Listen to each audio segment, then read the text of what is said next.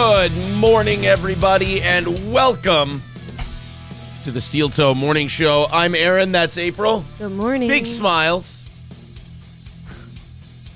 Are you feeling it from last night a little bit? I am sleepy. Oh, are you really? Yeah. Oh, no. I was sleepy before we got started, but there's something about, like, when you gotta go, you gotta go. And when you gotta put on a show for the people, you put on a show for the people. So you put all the other stuff aside, you do your show, and you hope for the best. If you watched last night's show, got away from us a little bit. A little bit. Fun, though. Very fun. Very fun show. I had a great time. Yeah. April got some sleep last night. I was up a little bit later, but we'll make a great one out of it. I promise. Always. Looking sexy as always. You too, April. Thank you, Freaky Deaky. That's very kind of you. I need to feel pretty. And the fact that you think I'm pretty, I mean, it means a lot. Raider Hawk Media, yeah, I was thinking the same thing. He says Opie is on now, but that might bore everyone. It is. It's very boring. Always it's boring. hard. It's hard to jump in there when it never changes. It's like, it's fun. The couple of meltdowns, a couple of freakouts, those are nice. I like those. I like influencing that. But otherwise, like, if you don't get, it's kind of an all or nothing. If you don't get that, it's just really boring. It's awful. Yo, Aaron and April and all the mods in the chat. Listen, Welsh Republic, you don't need to kiss their ass. Don't worry. Most of them ain't going to be mods by the end of the week anyway. They're going to do something weird. It's going to get all funky like a monkey, baby. And they're not going to be. Don't worry about the mods. You can good morning to us two, and then you can say everyone else. Why eliminate the people who are just watching the show? Why just the mods? There's not a tier system here. Except maybe VIPs. Yeah, there's not a tier system where, some people, there's a higher class than other people. I do that on an individual basis. Yeah. You got to just, I think, focus on us too. Focus on me, focus on her, focus on then the rest of the people. Kay says, oh my God, Aaron's alive. I am. I don't know what kind of life it's going to be today. But I'm alive. I am here. I'm feeling a little bit of that, like, sleepy delirium a little bit this morning. I'm feeling a little bit of the karaoke yesterday. I can hear your throat. Yeah. Yeah. We'll get there. That sounds rough. If I did that right now, I feel like I'd blow out my voice. There's probably a good chance your vocal cords just snap. All of them. Yeah. I don't want to do that again.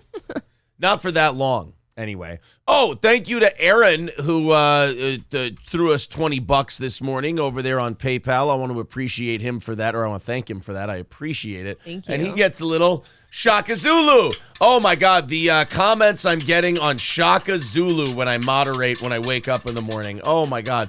The amount of Shaka Zulu love that's going on in our post-show chat is it's overwhelming. Shaka thanks you. We thank you. He's just such a good boy. He never gets tired of dancing. No, he loves dancing. $175 away from next Tuesday morning's goal. I'm making the prediction that next week we catch up. We run. Oh, you're thinking this runs out? Yep, this runs out probably next week, which makes it a solid 5 weeks or so.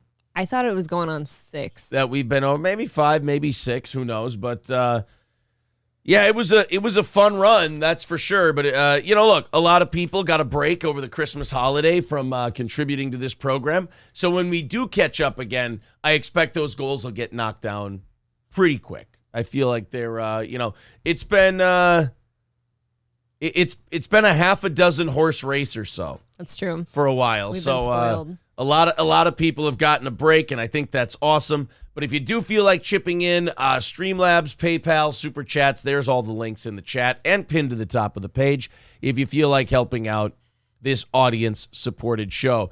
I got a Facebook message from Herman the Great before the show. I love Herman. Uh-oh. But I have to say this, guys. You don't have to send me your troubling I just shaved my face pictures.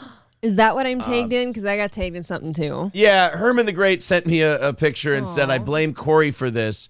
And I had to look at a beardless Herman the Great, which is like looking at a shaved cat. There's just some people that shouldn't, like they need the beard kind of. Herman's a beard guy. Yeah. It's kind of like, I feel the same way about my dad. It's just not my dad if he shaves his beard. Yeah, Herman needs to be a beard man. Right. That's all.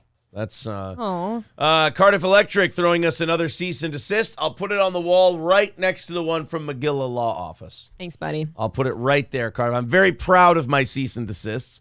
I've received, let's see, real quick. Let's try to add this up real quick. 1, 2, 3, 4, I think 5 in my career. I think I've received 5 cease and desists.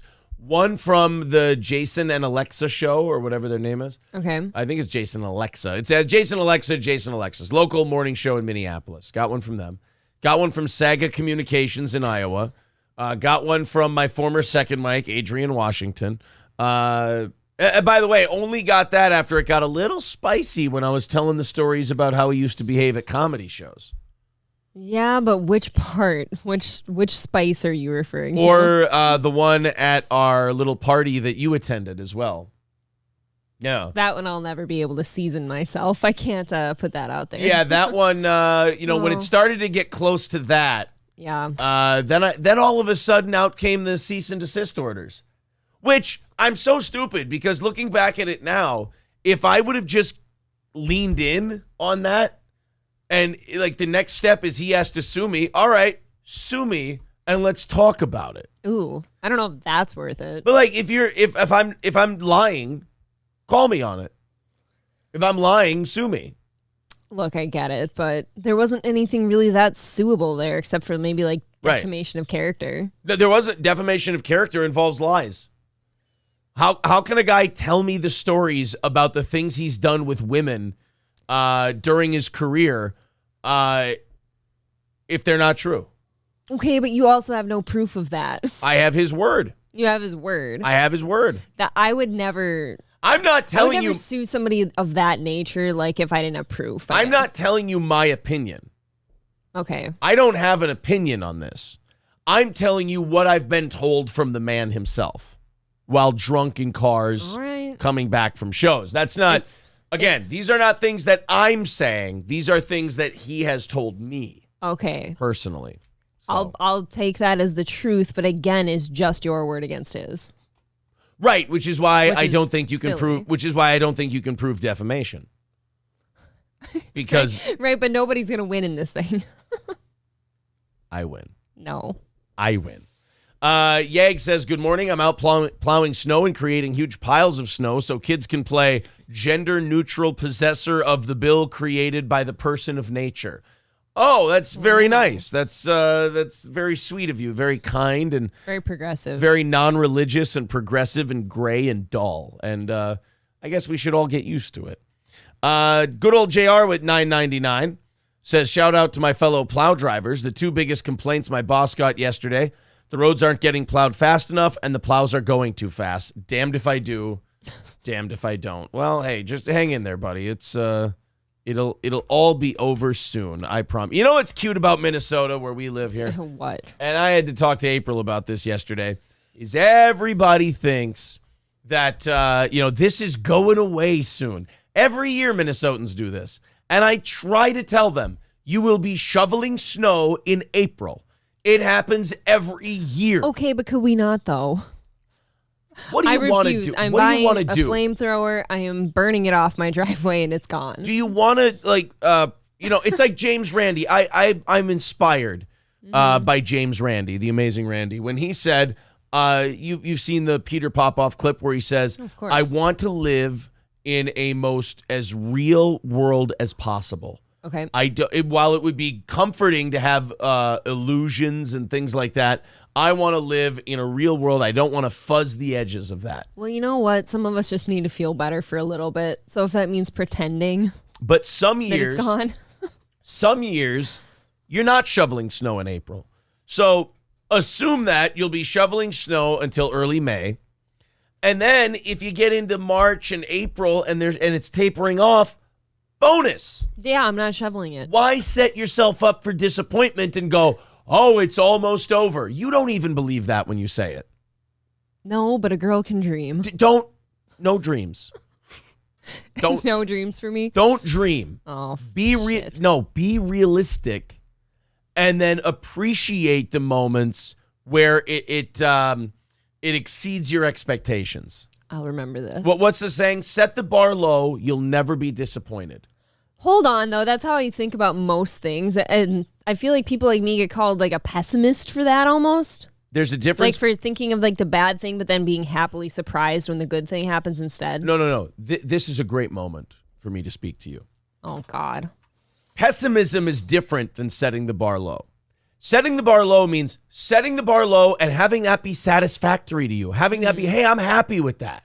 That's setting the bar low. I'm happy if we're shoveling snow only till April. And then when it happens in March, or it's not happening anymore in March, you go, wow, that's even better than what I was happy with.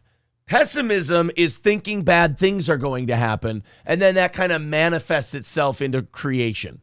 Going like, it's going to be shit. Like, thinking things are going to be bad is different than setting the bar low. Setting the bar low is meaning I'm satisfied with this. I'm okay with this. Settling on it? Not even settling. I don't like the word settling either. Because what you're doing is you're going, look, the world, what did Christopher Walken say in Envy? It's a raw deal planet, Jack. It's George Carlin once said, life is a zero-sum game.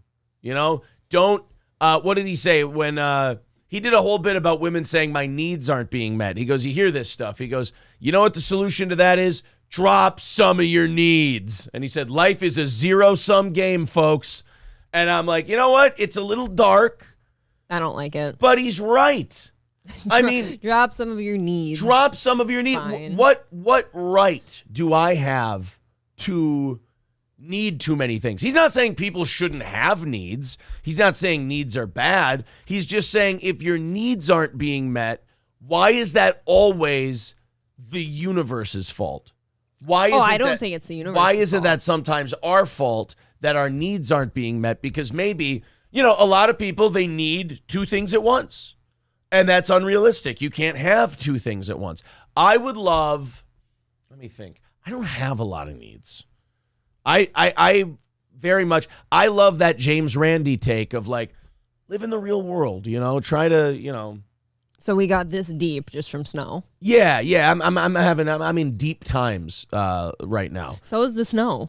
Yes, I'm deep like the snow at the moment, like just in life in general. John Sager says, optimism is cowardice. That's from Oswald Spengler. Well, see, now that's where I differ from people like that. See, now that's pessimism to me. Optimism is wonderful. Optimism is lovely, but optimism doesn't mean you hope that, the kingdom of heaven arrives today. Optimism is looking forward to the little things in life that keep you going. Smokenstein says lowering your expectations is a good method to stay content. Right. Not lowering your expectations, meaning they don't make you happy, but being happy with those lowered expectations of like, I don't know.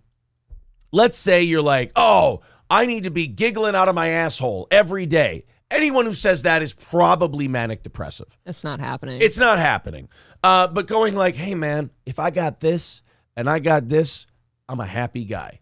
Like, I'm excited today because I have April. And then I'm excited because I have the children.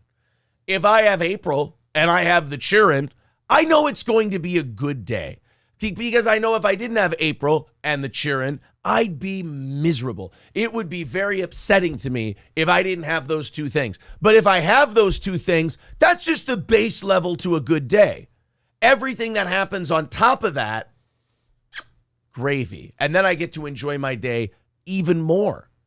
Because that's good. I have those two things. And as long as I have those two things, I can keep it going. And then everything that happens good on top of that, holy shit, I didn't even expect it. If I have $5 in my pocket, I'm not, that doesn't make me like thrilled. No. But if you find $5 in your pocket, doesn't that make you happy?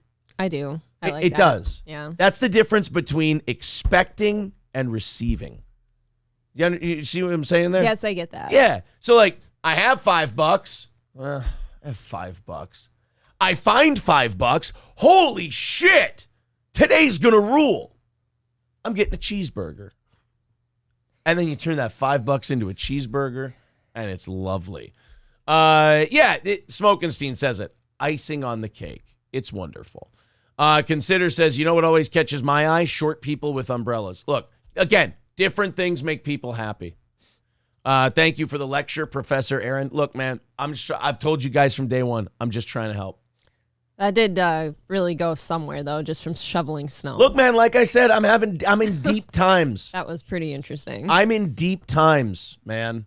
Richard says, Aaron is right. I grew up with a mother who had horrible control of her emotions at times, and it taught me to appreciate the small things and not sweat small shit. Right. That's a beautiful... I mean, that's not beautiful that your mother was that way. But Herman the Great says, how the fuck does April live with us? I mean... Is this not unbridled positivity? In a way, but that got really, like, almost weird deep just from being like, oh, people hope that they're not shoveling snow in April. I like talking about life. But no, but that's the key I'm trying to give to people is those little things. That's all life is. It's a series of those little things. People, I don't know if it's our generation had too many shows or they watched too much MTV Cribs or they watched too much like reality TV or what. But they got this idea that it's everything all the time. And it's like, that's that chasing shit that makes people like insane. It makes people crazy. Chasing this, seeing this on TV. I don't have that. Oh, shit. Am I a piece of shit?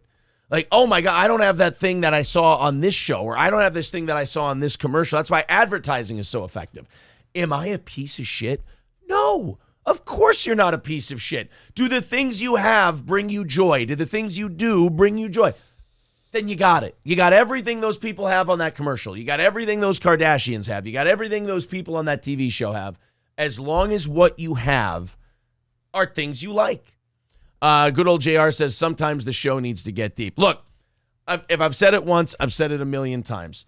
This show is always a journey through the mind of me. And this is where the snow analogy brought me, was to this place. Baza says, sorry, the audio's choppy. Oh, no, that's not good. He says, all I heard was white snow, gotta plow April. That makes me happy. Plowing April makes me thrilled. If I plow April, the rest of the day, gravy. Whatever happens after that, I've got this beautiful thing. You know what humans do too much of? No. Dispose of things. Even good feelings. They dispose of them and they go for the next one. Well, maybe you should have been like a therapist. Junkies. That's what we all... Well, no, because I can be guilty of this too. Junkies. Where do you think people learn this shit? I don't know. From themselves. Junkies chasing a high. That's what we are. Junkie monkeys chasing a high. And we're ungrateful. We are. A lot of us. All of us are. We always want the next thing. That's what keeps people getting up in the morning, but that's fine. But when people start doing it with everything, then it's like you're never going to be happy. If you take your accomplishments and you take your happy moments and you take those things and you just dispose of them and you go, all right, where's my next one? That's kind of what us millennials get a bad rap for, is that we go, what's next for me? Give me. Now, I happen to think that that's the baby boomers, but everyone else seems to think it's us. Don't dispose of those things. Richard says, Aaron going to pull a Mumford and start giving therapy. I know. You should. Maybe that should be your side hustle. Why don't you go be like a group therapist? Why? Somewhere? I'm all fucked up. I can't keep my shit together. How am I going to help other people? Yeah, but nobody believes me. Nobody buys it. I'm trying to tell the world. I'm going to die telling the world there's a better way. That's how I'm going to die. In about 6 months, screaming at the top of a mountain with a Methuselah beard. 6 months? Yep. I got 6 months. And then I July. go, and then I'm holding tablets and a mallet and a fucking chisel. And I'm going, guys, I swear to God, there's a better way. You don't have to do this. And they'll go, whatever, psycho. And then my heart will just explode. And then the world will be given to the demons. Well, God, I'm excited for summer. Or what the hell? Or you know what? That's shitty. Or, as Gino Bisconti would say, the universe provides. One of the two. One of the two will happen. Balls deep. I want to cry. This is so beautiful. He says, I seriously just ate a cheeseburger from Quick Trip. I'm happy.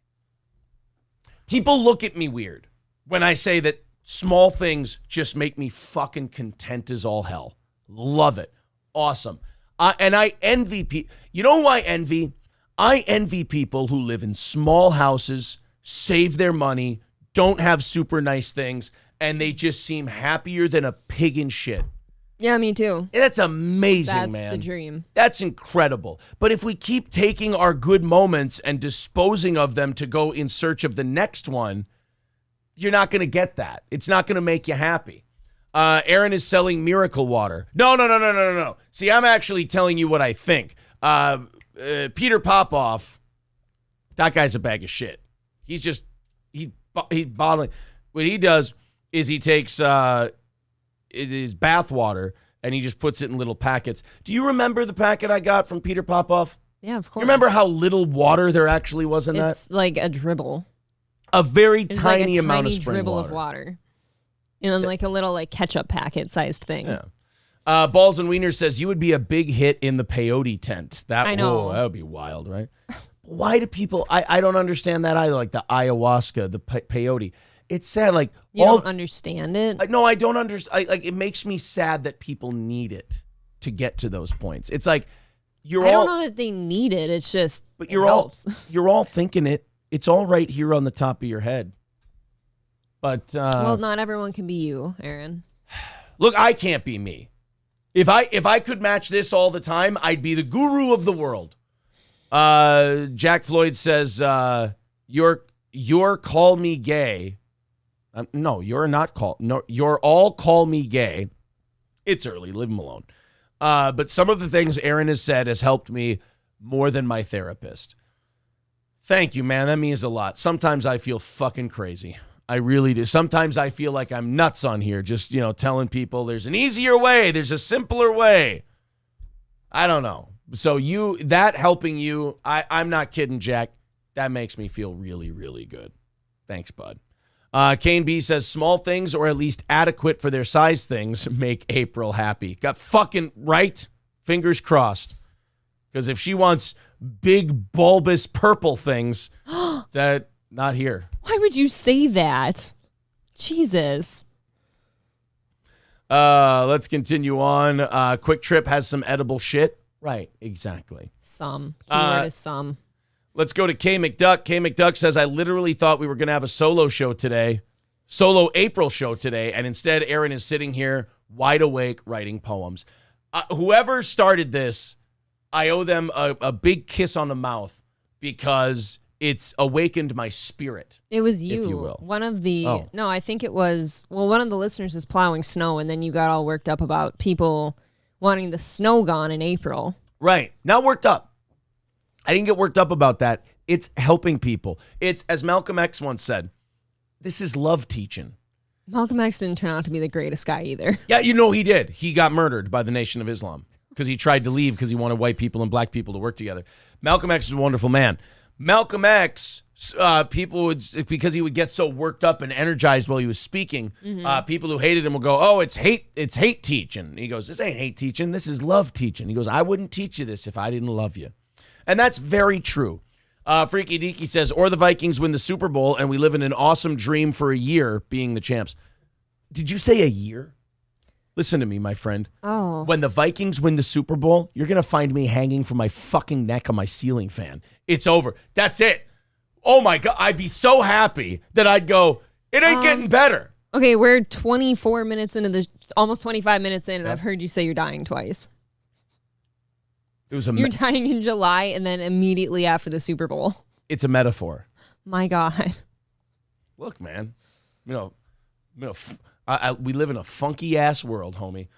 Stevie J says, Aaron has a case of constipation. I am a doctor of sports medicine. Oh, maybe I just need to take. What if I took a big shit and I'm like, little things are bullshit. Shoot for the moon. If you shoot for the moon, don't shoot for the moon. Be happy with what you've got and get to the moon. There you go. How's that? Because if you shoot for the moon and you don't get the moon, you feel like a failure. Shoot for the grass and then try to get to the moon. I got to work on that one. I don't have that one ready for. I don't know where that's going. Yeah, I don't have that one ready for a coffee mug yet. That's good. I'm going to work on it and then come back to you guys. Consider says, my ex-girlfriend used to always tell me there's nothing wrong with having a small penis. Still wish she didn't have one. Yeah, well, look, that's not what I was trying to get at, but we can find a way to take my advice and throw it. They're trying to have some levity in here. Into that somehow. Chaka Zulu. It's not Chaka Zulu. Shaka Zulu. SHAKAZULU. Not Chaka Zulu. He says, my God's Massa Aaron's is a smart, you know. Thank you, buddy. Appreciate that. That's a little over the fucking top. Turtle says, as a VIP, April, hug Aaron. Who doesn't love a hug? Who doesn't? Oh, thank you. Oh. Turtle's a wonderful person. That was so nice. I just wanted that to last forever. Falls Deep says, hanging from a ceiling fan is my favorite metaphor. You know what that... Hanging from a ceiling fan never makes any sense to me, though, because aren't humans too heavy for ceiling fans? Well, I feel like it doesn't last. Well, look, man, if you're going to ruin it. I just feel like if you're going to do something so permanent, make sure you don't suffer while you're doing it. You're like a blind dick stabbing in the dark right now, says Consider. Oh, I'm just having fun with you people. K. McDuck says, April, that was precious. Wasn't it? That felt fantastic. I would die for that feeling. Smokenstein says, having a nice bowel movement is a small victory. As long as there's no tearing, yeah. Jesus. What? Why is anyone's ass tearing during that? I'm saying that shouldn't. If it does, that's a problem. If it doesn't, that's a win. I can't think of why your ass would tear. Razor Tip says, April, Aaron may be having a breakdown. Look, a breakdown and an epiphany are this far apart, so even I don't know, my friend. I have no idea. All right, let's go to one of my favorite guys. Call from Double Electric Inc. What's going on, buddy? Good morning. It's time for the Steel Toe Morning Show Motivational Minute. Oh, fun. This morning, you are the best you that you've ever been. The rest of the day is up to you. Wow. Thank you, Cardiff. Thank you. Also, most ceiling fans are reinforced, so yeah, they would work well. They would support you? Okay. Yeah. Oh. Yeah. Well, thank you. That's very helpful. Maybe if you're a potato. Yeah. Thanks, buddy. Thank you. All right. See, the thing with Cardiff is he gave you a motivational minute and then right after that told you, no, you could clearly die if you hung yourself by a ceiling fan. I'm trying to think. We don't have much for ceiling fans in this house. I got 1, 2, I got 3 to pick from. That one's pretty small in there. I wouldn't do that one. I still have my will to live. Let's continue on. Kane B says, well, Aaron is too heavy currently. I'm sure he can get under 230. I'm well under 230, sir. Thank you. A lot of my workout did get eliminated and wiped out yesterday, though, as, I did the drinking and the thing. So that bums me out a little, but that's all right. I always gain weight when I go to the gym. I don't know what that is. Does anyone else do that? Like I went to the gym. That's your muscles. I still look good. Like everything looks fine, but I'm heavier. You're inflamed and your body's holding water to repair all the muscle damage and whatnot. I hurt today. Me too. Rupert with $4.99 says April's just with Aaron for the money confirmed. New boot goofing. Sure.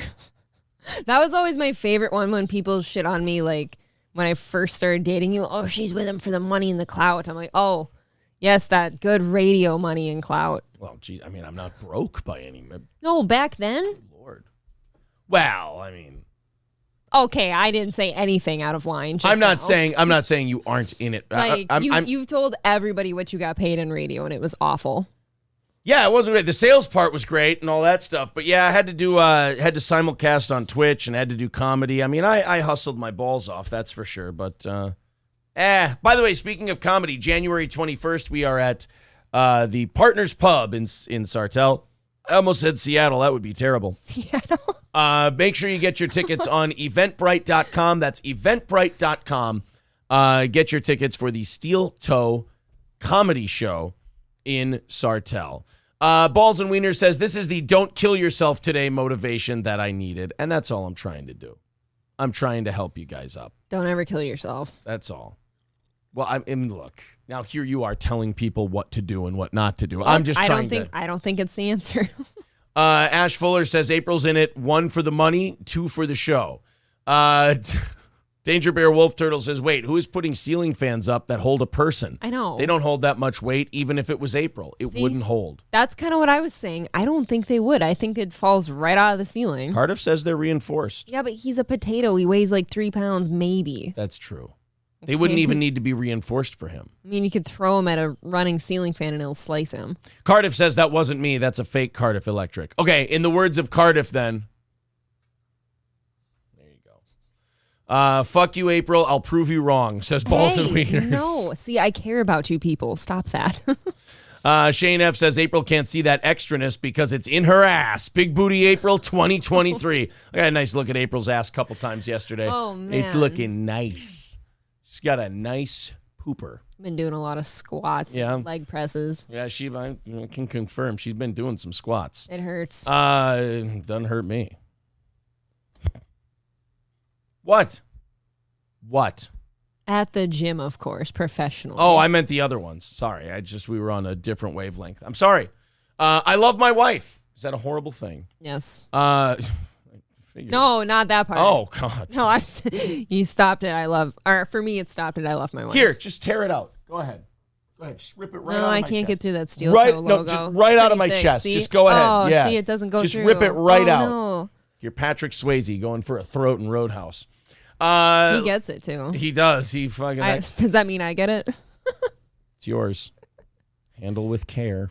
Omega Wolf says ceiling fans are mounted to ceiling studs. Roofs weigh more than people. April, you're wrong. Wow, we are having a wonderful discussion today about whether or not one could hang themselves from a ceiling fan. I've never installed a ceiling fan before, so this is where I fall short. Balls Deep says, Kalima. Just reach in, grab the heart. Indy, cover your heart. Oh, Kane B says April the Stallion incoming. No. What would you do? We don't want April the Stallion. Oh, I don't know. Probably I'd still love you, so I'd have to turn... Would you fillet my ass cheeks and grill them? Here's what we'd have to do. I love you, so I'm never going to leave, so I would have to learn how to be gay. I would have to learn how to love a man's figure, which would be very difficult for me. Are you sure? But I would... Okay. I'm gay. If you had to pick a man's figure, who are you picking? It'd have to be waif-like a lady's. I like women. Did you say waif-like? Yeah, it would have to be ladylike because I like women. So, I don't know, McLovin. No, I'm just kidding. Oh, God, no. Oh, fucking no. It's a gay question. Oh, God. Rupert says, yeah, but they're not mounted with very big nails or screws. Therefore, they would not support a human. So we're learning a lot of things about ceiling fans. You know what killed me? And somebody just caught it in the chat. Somebody said a ceiling stud. You mean a joist? Yeah, I don't think you call them ceiling studs. Did somebody call him a ceiling stud? That's whoever said that ceiling fans are attached to a ceiling stud. I was like, I don't think that's how you put it. Freaky Deaky says, depends on the fan. Industrial fans would hold you. Normal house fans, probably not. Well, there we go. Skeezy just, Aaron's gay. No, I'd be Camel. Camel Toe's gay. Camel Toe likes Gino, and Gino's gay. And then we'd shout about that for 15 minutes. Why are you Camel Toe? It's like the hackiest name you could pick for this show. It's disappointing. It's why I know that he loves me, and he thinks I'm a wonderfully talented man, because someone that talented would not go with something that hacky unless their heart wasn't in it. It seems low effort. Yeah, it's very low effort. It's beneath a talented gentleman. But I'll tell you this much. Everybody's a buzz about the toe guy. That guy is so gay. That dude. Not me. I like pussy. Which guy was that again? I can't even fucking... Nerfer or something. I can't even remember what the guy's fucking name was. Okay. Danger Bear Wolf Turtle says, hang from a ceiling fan. No, hang from a stud. Yes, way different scenarios. All right, guys, let's do some show, shall we? Oh, man. We've been all over the place today. Here's what I want you to do. Yeah, Mike, see, thinking the same thing Michael B is. It's the that makes it gay for me. Everybody's a buzz about the toe guy. It's very gay. Who the hell said that? Not Leafy. What the hell? His name was You like had Nerf or and Nike or Nike. Spike or fucking. I don't think you can have any of those names. Something that Elisa Jordana's assistant guy or simp. He's just like, it's not like she's paying him. It was that guy. Yeah, Wheezy. There we Wheezy? go. Hey, moving on up to the east side. Moving on, we finally got a piece of the pie. Beans don't burn in the kitchen. Or no, wait, no. Fish don't fry in the kitchen. Beans don't burn on the grill. It took a whole lot of trying just to get up that hill. You think he ever gets sore from dancing so much? Nah, man, that guy's got legs for days. Fit as a fiddle. Most guys like him do. You know, it's because in the slave days, they used to take the big black and breed them with the big woman, and then they get a big black dancing kid.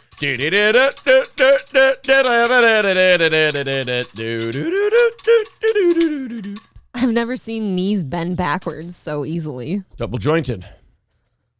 Buzzsaw Lightyear says the only stud Aaron's hanging from has a dick and balls. I thought you meant I have a nice dick and balls. Oh my God. Sweet. I'm just sad Shaka Zulu wasn't dancing while Aaron was singing. Yes, he was. He's just singing right now. Consider says, don't be racist. Racism is a crime, and crime is for black. Consider guys kind of fun. Funny man. Oh, Anthony Keller says, well, I'm enjoying our last week on YouTube. Yeah. What are you talking about? Sam Adams says, painful. Get some salve, ointment, rub it on there. Your joints will loosen up. You'll be good. A little Vaseline.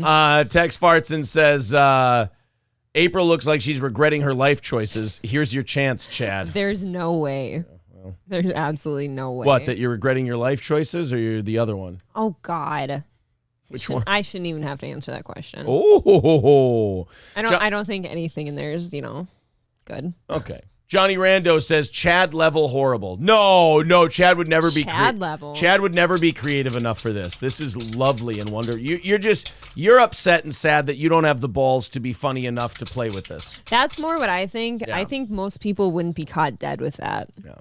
CC Hall pointing out, your fan will break, dummies. I mean, some people are getting very upset about this. Well, I feel like I had a good point. I get maybe like whoever said an industrial one, like in a factory setting, yeah, that probably holds you. But how are you getting up there? You got to use one of those little man lifts. Yeah, you'd have to. I mean, imagine. And then somehow you've got to get, And then in that off time, the lift. you've got time to think about not doing it while you're going. And you're just staring there up at the ceiling fan. Fuck, this is taking forever. Somebody's seen you by now. Somebody's going to yell at you. Somebody's like, hey, get down. What the fuck are you doing? I got to get to the ceiling fan. I got to get to the tippy top. You've got a noose hanging around yourself. You're just waiting to fix the other end of the ceiling fan. And they're like, get down here. You know what that's going to do to our insurance, you dick? It's a really weird scolding. Yeah. That is actually, wow, that person committing suicide's actually not thinking about that. The insurance policy is going to get way more expensive for everyone. Cordless says, fan held me, but I couldn't reach the switch. I will say this about Cordless. It makes a lot of sense. The whole picture of Cordless is starting to come together. Oh, I forgot. Was he that controversial guy? I've never had a problem. He hates my guts. Oh, really? But I think the ceiling fan thing, I don't think that's a joke. I think it kind of explains the backstory. Like, you know how they'll make a movie about how a villain became a villain? And then you go, right. Oh, you know what? Yeah, that makes sense. That's his origin story? That's Cordless's origin story, and now I understand. Okay. All right, guys, let's go on and talk about some things, shall we? Stevie J says, I'm a fan of Chad. Just took on a new meaning. Oh, man. I'm a fan of Chad. Guys. Lemmy says, I appreciate the irony of a guy named Cordless talking about hanging himself. That's true. You can do Maybe that's how he lost the cord. Yeah, you can't do a wireless hanging. It's it's a little too high tech. I feel like baling twine is the best. Baling twine. If you're gonna, Okay. Thinking about it not often? do those things. Yeah. Okay. All right. Let's go ahead and jump in. Let's go from that topic to something else. Guys, I want you to make your guesses. Are you ready? I'm going to put this headline up on the screen. April, go ahead and read that. 83-year-old South LA man survives mauling by neighbor's dogs in own front yard. Okay. Anybody want to make a guess? I might have one. Go ahead. Labradoodle. I don't know. I have not read ahead. I didn't want to spoil it for anybody. Okay. Tom, you can't just say black. That's not... He was mauled by a dog. We said dogs. It's not D-A-W-G. Yeah, not D-A-W-G or D-O-double-G. For God's sake. Oh. Mauled by a dog in his front yard. And then he goes, "What it do, baby boo?" And you're like, "What the? Snoop, why did you do that?" Looking at me funny and shit. Although 83, that's what Snoop's getting close to in age. So maybe it was like a grumpy old men kind of a thing. I was going to say, it can't be Nate Dogg because he passed. Yo, I'm going to see you out on the ice when we go ice fishing. I'm going to fuck you up. 83-year-old South LA man survives mauling by neighbor's dogs in own front yard. I'm going to make a prediction. Okay. This might surprise you about me. Not a pit bull. Why would you say that? Because I feel like you've goaded me into it. A pit bull is a manufactured, trained killer. A pit bull would take care of an 83-year-old. Wipe him out. You'd think, and they're bleeders. Right, wouldn't stop until he was dead. The veins are right out on the top of the skin. God, they are too. With the elderly. 83-year-old South LA man survives mauling by neighbor's dogs. Dogs, so it's a pack. If multiple pit bulls attack an 83-year-old and don't kill him, those are the gayest pit bulls I've ever seen. So yeah, what are you doing? Are you part-time pit bulls? Exactly. Part-time pits. Part-time pits. So let's go ahead and let's learn a little about this story. And we'll see. Again, I'm going to say, first of all, if it's not a pit bull, they'll tell us the breed in the story. They will pretty quickly, right? If it is a pit bull, we're going to have to dig a little bit to find out. They're going to call it a mixed breed. Right. If it's a pit bull. If it's a pit bull, they'll call it a mixed breed dog. If it's a Rottweiler, they'll call it a Rottweiler. Yeah. Yeah. German Shepherd. They'll out anything but a pit bull. You might see me jogging. You might see me walking. You might see me walking a dead rot with his head chopped off in the park with a spiked collar hollering at him because the son of a bitch won't quit barking. It's Eminem. Yeah, no, it is. Marshall Mathers LP. Yes, it's very good. It's art. Yes. It's art. An anti-Backstreet and Ricky Martin, whose instincts to kill in sync don't get me started. These fucking brats can't sing and Britney's garbage. What's this bitch retarded? Give me back my $15.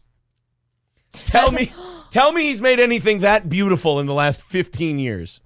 He could reenact that one. What if that's how Britney actually went crazy? She heard Eminem say some things. You know what I heard about Britney? What did you hear, Aaron? What do you think I heard? I'm going to guess that she just went crazy. They say she just went crazy. Screaming out his name. She ran out into the ocean, and to this day they claim that if you go down by the water, you'll see her footprints in the sand. Okay. Because every night she walks the beaches of Cheyenne.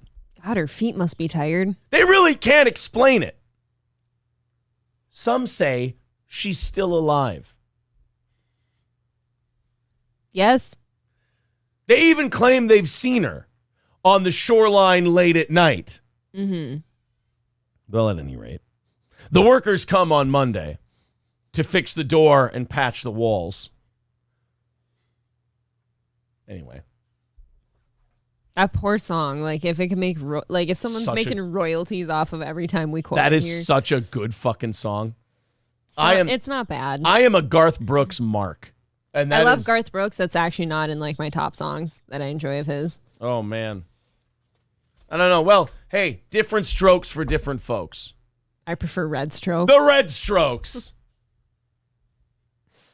Oh. The blues will be blue and the jealousy's green. But when love picks its shade, you guys get the idea. Anyway, let's find out what tried to kill this old man. Yes, thank you. Okay. I'm thinking if a couple of dogs attacked an old man and he lived, it's got to be like boxer, right? No, I actually don't think it's a boxer. Ooh, you want to hear? You want to think of like a fucking alien attack? You want to have me put a weird visual in your head? Yeah. Whippets. Ew. The fucking whippet attack Whippets. with their high hip bones and everything. Yeah. You see, the whippet was bred to be that way. Dude, whippets are the queerest looking dogs. They are. I don't know if it gets worse. Gay as fuck. Unless you look at like a Chinese crested. Those are pretty weird. Well, let's find out what happened to this old bastard. Last night for a lot of people living in the fish fire burn area. They've been warned. What? What a terrible place to live. I think everything in California is just broken. I live in the fish fire burn area. Could we put one pleasant thing in the name of that area? Burn actually sounds positive here. Fish, fire, burn. That sounds like something someone with brain damage who only has one dream over and over wakes up yelling. Fish, fire, burn. Fish, fire, burn. I want to picture them saying it like Arya has her list that she lists. Yeah, exactly. Fish. Sleepless night for a lot of people living in the fish fire burn area. They've been warned about possible mudslides, especially. I don't like interracial dating either. But then for a wave of it to come at you. Like naturally, a mudslide leads into a dog attack. Yeah, when you have mudslides, you have a dog attack. Well, when the mudslides come, you get more pit bulls. Usually. Yeah, of course. Area. They've been warned about possible mudslides, especially in the city of Duarte. That's where Eyewitness News reporter. You know what? This is not the story. I let this run too long, and they went to a different story. Here we go. All right. Now let's figure it out. A man who was severely injured in a vicious dog attack. Jim Lindsay was... As opposed to a nice dog attack. Yeah, I prefer like the kisses. Yeah. Oh, my God. The man giggled to death in a lovely dog attack. In his own front yard. He barely survived and has already undergone several surgeries. Eyewitness News reporter Leanne Suter has his story along with what's next for the dogs. Hey, spoiler alert. Not going to see them no more. Are they going to cross that rainbow bridge? I think the rainbow bridge, or does it burn for dogs that attack? Down into doggy hell. Yeah. They're going to...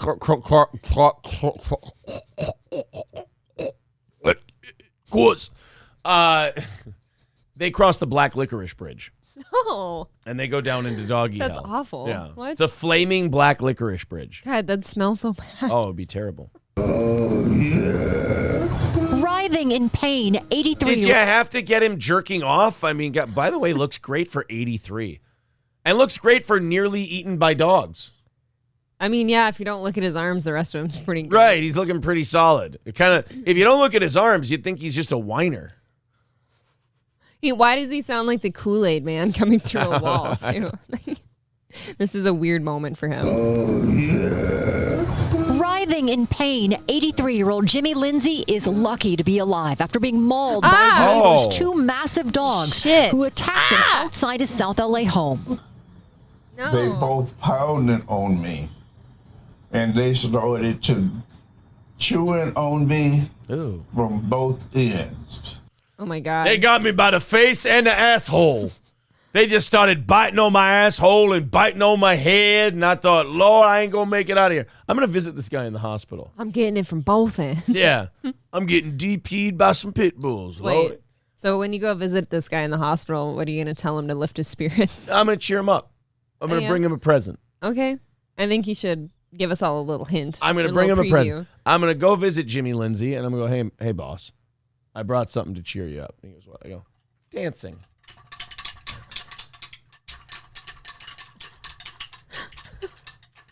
You know how happy he'd be? What do you think he'd say to that? He'd go, oh, Lord, that soothes my pit bull bite wounds like nothing else I ever seen before, like mama's chicken noodle soup. It's the stab he needed. Yeah. Oh. And one had my leg pulling me. The other one had my hands. They were fighting over him. Oh, they were stretching him. The dogs were pulling him, and they were fighting over, like, this is my old man carcass. And they're like, no, this is my old man carcass. Okay, I take it back. They were pit bulls.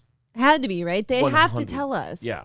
He is a true miracle. Yeah, you double mask. He is still with us.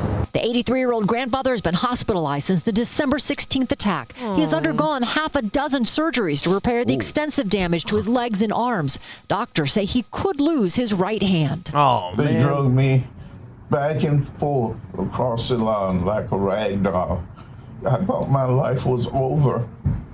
Yes, I did. Jimmy says he lost consciousness, a neighbor finally freeing him from the dogs which ran off as he fights to recover from his horrific physical and emotional injuries. His family's... I'll tell you why it's a pit bull. That's exactly what my sister's arms and hands looked like. Even worse, when she got attacked by a pit bull. Really? Looked exactly, she had it worse than that one? Exactly the same way, yeah. I don't know. I can't remember if she... I feel like 2 of her fingers don't have full sensation anymore. Or have like 75% sensation. Okay. Because of the nerve damage of the attack. Yeah, pit well, bulls... if that's as bad as she got it, her scars healed up nicely. Yeah, pit bulls, they really get after it. They chew on you. Well, they kind of latch. Yeah, they latch and chew on you for quite a while. Says the 2 mixed breed dogs remain at their neighbor's home. Mixed breed. Did you hear that? Oh, yeah, that's pit bull. You didn't catch that. All right, away. yep, you're right. That's pit bull. Mixed breed dog. Or, yeah, it's always mixed breed or terrier mix. Yeah, terrier mix or mixed breed. All right, well, then it was a pit bull. Oh, God. And look at that. Physical and emotional injuries. His family says the 2 mixed breed dogs remain at their neighbor's home. Why have they not had a bullet put in their head? It's a good question. Like, those dogs should be just shot on sight when they do stuff like that. I'm saying even if they don't chew on a guy. I mean, if you just see those kind of dogs, just like, hey, go up to the owner and go, look, man, I know this is going to hurt. But at the same time, I'm doing this to prevent a disaster. And then you just blow his dog's heads off. You can see Satan seething in his eyes. Right. I mean, he's got to go. You can see a demon arising in the pupils of this beast. It's true, though. For every picture somebody posts of their pity with a big old smile and stuff, you can still see there's a glimmer of hell in there. Just the size of that mouth makes a hippopotamus look like a golden retriever. You know what can't do that to me? What? Your little dog mouth. Oh, it's your? The little guy. What about our? Well, he lives here with me too, yes, but Our. I meant you picked him. I did. He was... No. Why are you so weird? I believe you picked him. Remember? You sent me the picture. No, I sent you a picture as a joke because he looked like a gremlin. Wow. Remember? That's... I sent you the joke and I said, haha, what about this guy? And I said, dude, it's ours. You weren't supposed to like him. I said it's ours. Well, there's a lot of things that weren't supposed to happen that happened, and I'm glad they did. God. That the owner would say, no, you're not taking my dog, and you get a court order. Wait, they're her dogs? No, she's saying the neighbor said that. Okay. The neighbor said, you got to get a court order. How can you not get a court order? There's a guy in the hospital who's going to lose his hand. You should be able to get a judge to wake up in the middle of the night and go, yes, shoot the damn dog. Pictures of these things, yeah. Or, God, this is sometimes why I wish more people had security footage at, like, the front of their houses and shit. Because I think just a video, like, that settles everything. We have evidence. Like, the guy's just sitting there in a hospital bed. He's literally he's doing this. Oh. Like, when the painkillers wear off, he's just moaning in agony. That's his life right now. We can't show that to a judge, and he's like, oh, yeah, cave their heads in with baseball bats. Yeah, but then you have that dumb neighbor, and he's like, prove they was my dogs. Well, and well, show the dogs to the human and watch them foam at the mouth. Right. I think we have a case settled. I mean, you've got the key master and the gatekeeper there fucking sitting waiting for Gozar to return. Oh, my God. I'm so glad you said that because that's exactly how I picture a pit bull fight fucking going Rick down. Moranis and Sigourney Weaver living inside of them. I just want to see Rick Moranis and Sigourney Weaver chewing on the man. Yeah. It's just that. Jimmy's daughter says animal control told them there will be a hearing about the dog's future. In the meantime, the 83-year-old is terrified about what could happen if they run free once again. They are killers. They are horrendous type of animals. Yes, fucking base Jimmy. But you say the name. Tell us all it was pit bulls. Say it by their name. He probably did. They edited it out. You know what? I was thinking that. He's probably started with pit bulls. disastrous, demonic, murderous animals. But of course they cut that out. I would want no one, but no one, to go through the pains that I'm going through day after day. What a piece of shit that neighbor is, too, to keep his dogs. Why would you want that? Right. I would be like, oh, my God, I feel so terrible that this has happened that I want my dogs euthanized right away. There's that, and then there's something to the fact of, like, once your dog has tasted blood like that, now it's kind of a new realm they've entered. You know, like that happens for them again, like easier. Yeah. Now. Got the chat going a little wild right now because we hadn't checked on it in quite some time. Consider says, my doctor has me smoking to help quit my terrible chewing gum addiction. Shades Cal says, grandma's neighbor has a pit bull. It's always barking at me. I'm ready to buy the rat poison. No joke. Just have it handy. That's all. Yeah, that's not going to do it fast enough, though. Wow, I can't read some of these. I'll tell you that much. I saw those. Oh, boy. Somebody says, I guarantee the owner thinks the old guy provoked the dogs because they would never do that. Yeah, every single white woman with children that owns a pit bull says the same thing when it bites somebody. Mm-hmm. Oh, it would never do that. Shut up, bitch. It did. They're nanny dogs. Oh, yeah. Shut the hell up. I would not ever... I've gone out of my way when we're out with the kids before. If there's a sus-looking dog on the sidewalk, I'm like, let's just, no touching that one. Don't reach for it. None of that. Get away. April does that when it's dogs. When it's black people, she crosses the street. She's, ever vigilant, this one. Baby Satchmo says, my pit bull was trained to attack those... Jesus! Hey. Baby Satchmo, I can't read that. I say we put down all pit bulls and the rapper pit bull as well for good measure. No. He's fine. He's lovely. He's a nice man. He's worldwide. Chris says, had my neighbor's dog when I was young, jump fence multiple times, nothing done, on chain in front yard, had to cross across the street. Scarface says it's the owner who turns pits into killers, the Mike Vicks of the world. Nah. No, they are predisposed. They are genetically bred to be more aggressive. And look, I'm not saying you can't train them and get them to not do that to people, but it's also in their nature. You can train them and monitor them and take care of them and lord over them so that they don't do that to somebody, but it is in there. Like you could treat a golden retriever the same way you treat a pit bull, and a golden retriever will not kill anybody. Never. It not won't. Even if provoked. But Okay? a pit bull, your friend Paul says they also have higher thigh bones. It always comes back to Jimmy the Greek somehow.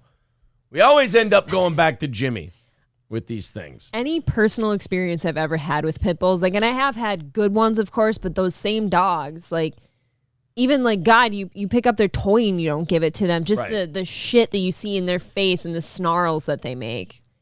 Quickly. Yeah. It turns from a fun moment to holy fuck. Let's go ahead. Cordless says, sorry, look your facts up. Okay, I will. Over 60% of hospitalizations from dog attacks are caused by pit bulls, which is more than any other breed combined. All right, your turn, stupid. So, how many likes are we at? Let's see. 1 hour into the show, I'm going to set a number for you guys. Make sure you hit like on the stream. We did cross over 7,400 yesterday for subscribers. Thank you, guys. Which is awesome. Thank you guys very much. But let's see where we're at likes-wise. And then I'll tell you where I want to be by the time you guys are done smashing, as the kids say. Smash talking or smashing that like button. People not happy with more pit bull talk. Oh, they're not happy about it? Well, then start thinking the right way about fucking demon dogs. I'm sorry, guys. I didn't make up the data or the facts or the statistics. That's just the way it is. Why don't you look it up? Oh, should we do this again for the 90th time on the show? For the 3 people in the chat that are like, you guys are wrong. Here's what happens. Understand. It hurts people like Cordless's feelings so much that they block it out and they forget the numbers. What, it hurts them to think that their dog might eat their children someday? Percentage of dog hospitalization by breed. 25 important dog bite statistics. Top 10 most fatal dog breeds table. This is from mkplawgroup.com. These are dog bite statistics. Oh, this is from a law group. Oh, it's law. Yep. 10 dog bite statistics. dogs are the 4th deadliest creature on earth. I don't like when they include mosquitoes because the mosquitoes aren't killing you. They're carrying something that can kill you. But technically you wouldn't be dying from it if the mosquito hadn't existed. So true. There's that. True. Where is the dog bite statistics? Here we go. Right here. 10 most fatal dog breeds put it table. Up, here, let's so put it up. Bullshitting. Look, I'm not doing this to change Cordless's mind because he's going to spin this. He can't be wrong. I know guys like him. They're hopeless. They can't be wrong no matter how much you show them. Yep. In fact, they've done studies on this. People, when confronted by facts that run contrary to their personal belief, will cling harder to their belief. It's this weird religious thing we have in this country. 10 most fatal dog breeds. Pit bulls, deaths, 284 per year. 65.6% of total dog deaths. They outkill Rottweilers at a 6-to-1 pace. But you know what? It's probably just all that bad training. Look at that. And then German Shepherd absolutely falls the fuck off. Right. German Shepherd, 20. Pitbull, 284. German Shepherd, 20. 20.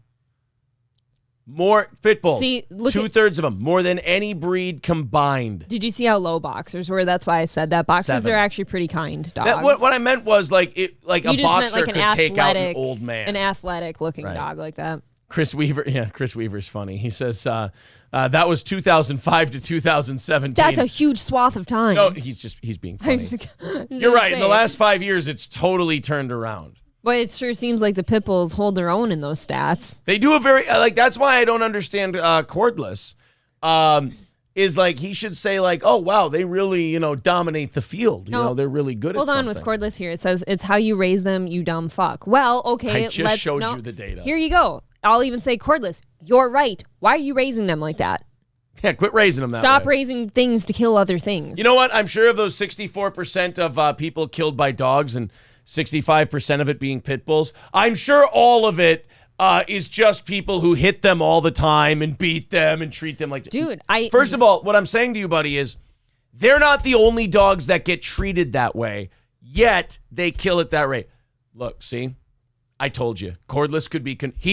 He tried. He went, show me the facts. And I showed them the facts, and I told you he's going to move the goalpost after I do it. No, I'm even giving him the benefit of the doubt. Yeah, it might be dumb fuck people raising them and training them and all that. Stop doing that then. You know what we should do? They're still responsible for it. What we should do is we probably change him to brainless rather than cordless. It's going to be difficult. Probably has more cords than brains in his home.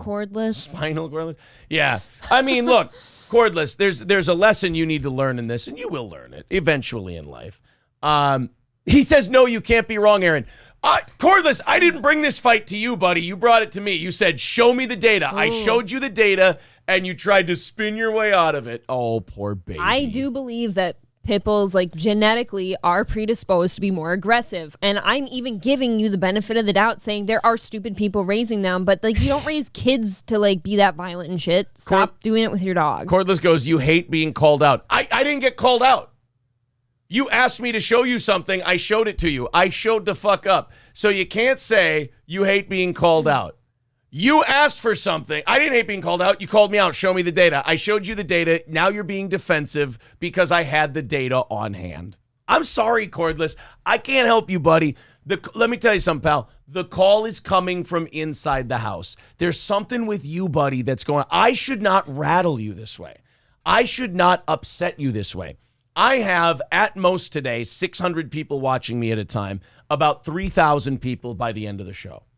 This should not get to you like this, buddy. The call is coming from inside the house. If me just simply showing you the data, if that shakes you up this much that you're going, Aaron, you can't stand being called out. You're projecting, buddy. You got called out, and you're not handling it well. All right, let's move on to the next thing before Cordless cries. Goodness. He might actually be crying already. Maybe he has pit bulls and he's just scared. Oh, you know he does. You could hold him and, console him instead and just tell him it's okay, baby boy. You know what, Cordless, maybe you're right. Maybe that's what I should do. April's right. I should just go baby boy and I should give you a big hug. Be nice. Yeah, April's right. I should have been nicer to you. I should have held you. I should have taken care of you. Yeah. That's what you needed. You're right. I was too hard on him. A little bit. He can't handle the difficult conversations that he asked See, now for. he's happy again. He says, I win. Yeah. And you know what? held him a little bit. Look, now he's happy. Someone who needs cradling would feel that need to win, Cordless. So I'm going to go like this. My widow baby, Cordless. Just like this. Since I control him and own him anyway. Oh, you finally cut the cord. Yeah. Oh, get it? Oh. Since I control him and own him anyway, here's my widow Cordless. I give him a kiss on the forehead. And I say, it's going to be all right, baby boy. There you go. Oh, man. Cordless, thank you very much for the material, buddy. You are fantastic. You know what the best part is? You don't even know why. You think you know why. You don't know why you're great. I did just see somebody funny who said in the chat, like, one person killed ever by a chihuahua. And that was because they tripped over it and fell down the stairway. Right. Okay. And no, they were hanging on to the ledge of a very tall building, and the chihuahua bit their finger, and he fell off. Sneezed on it again. Yeah. They have vicious sneezes. Chihuahua thought he was playing, and he went, ah. Look, they can be little shits, but Yes. they won't kill you. They couldn't, if you laid there and gave them all the time in the world and let them eat your face, they couldn't do it. Do you know how remarkably long it would take them to eat a cheek of yours? Yes. Like, they get full. You would have to be the dumbest motherfucker in the world to get killed by a chihuahua. You would have to try. I think one of the funniest stories you ever did on the radio regarding the dog stuff was the pack of like it was a mixed breed between pit bulls and wiener dogs. Like a pack of them attacked somebody. They took a breed. Pit bulls tainted the nicest breed ever. Look, little wiener dogs are so sweet and would never hurt somebody. And they wrecked wiener dogs even. Yeah. Shh, it's like getting rabies. Hey, what did we say about treating Cordless nice? That's going to break his heart. I've had a wiener dog before, and I loved him. I know, but when they bred it, you said they bred it with a pit bull, and it made it a killer. And then it was all over. It was ruined. Stop it. He's going to get upset. Look, that one hurt me. And when he gets upset, he cries and projects. Don't do that. I went home and held my wiener that night, and I told him he was a good boy. As you did. And I was so happy she did. I cried when she held me. Chris D'Elia, we got an update on Chris D'Elia. This is weird. When I saw this story yesterday, oh no, I don't want to subscribe to Rolling Stone. I want this story without subscribing. Would you subscribe to Tumbling Stone? Chris D'Elia, you remember the first time that the news came out that he was potentially grooming or messaging underage girls? Yes. And he lost movies. And it was very public. There was a very public fall from grace for Chris D'Elia. Well, now this documentary has come out where this comic has made a documentary talking to the women and saying that there's literally hundreds more, is the accusation. That he was like trying to start a harem or a sex house or something like a sex cult, basically. And a lot of troubling new allegations came out in this documentary that's been out for about a month or so. Well, now there's a very strange thing happening, and Chris D'Elia is being quietly canceled. Like, it's not like this big public, oh, fuck him, he's done. Clubs are just independently canceling his gigs now. And they're not making a big statement about it. They're not making big news. You know, you can tell that your career has gone over the cliff where when you get canceled, people don't even hear about it. That is strange, but I guess where I get surprised with news like this for him is that I kind of figured people just stopped doing business with him already. I didn't know people are still really booking him. I can't figure out why. Like Brendan Schaub does a podcast with him. No, and I can't understand why like a club owner would book him. That to me doesn't make any sense. Like you're bringing Chris D'Elia in your club. That seems like you're bringing ass cancer in your club. I mean, think about it though. Like Brendan doesn't have controversies. Brendan has internet beefs that were fun drama to talk about, and Brendan gets called silly and retarded and stupid, and he can't talk, and he doesn't deserve what he has, and he's a Rogan bot and everything else. But it's not like there's nothing about Schaub where you'd go, oh, this guy's a sex pest, or oh, this guy's some kind of like, some kind of danger to other people if we let him have a platform. Nobody's ever said that about Brendan Schaub. No. You know, even the one thing he did get involved in, the Bobby Lee thing, we're all kind of starting to figure out now that was Kalila's doing. Yeah, I feel like that wasn't his fault. She orchestrated that whole thing. So why Brendan Schaub feels that he needs Chris D'Elia to do a show with, when Chris D'Elia is, by the way, not even a good podcaster. No, he's awful, and he's awful to look at. Like, he's just, I don't know, he looks like an AIDS patient to me. Right, so there's no reason to have this guy working with you, but Brendan keeps him. Like, Brendan's the only one still doing a show with him, still allowing him to work with him and everything else. It's called The Golden Hour with him and, is it Eric Griffin? Yes. And honestly... And they stole that name, too. I didn't know this, but that Eric Griffin has been canceled, too, for some accusations. Oh, Nothing proven, but... Right. I didn't know that part because I was wondering, too, like, people talk about Eric Griffin all the time. Like, why would he do a podcast with this guy? Right. He's too good to be in there, but... Yeah, their podcast, The Golden Hour, does have 425,000 subscribers. Holy shit. So, maybe to small people like us, like, D'Elia's name... isn't worth shit anymore just because he's been a shitty person, but like, is he still just a really big thing? No, that first cancellation really took his toll, and I don't know if this one's going to be the end, but if it's not over already. But again, I don't understand, like, where he could still get work from. Like, these are such crazy allegations. And it's like the Cosby thing. Where there's smoke, there's fire. Yes, there's too much going on. All of these women can't be liars. Let's say out of the 200 women or so that are accusing him, 90% are liars. That's 20 women. That's still a lot. 20 women that he did this to. So the guy's fucked. And one thing that does make me lose heart, one thing that does actually bum me out about society, I hate saying society, but this country in general and the world, is that if someone's a big enough fan of someone, they will defend them.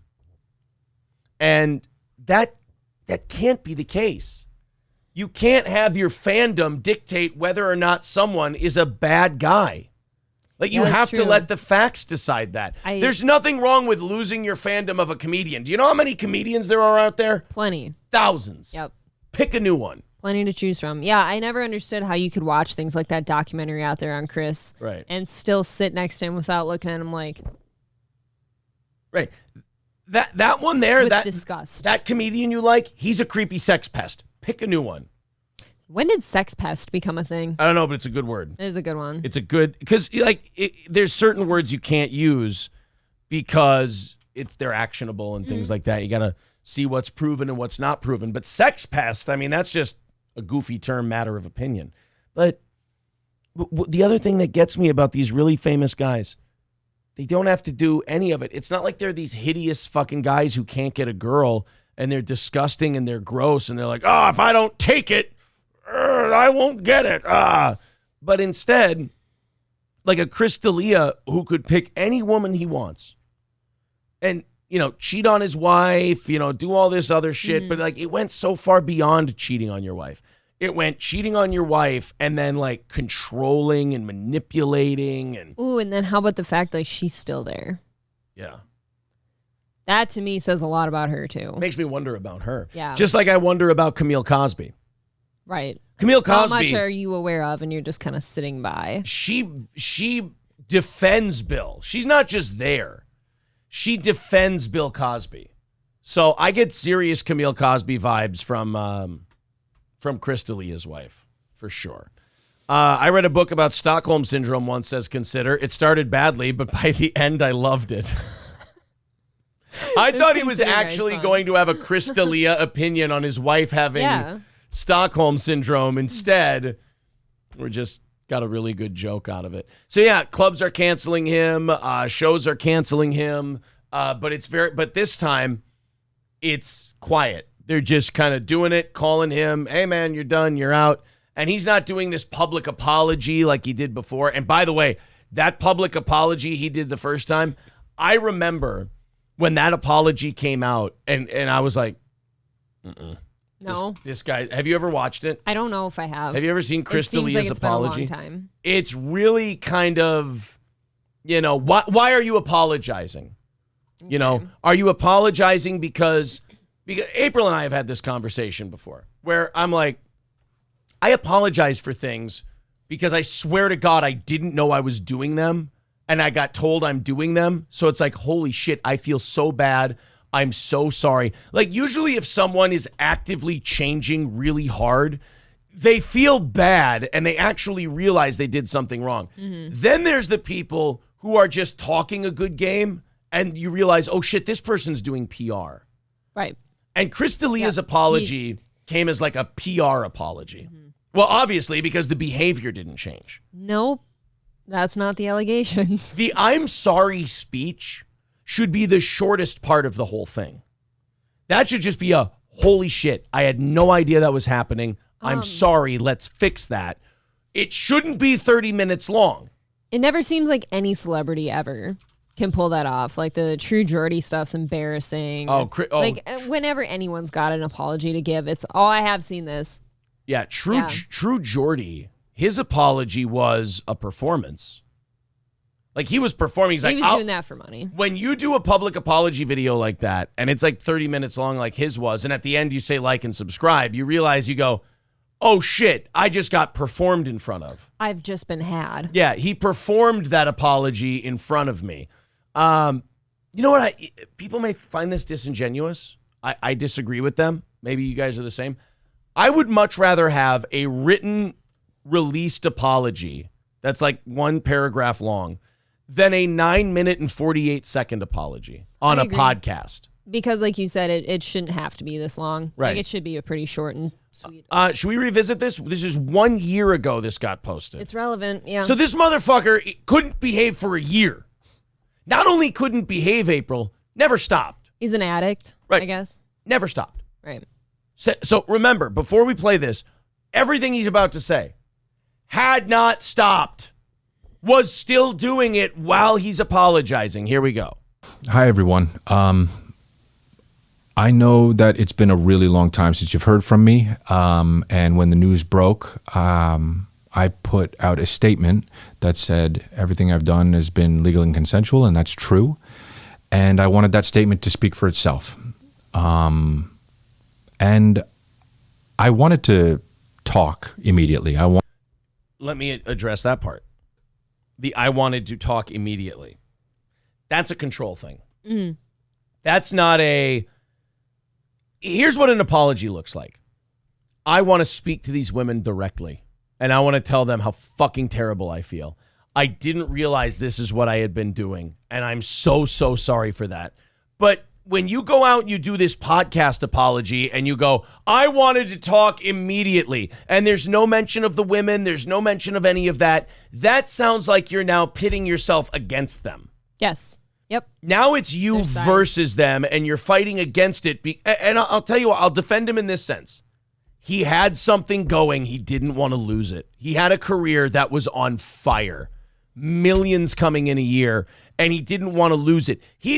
Chris D'Elia never thought, am I doing something wrong? He never took inventory of, should I change my behavior? He instantly went to, how do I roll this situation into the current fame and career I have and make it still all go?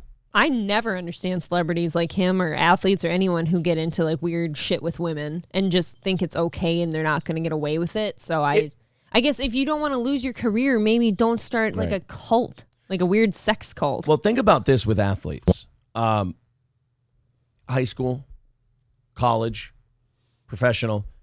When has anyone ever told them no? And I don't mean sexually. I mean like in life. When have these athletes ever been told no? If everyone gives you everything you want because you're a stud star athlete, you start to forget that people might not want you. Because everybody has given you everything.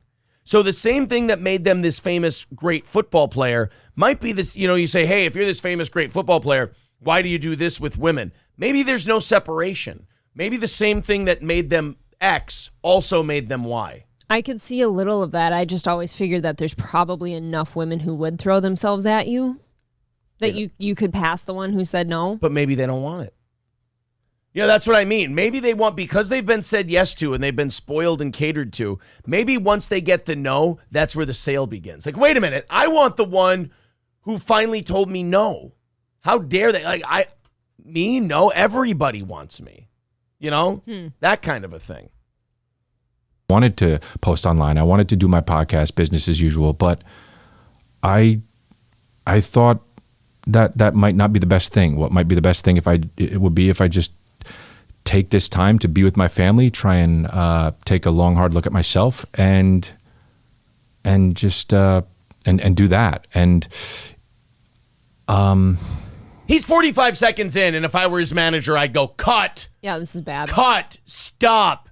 You're not saying anything. You're umming. You're awing. You don't know how you're going to approach this. Right? I say this to people who do podcasts all the time.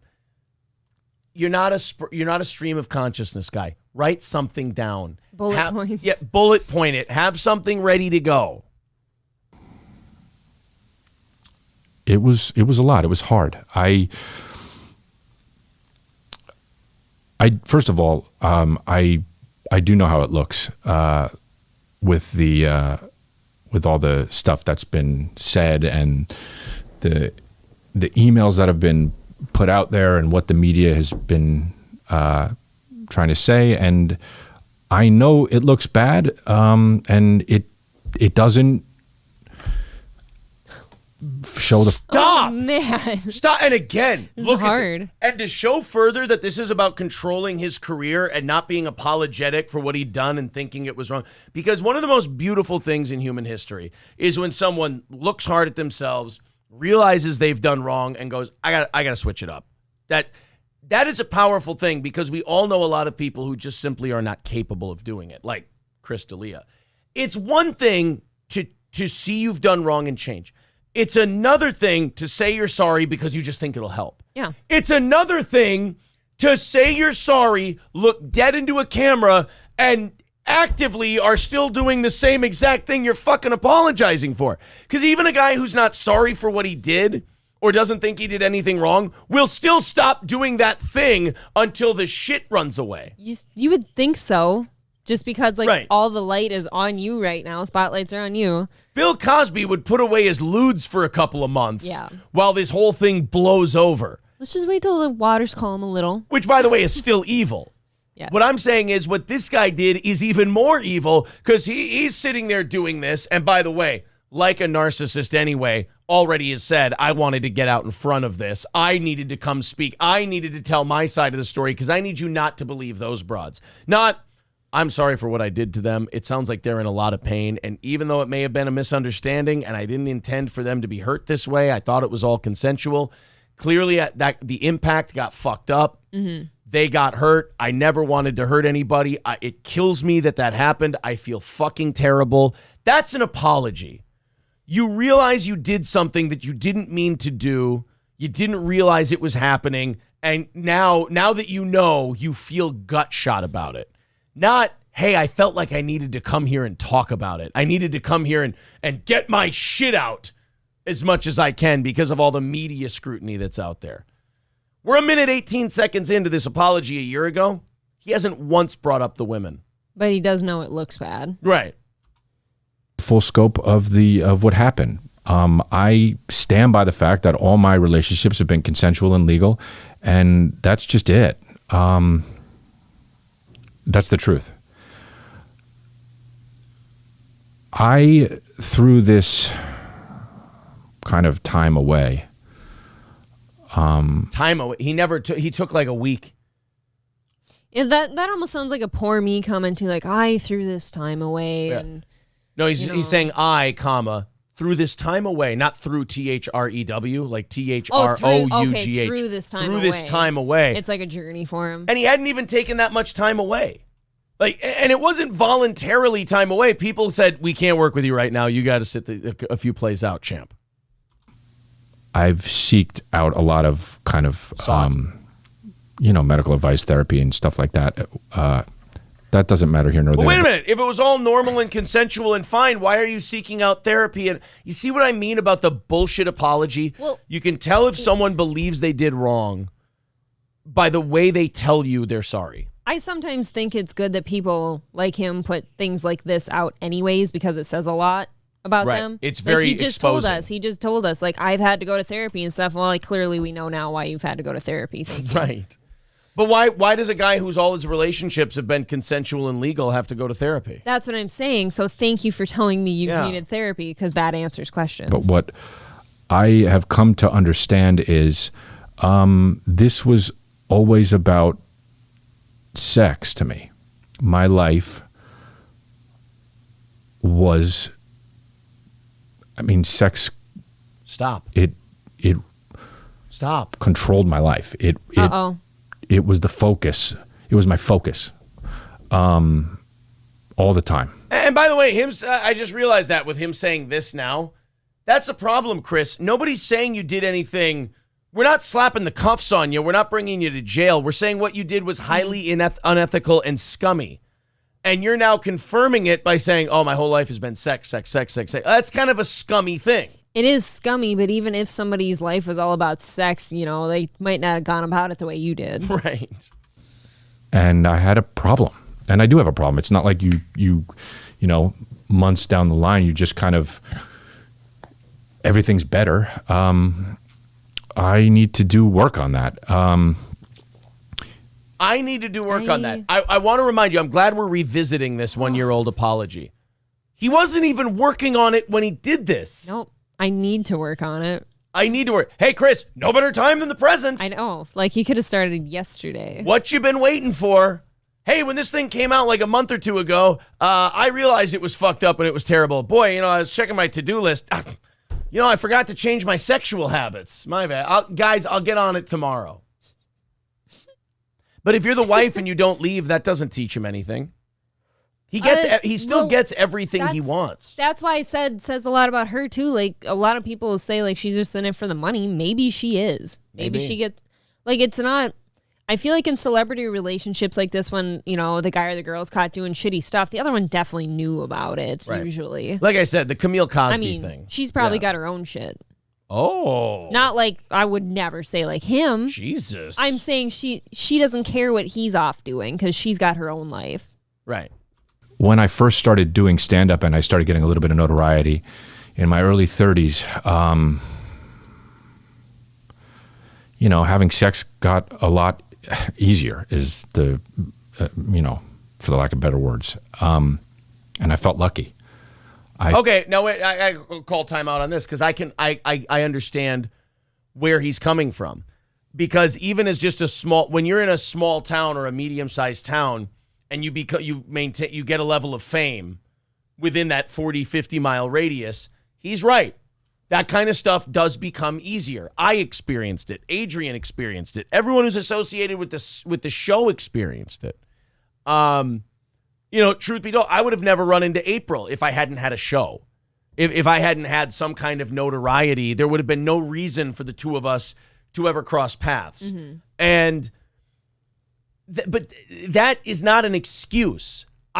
You can still not do like weird sex shit and like culty harem things. You didn't get famous and then decide you want that. That's been something that's been in you the entire time.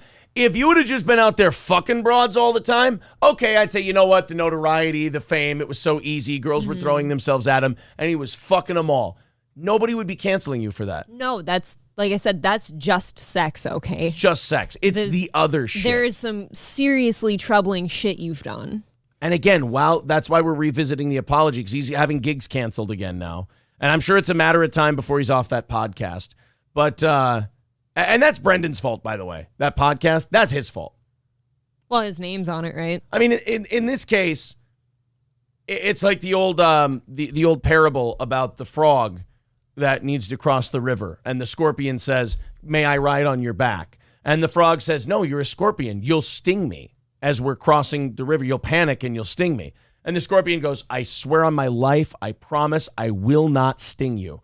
So the frog puts the scorpion on his back. They start crossing the river. Scorpion panics, stings the frog. As the frog's dying, he goes, hey, why did you you promised me you wouldn't sting me. Why did you do that? And the scorpion said, 'tis my nature.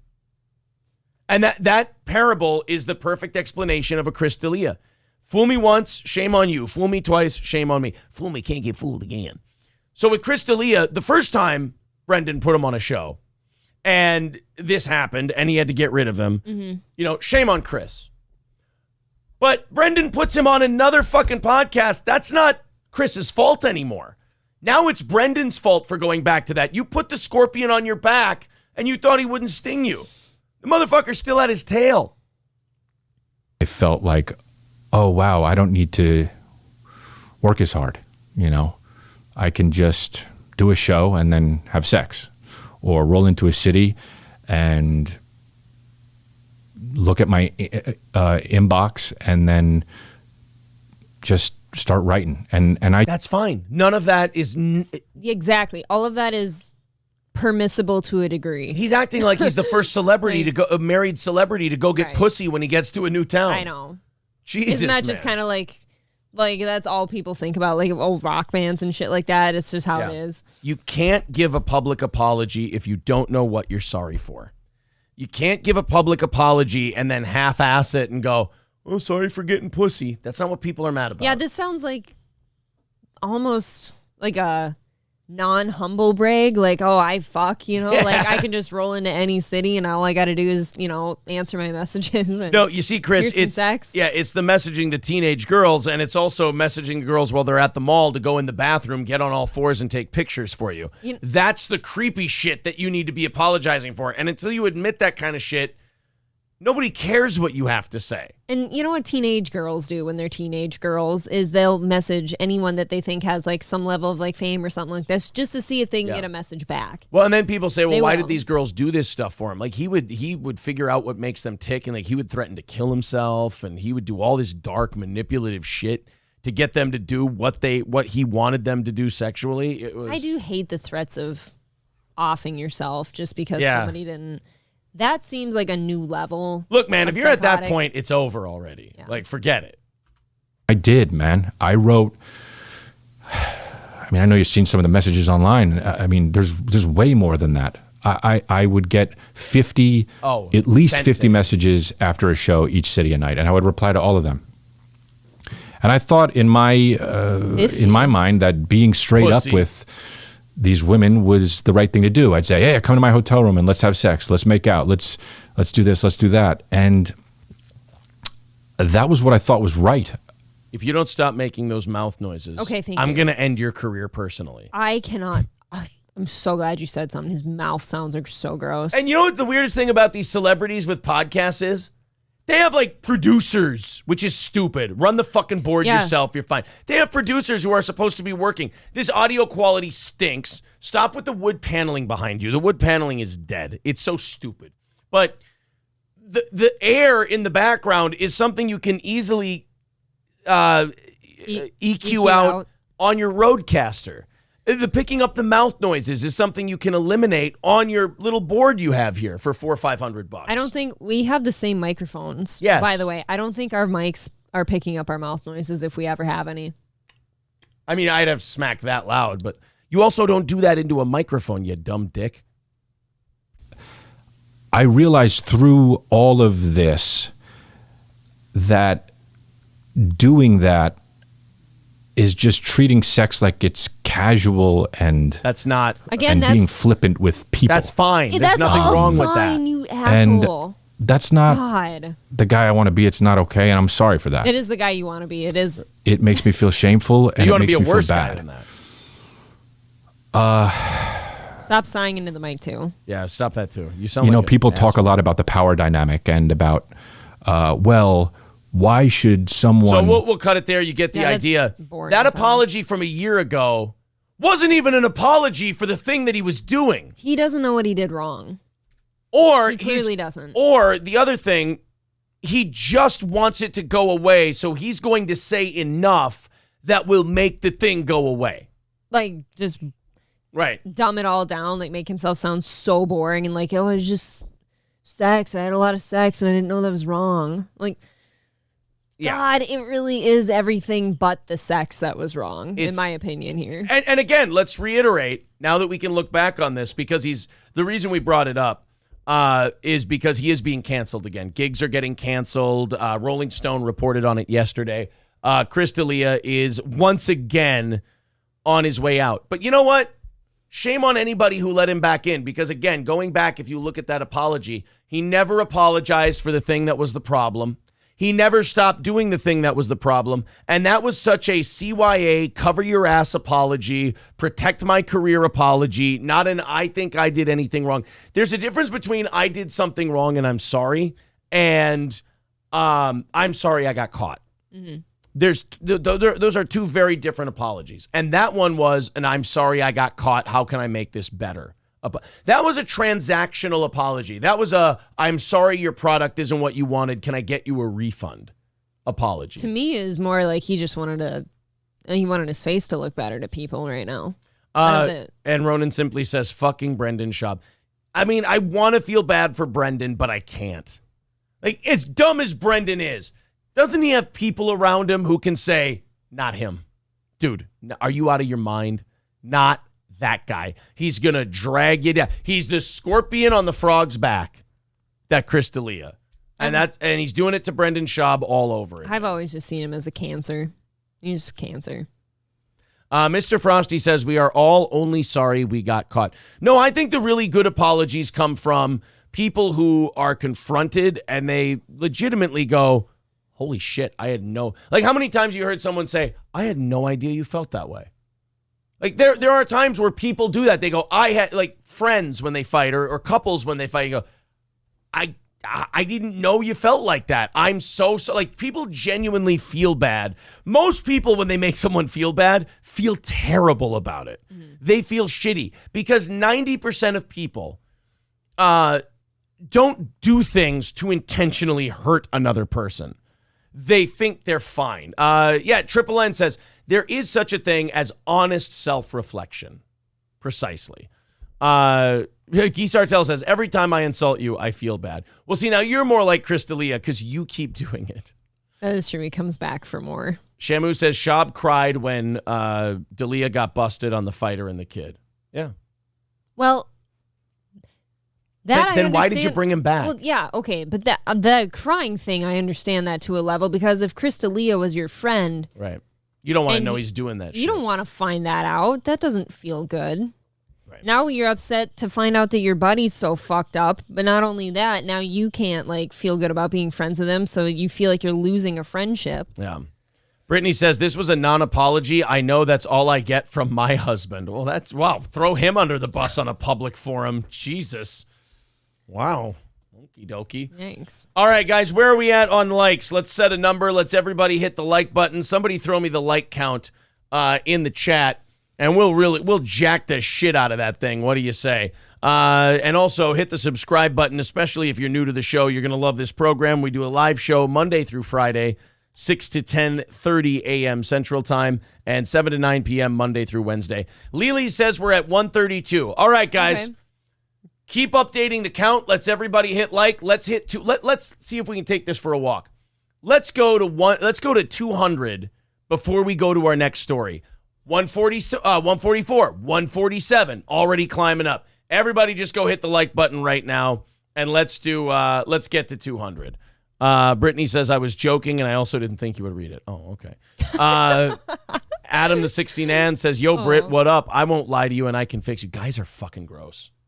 Guys really are just fucking gross. I know he's kidding, but that's a real thing guys do. A joke. That's a joke, but guys fucking do that. Do guys say I can fix you? I've never had somebody go to me and say not they're the fix me. Not the fix you part. Okay. Guys do this.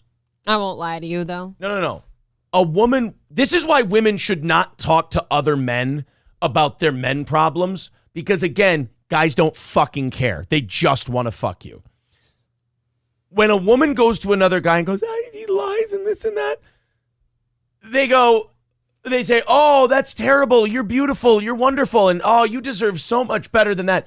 You need to go to a female. You need to go to a woman, because that woman will tell you how you can make things better. Yeah. This, that, and the other thing. A guy will just try to fuck you. And I got bad news for you, girls. He ain't going to be any better. He's probably, honestly, a guy who would do that, probably worse. Probably far worse than anything you're going through right now. Because think of this level of scumbaggery it would take. Think of the level of shitbag with no dignity you would have to be if a woman comes to you with problems with a guy. Because, again, women don't understand that guy just wants to fuck her. So, in a way, you're being unfaithful.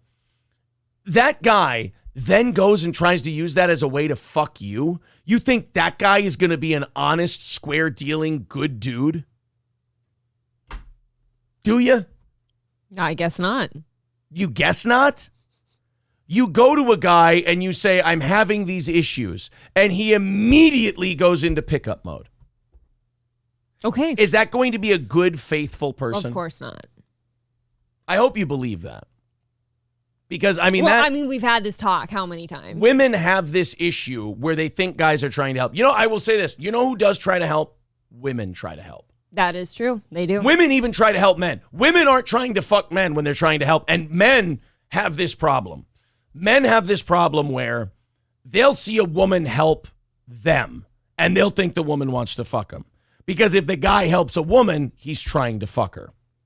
So women fall into this weird thing. So then we shouldn't try to help men either. Not if you don't want to have sex with them. Because that's what they're thinking. I'm sorry. But like that, unfortunately, that's just the way it is. Women tend to be more nurturing than men do. Yes, absolutely. So, yes, you should absolutely be bringing your problems. If you're a female, you should be bringing them to your female friends. If you're male, you should only be talking to your male friends. Because, again, the way guys are, if a guy brings his relationship problems to a woman and vice versa, that's a form of emotional cheating. That's not good. It's not right. It's just you're letting a stranger who may want to fuck you and you're giving them an in while you're with someone else. And it's fucking gross, man. I mean, if you do that, a special place in hell for people who do stuff like that. Brittany says, then give me a female friend. Talk to somebody. It's hard sometimes. Don't talk. I mean, guys don't talk to a woman. Girls don't talk to a guy. It's cheating. It's 100% cheating. So let's continue on with so with the Chris D'Elia thing, Stevie J says Brittany needs a chatty guy. Stop it. Brittany is fine. She's fucking married. Cut the shit. He needs a chatty gay. Yeah, Matt Melt says, remember your divorce, and all those listeners hit up your ex, and you read it on the air. Yeah. I mean, I feel Wait, you read what on the air? Like the messages that guys were sending to my ex trying to fuck her. How did you have those? I got sent them. That's pretty weird. I'm telling you, to be honest, that's pretty weird of her to send you those too. People are fucked up. That's not okay. People are fucked up. And again, you read it and you're going, this is how they are. Good old JR says, not all guys are that way. Aaron is projecting a little. No thing is 100% that way. But any guy who's doing that,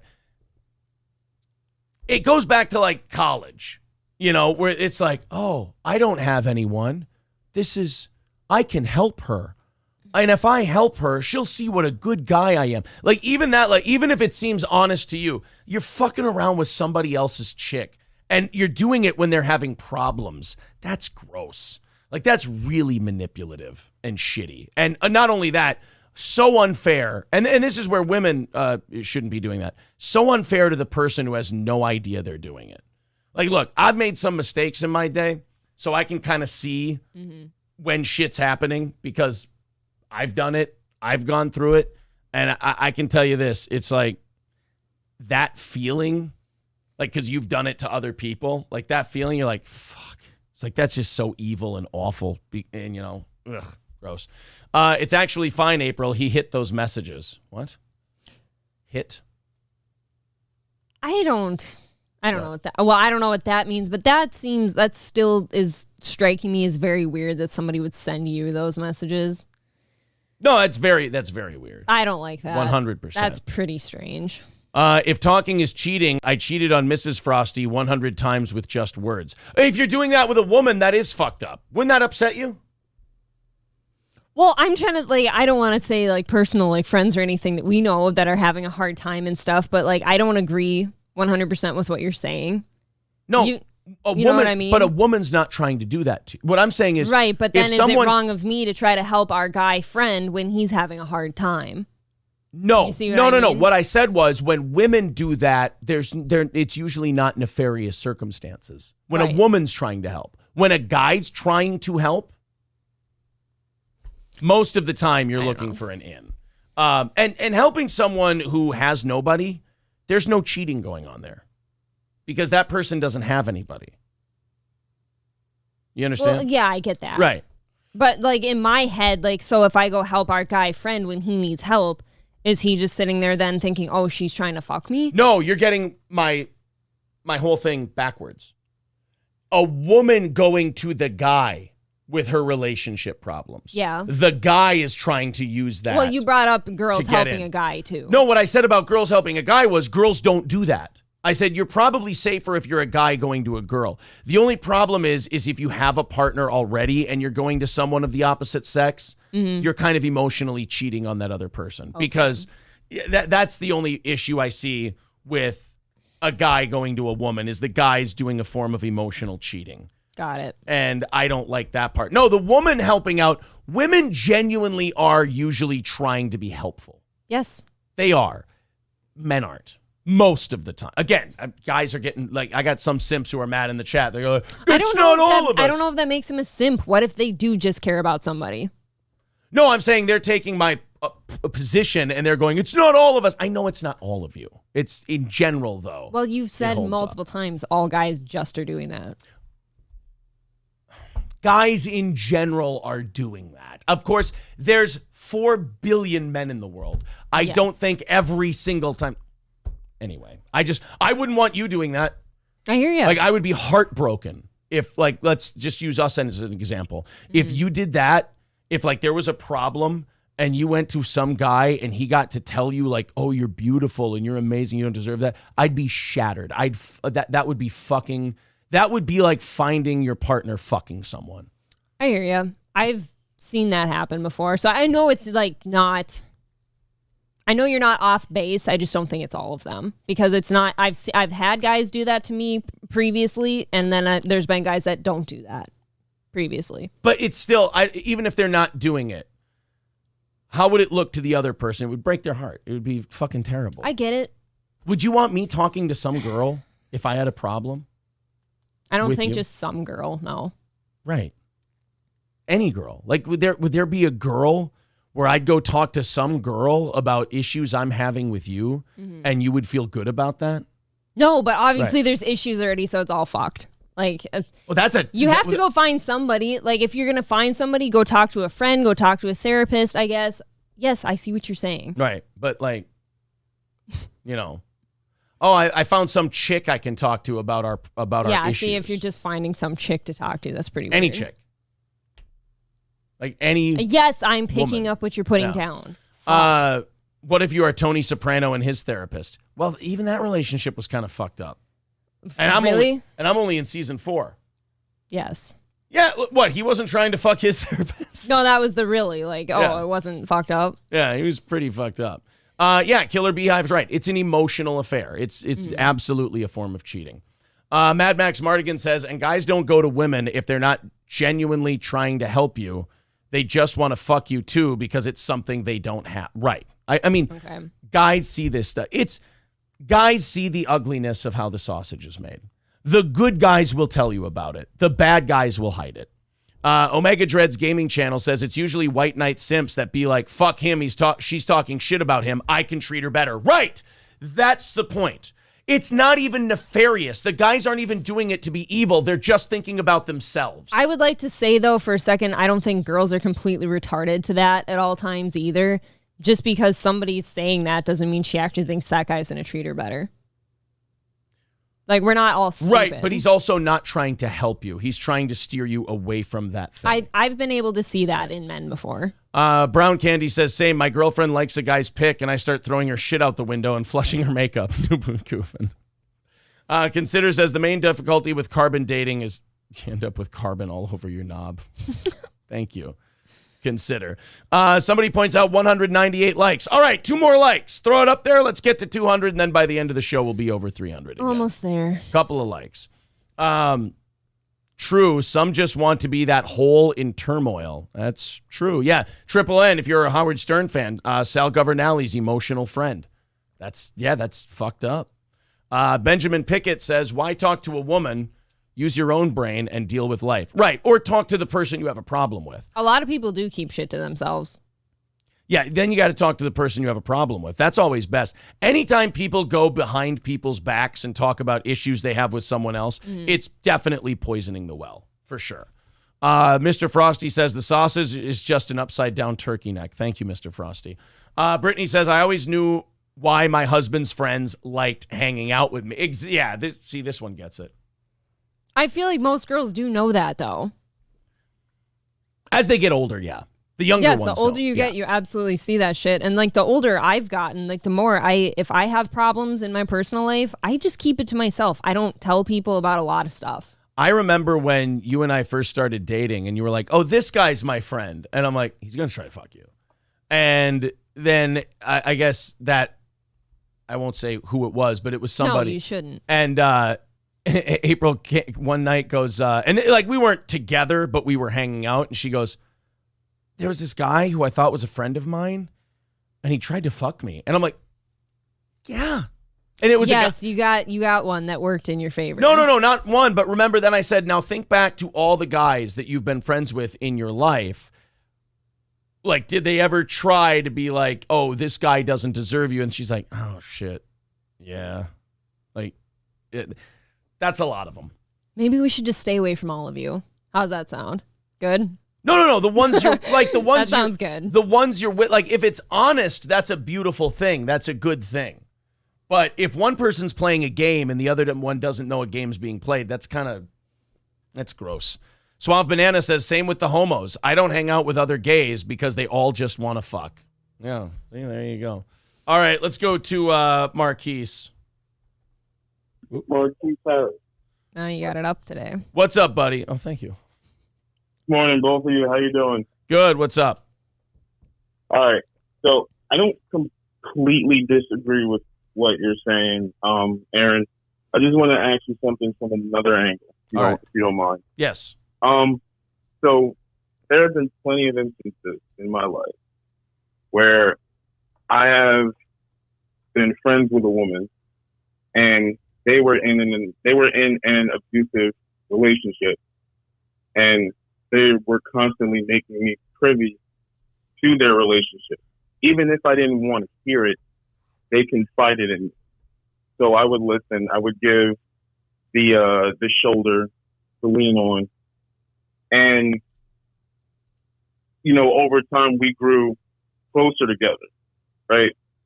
So would you say that in my instance, I was engaging in what you were talking about?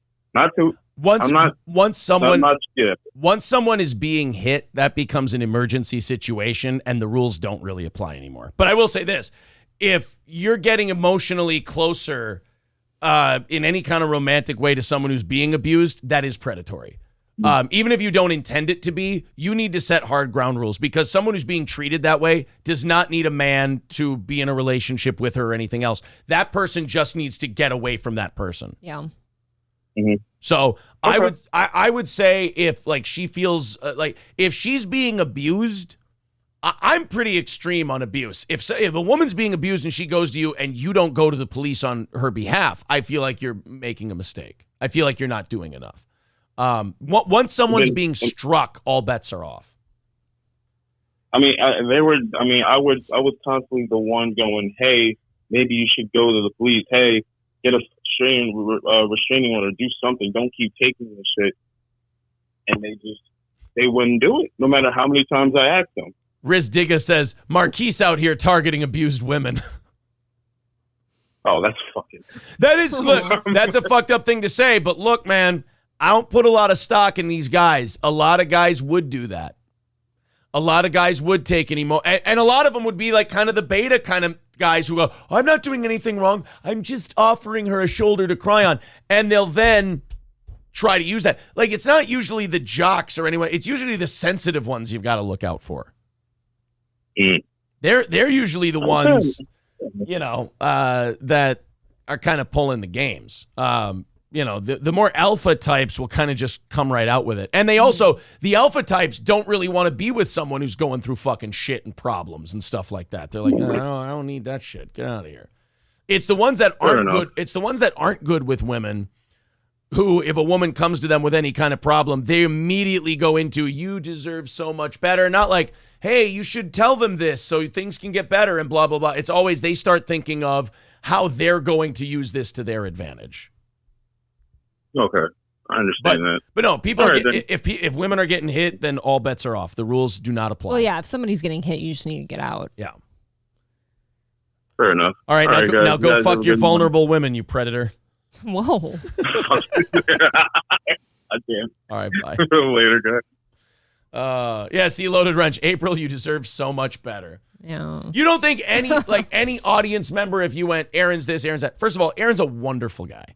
And if there was ever any kind of problem and some listener, I know my audience, no matter how much they love me or love my show, if April said one word to him, they'd be, you deserve better, and he's not.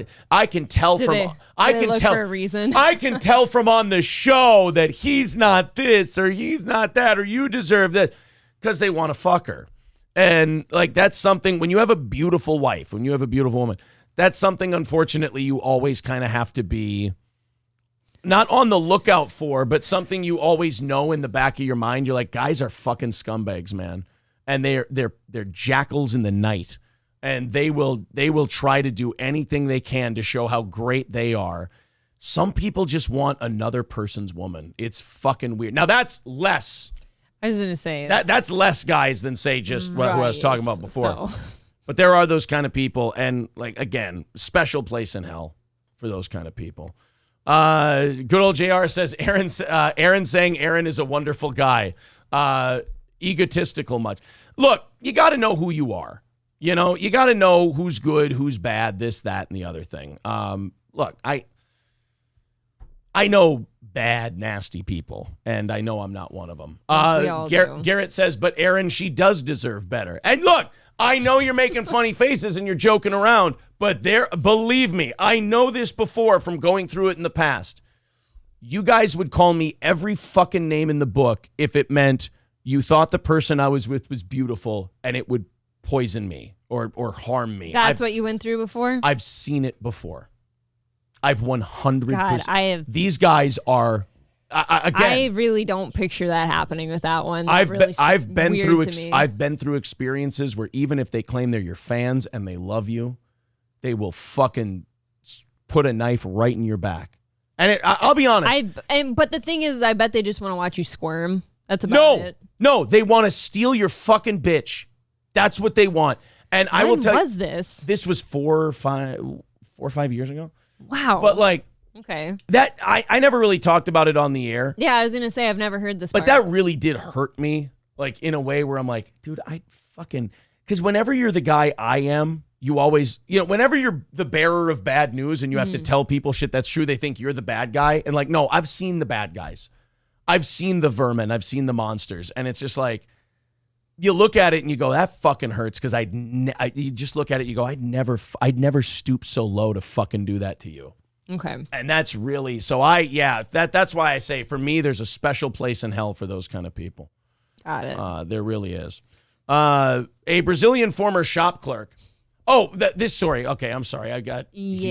Look, man, your voice is shot too. Yeah, my voice is shot. But there's just that kind of shit just really, guys who prey on women. And then I'm just thinking if it happened to me, again. It sounds like it did. Yeah, and I'm thinking if any woman I was with was going to guys and telling them one side of a story, and then those guys were like, you're so sweet and you're better than him and this and that. It's you don't even want to kill the guy. You just want to you're like Jesus on the cross, or you're like Caesar. Jeez. You're like Caesar going, et tu, Brute? You too? You just feel betrayed by another guy.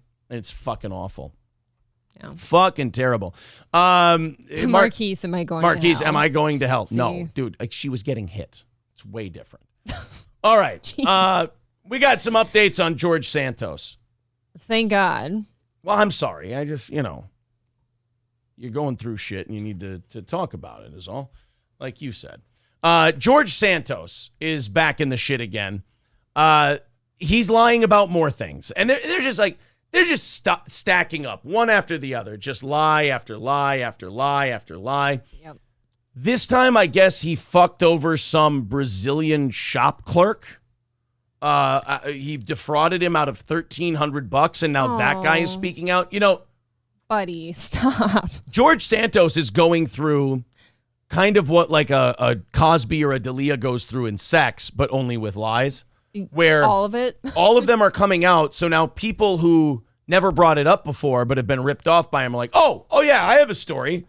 I didn't know. Like a lot of these people are like, oh, why do these Cosby women come out of the woodwork when it's convenient or whatever? Yeah. Well, they hear other people telling a story and they go, oh, I'm not alone. Okay, I can tell this story. I have a Bill Cosby story in that case.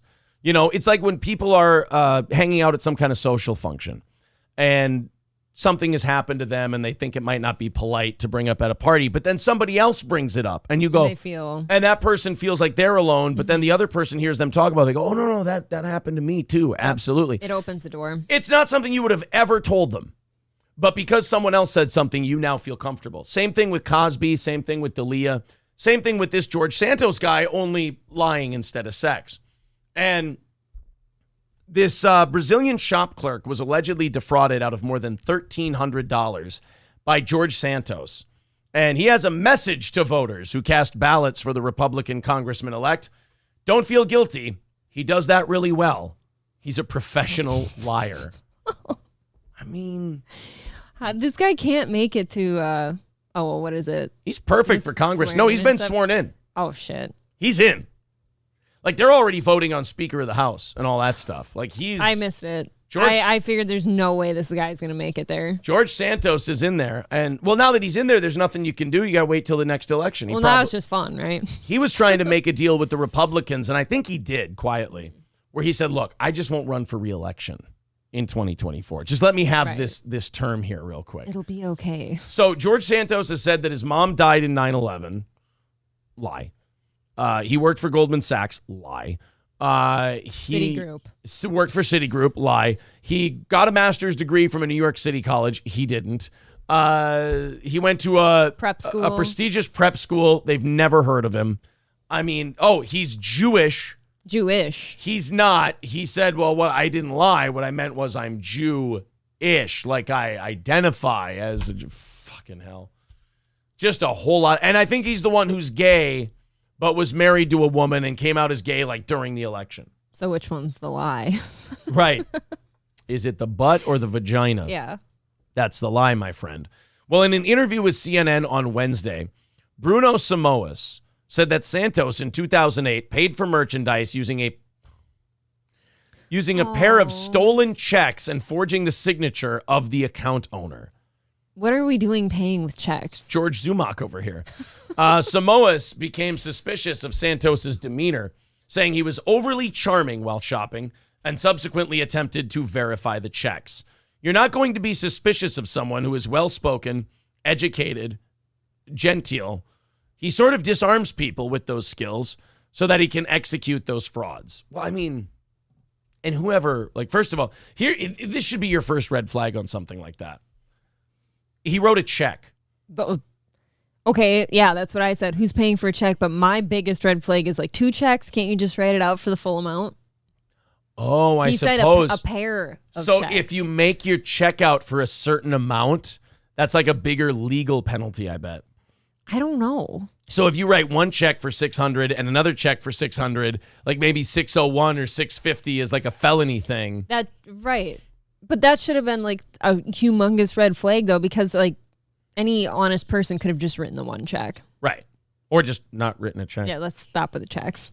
When it became clear they were fraudulent, the shop's owner demanded Samoas, then in his early 20s, pay the damages, roughly equal to 4 months' salary. Samoas paid in installments before the shop owner waived the remaining amount.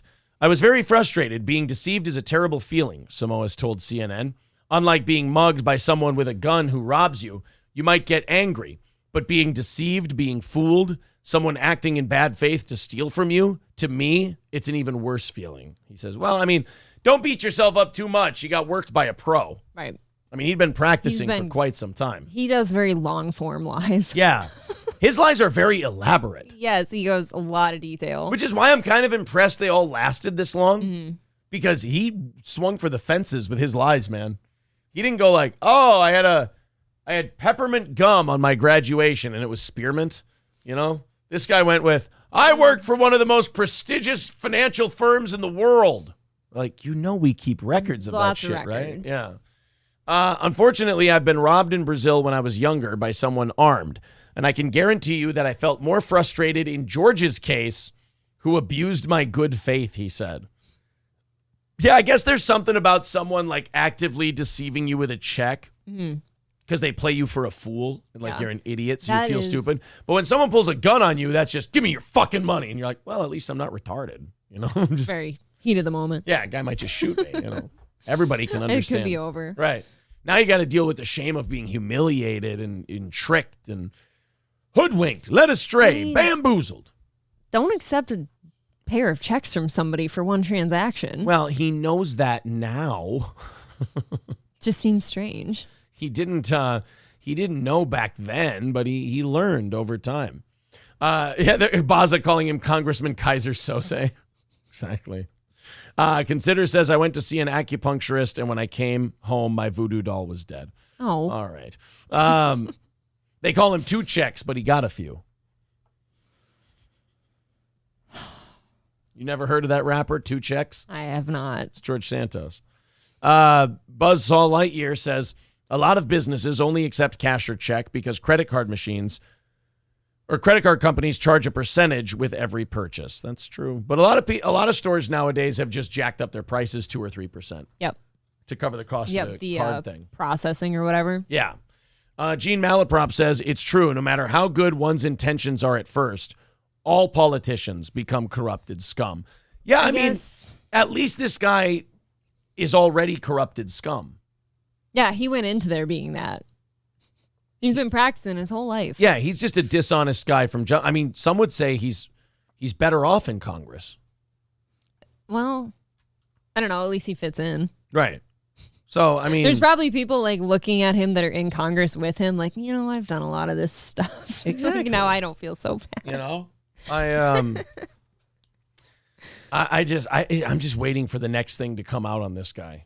Like what is the next thing? Like do we do bingo on this guy? No, there's no predicting it. Like what the hell is next with George Santos? I don't know. Drugs? Something weird. No, I feel like that would almost make him better. Right. Someone's gonna think he's a little cooler for that. Weird sex parties. Nah, well, yeah. Gay orgies while he was married. But he didn't say he didn't. Like, it's got to be something he actively lied about. He's traveled somewhere. I don't know. Right, maybe it'll be something like that. Like, I've been here to these third world countries and done all this missionary work. Right, a lot of the stuff he's been like caught lying about is stuff that he didn't have. Like, these were lies that didn't need to be told. Right. But you probably still would have been in Congress. I worked for Goldman Sachs. Name me one voter who sees working for Goldman Sachs that makes you more relatable and likable. I can't. No. Like, hey man, I worked for Goldman Sachs. Oh boy, I can as a working regular guy, I can trust you to represent my interests, investment banker. Absolutely. Benjamin Pickett says, "Did you watch the Perry Caravello New Year's live stream?" No, I did not. No. Oh, Mood says his real name isn't George Santos is my next bet. That's a good one. Wow. That's a good one. He was born something else. That is kind of weird to think about. The next thing, he was lying about being gay. So lying about being straight was a lie. That was what I was kind of saying. Which one is the lie? Right. I don't know. Because I feel like that could be a convenient thing, like to get out of something and then you just go back to women or something. And you just go back to pussy, right? I was just gay for a little bit. Yeah. I was just gay to get out of my marriage. That's what April's going to do. She's going to go, I think I'm a lesbian, so I don't feel bad. Yeah, that doesn't work, though. Yeah.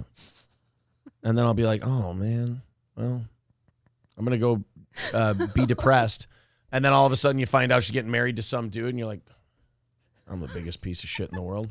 Fucking. Okay, let's just not Christ almighty. do that. I couldn't be a lesbian. Oh. But the rest of it, totally understandable. But the lesbian part, disgusting. Ugh. Yucky. Ugh. Robert says, how did he think he could ultimately get away with those lies? Schooling and employment is easily verifiable. I mean, maybe he just thought they'd never check. I don't know. But the schooling and employment, like there's big paper trails for those things. That's what's so confusing. Right. And like if you start running for, like maybe because when he went for jobs, nobody called to check. But if you're going to run for office and you have an opponent and they want that seat as bad as you, they're going to dig into everything. Right. Victoria's Secret CEO Amy Hawke has abruptly resigned after less than a year on the job, according to CNN. Oh. Not a moment too soon. Nope. April, maybe you and I now in the future here will see hot girls come back. We'll get to together. We'll get to watch Victoria's Secret make a comeback. Oh man, you don't think they're doing so well right now? April and I will be in bed, and we'll be looking at Victoria's Secret stuff because she'll show me the models, and I'll want to fucking puke. I mean, it's really gross. Yeah, it goes from I'd love to fuck to I'd love to fucking puke right now. Like I sit here. And one time we were in bed and April goes, all right, clear your mind. Don't think about anything. And then all of a sudden we look at her magazine. It's the Stay Puft Marshmallow Man. And I went, what happened? I thought we were supposed to clear our minds. Now it's all soggy and mushy. April looked at the model and she goes, it's the Stay Puft Marshmallow Man. So this CEO, this is the woman who thought that the brilliant idea for Victoria's Secret would be to take the sexy lingerie, I want to fuck all the models, they dress like angels company, and just throw a bunch of fat broads in parachute underwear in there and call that, acceptable and progressive and all that. I mean, you can camp in those things. Right. Victoria's Secret might be the best case of get woke, go broke. It's pretty bad. Of any of these companies. Shares dropped $8 in the hours after the official resignation. That will be finalized in March. It has to be finalized in March because when these CEOs quit, they have to sell a shitload of stock. Oh. They have to do a bunch because they got to get tens of millions of dollars when they walk away. So wouldn't you want to? Well, look, you fail, you fuck up a company, yeah, and then they give you $15 million out the door. I don't want to fail unless I get paid for it. Right. As Hawke will step down as CEO of the company's teen-oriented brand Pink, which she has been the CEO of since 2018 as well. So she's kind of the one who started this whole let's get the fat broads out there. I think thing. so. Well, look at her. Oh, is she? Oh, she's kind of a chubby bitch. I can't see the rest of her body, but the face is telling. The company has suffered a public relations black eye since its founder, Leslie Wexner, was found to have ties to Jeffrey Epstein. Come on. That is not why. People like April and other women are not looking at Victoria's Secret and going, I won't shop there. They worked with Jeffrey Epstein. No, I just want some underwear. Yeah, guys barely care about that. Women don't. The company has suffered a public relations black eye. Oh, our founder was tied to Jeffrey Epstein. Oh, sure, it has nothing to do with the fact that outside all of your stores where there used to be beautiful, big-chested women with great asses, now Lizzo's there. Right. It doesn't make me want to shop at your store. It's got to be the Epstein thing. Many of the companies, I'm going to need like a cough drop. You need some tea or something? I'm going to need a cough drop or something, a lozenge. You want me to go get it right now? No, we can get through this story and then we'll do it. It's all that Rob Zombie. It was definitely the Rob Zombie or if I drink, the next day I get very dry and scratchy. I got that thing pumping over there for you. You do. I appreciate that.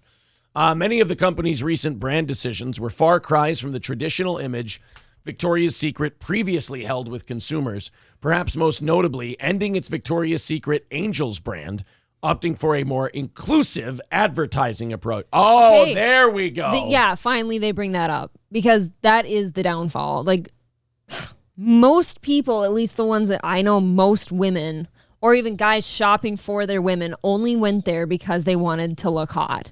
Yeah, it was the sexy thing. It was sexy. It wasn't the cellulite place. We don't need to include like unhealthy, obese women. I'm sorry. You know what the fun part of sexy places is? The fact that you get to bully and discriminate the ugly. Oh, that's right. Like, okay, I could change my mind. I could walk in and look at those things and be like, okay, I clearly don't look like that, so I'm doing fine. I'm telling you the truth that women won't tell you. Women don't want to look the way they think. But I will tell you right now, women do not want to see fat broads at Victoria's Secret because women like looking at pretty women and ugly women disgust them. So they don't want to see it when they walk into their sexy lingerie place. Am I right or am I wrong? I mean, you're close. Like, I don't want to walk in and like end up looking like the chunky butt. Because you like, think no she's way. gross. If you're making me say this live on air, yes, it's very unhealthy. Right.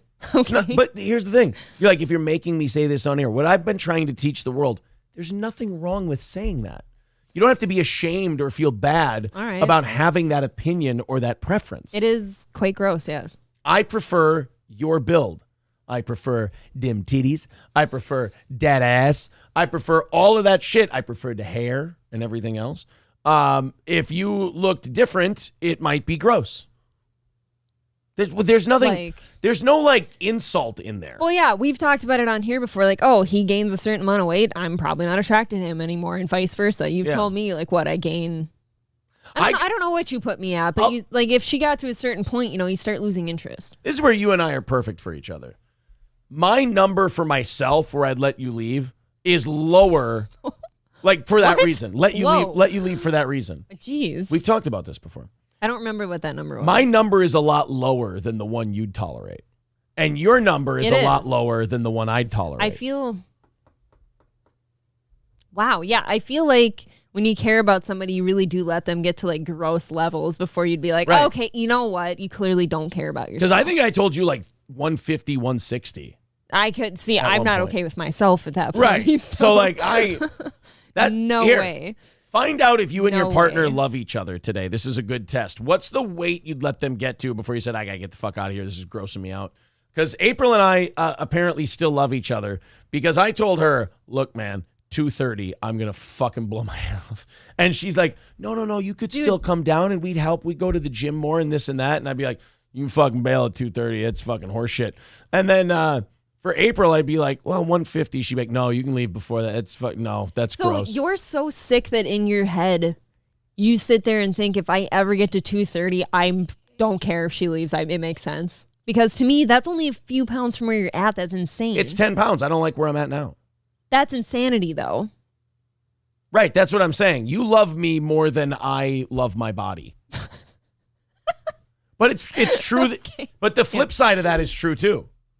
The number I'm quoting you're sitting there, you're like, no, I'd blow my head off before that. If I ever saw 140, I'm scared for myself. Like, I don't want to be seen by you. I don't want to be seen by anybody. I don't want anything but the gym seeing me until that's gone. Because I think the very, very most I've ever weighed, and it was in college, was like I get sick even trying to admit it. I think I weighed like 132 once. Okay, and right now for the longest time, and that was for like a brief period of time, the most I've weighed typically is like 118 to 125 ever. You know what I mean? Yeah. So if I ever even see like 135, that's really scary for me. April's Parents Hobby Farm says, Erin is such a woman. Stop being so insecure. It's not insecurity. It's proper self-hatred to motivate oneself. But if I set up see a what wall, you just said there, though? Like... self-hatred. You're in your 220s all the time. So if you're like at a point where you like hate yourself so much that like shit, if I hit 230, she should leave me because I've been 235, 240, and I see getting to that weight again as disrespectful to you. And it might be, but like like I said, to me, that's insane because that's a matter of a handful of pounds. And I've been that heavy. Some days. I've been that heavy with you. And I've been with you on days like, I guess early in a relationship, I've probably talked about it here before too, where it used to be actually kind of unbearable and stressful for me to wake up next to you because you'd wake up before me, you'd go weigh yourself, you'd come back to bed, and you are like just short of suicidal. That you gained 2 pounds. Yeah, it was and that's not a healthy way to live. Like for me or you at that point. Before I started boxing, I was like 230. 235 on a bad day. Okay, but I stuck around. Not only stuck around, I got you at that weight. Oh, no, I had a little bit of heartbreak weight. I had a little bit of heartbreak weight. I think you were down. I was down to like 225, I think, when I met you. When I met you, I was at about 225 because I wasn't eating very much. So, yeah. And I'm about 6'4". I'm about 6'3 and a half, 6'4". I never liked, you and I must be very different that way because I've been with guys that are very fit and like keep themselves that way. And then I've dated guys who started heavier. Like that isn't always like, look, if you're starting that way and then you're really letting yourself go, of course, there's got to be some level of like responsibility. No, here's where it comes from for me. It's very much rooted in high school and shit like that. I was very funny, very nice guy, nice, like fun. I was a fun, great to be around. I'm a fun guy. Fun, great to be around guy. Nice infers gay. No, but there were definitely beautiful women who thought I was funny and whatever, but I was kind of a chunk. Yeah. And it definitely like cost me. It did. People I liked. See, that never. And to me, and that'll fuck you up. Like to know that, first of all, the idea that you, like, if you don't have confidence, then that's not so bad. But if you have a lot of confidence, you're like, I know I'm good. I know I've got good things. And then people reject you. Yeah. That fucks you up. I'm trying to think back to like high school for me, when everyone's just dating everybody, like the bigger, and maybe it's because I came from like a smaller farm town, but there are like a lot of like, thicker men and stuff like that. They never had a hard time getting women ever, as long as they were fun. You guys all paired off. There was way more competition where I went to school. We had a high school. You had a really big school. Yeah, we had a school. I didn't. Over 2,000 people. For us, like it's going between like different grades and stuff, a lot of juniors and seniors together. And it was always like, if you were one of the bigger guys, as long as you were either an athlete or you had a great personality or both, you're fine. And they always had a girl. Yeah. I mean, I had, girlfriends. Don't get me wrong. This is going to sound terrible, but it wasn't the ones I wanted. Oh. But okay, I will say that much too, though, about myself. Like, I kind of did the same thing. There were two guys that I dated when I was a junior and they were seniors, and both of them were athletes, and I loved them personality-wise, but they were bigger. I never slept with them. Yeah. And it didn't last because I'm sitting there thinking to myself, like, I don't, kind of like what you just said, I don't know if that's the one I want. Right. It was fun for a bit, but like, There's definitely like that. God, that sounds shallow. I don't like being like that because that sounds shallow. You're not alone. You're not alone. That's where you women need to start being honest with each other and stop being so behind the scenes competitive with each other. Other women need to tell you that that's okay. I've felt that too. You guys all get treated like shit by each other when you admit that. And guys just sit around like calling each other fat. Well, and not only that, guys almost don't need to admit certain things to each other because we all just kind of know it to be true. You look at each other and it's like, yeah. Like we look at each other and like we're all insecure about the same things. Every guy is insecure about the same thing. Rejection is a big one for dudes. Sure. Because guys have been getting rejected. Even if you're like an athlete and you're in good shape, guys have been getting rejected their entire lives. Women haven't. Women haven't dealt with rejection the way men have just because of the supply and demand economy. I'm not saying there aren't women who haven't been rejected. I'm saying the level to which men go through it is usually at a higher level than women. I really don't want to get into my rejection stories here at all, but like I've always kept myself in really good shape, so there was never really that to complain about, but I have most certainly been rejected by at least that one guy for sure. There was a guy I wanted so bad for years and years, and I could never have him. You know what I mean? And he was fine too, and it just didn't seem like a thing to be rejected. But don't ever think that like girls don't get rejected, because they really do. I didn't say they don't get rejected. And it sucks just Men as bad. get a lot more practice being rejected because, for one, we take more shots. Let's be honest, we take a lot of shots. Look, we take a lot of shots, so we deal with a lot of rejection. But it does suck though, and it does happen. And the reason guys want to talk to other guys about it is simple. They'll make us laugh. They'll make it, because deep down, I think guys hang up with rejection. We know it's silly, but we need someone to tell us it. There's a big thing with guys where they need to be told things they already know, because there is that baseline insecurity that guys aren't okay with expressing. So guys need to be told things they already know. That really sounds like a female thing, though, too. You say that all the time, too. Like, you already know the answer. You just want to hear me say it so you feel better. But why do you think guys do that? Why do you think they know? Why do you think they know that? Why do they think they know that? Now that makes more sense. They can spot it from a mile away. How many times do guys sit in a circle and tell the same fucking stories and talk about the same goddamn thing? Because they want to hear their friends say it back to them. Just so you feel better. So you have that moment again. You talk about the same sports games. You talk about the same high school memories. You talk about the same, hey, remember when we did that thing? And you've probably sat there with a group of guys and you've gone, you guys have told this story to each other 15 times. But they're like, you know what? It makes me feel good to hear other people talk about that thing.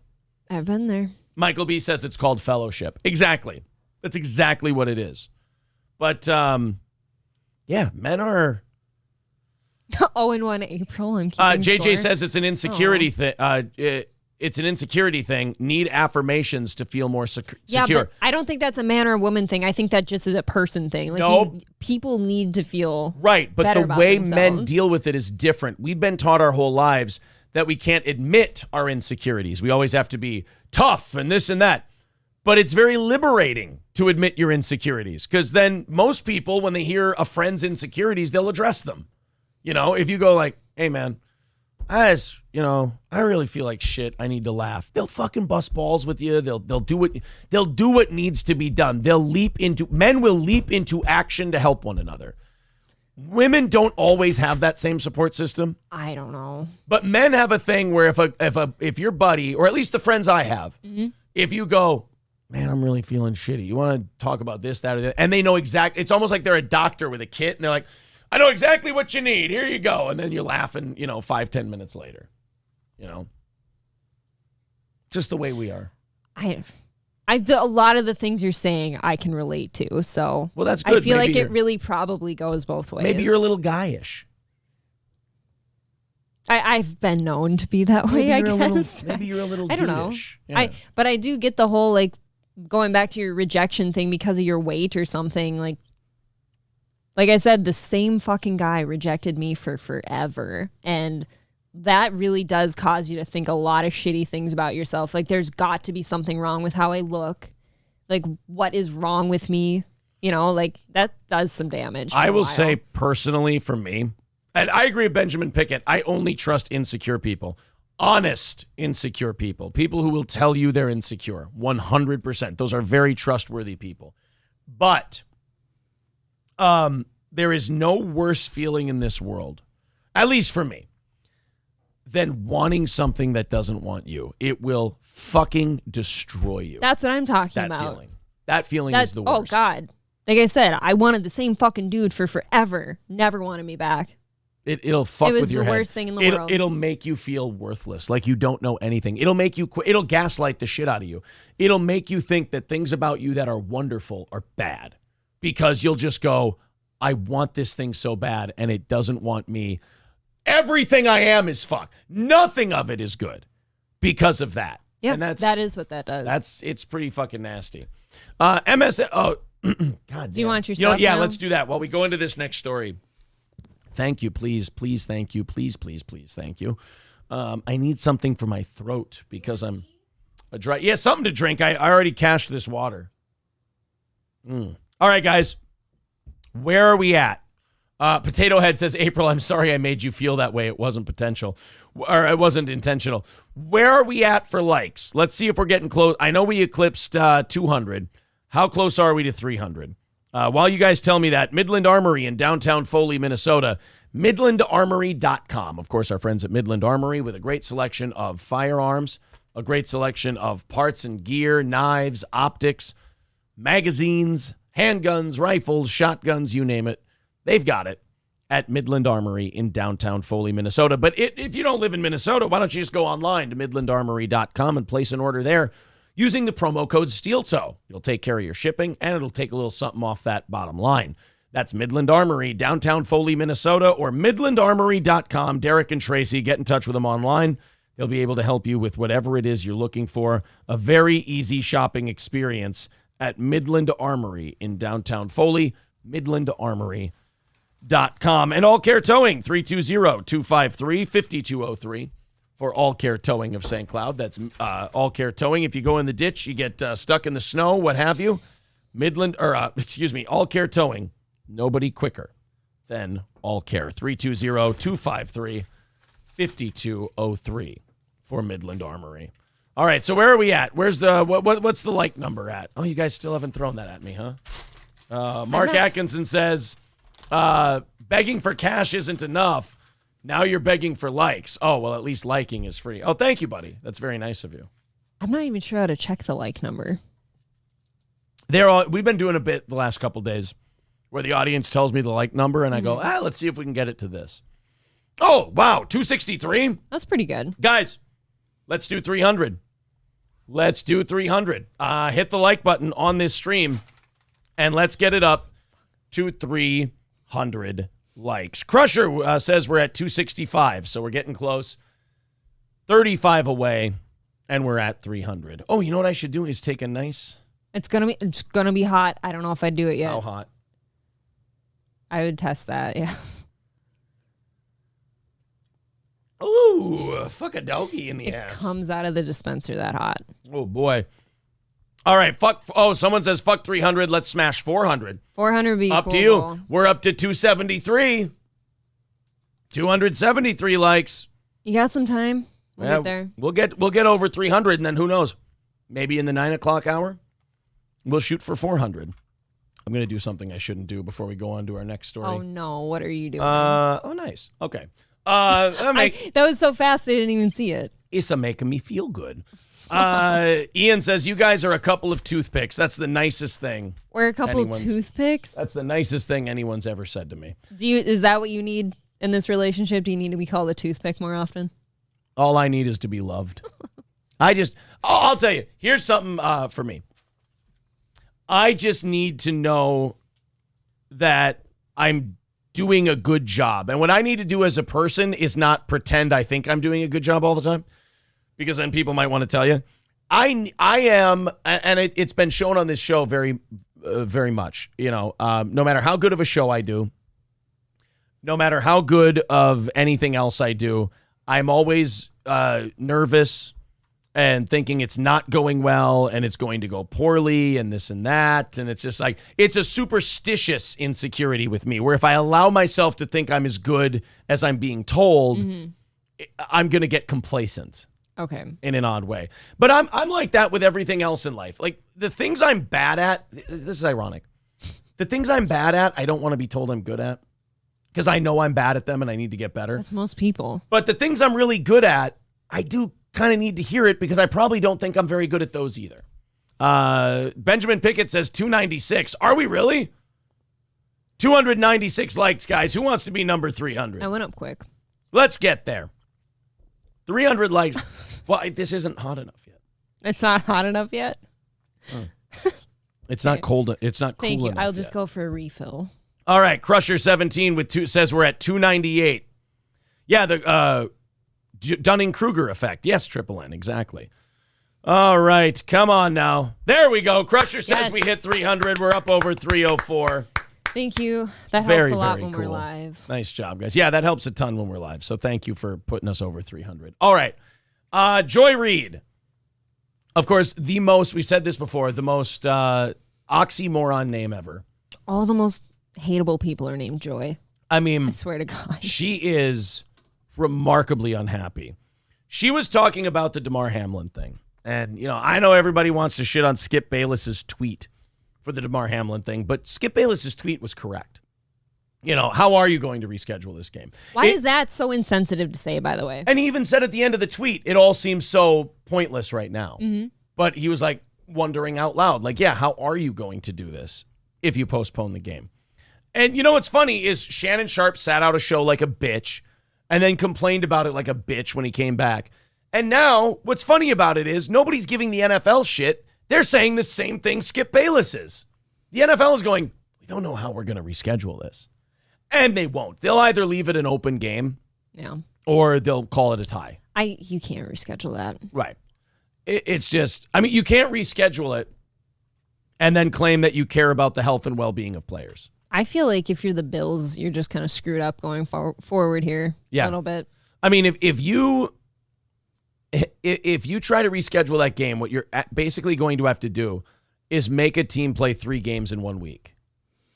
Because you're going to have to play on Sunday, you're going to have to you're going to have to play again on Wednesday, and then you're going to have to play on Saturday or Sunday again in the playoffs. And how hard is that on everybody? It's impossible. Most of your first team would be out with injuries. Yeah, there's just no recovery time. H says settle the game with a coin flip. It's as fair as anything else. I like somebody suggested do a Madden game. Yeah. Just your 2 best players. Your 2 best Madden guys on your team. Have them play against each other on all Madden level and just see who comes out on top. I think that would be the best way to settle it.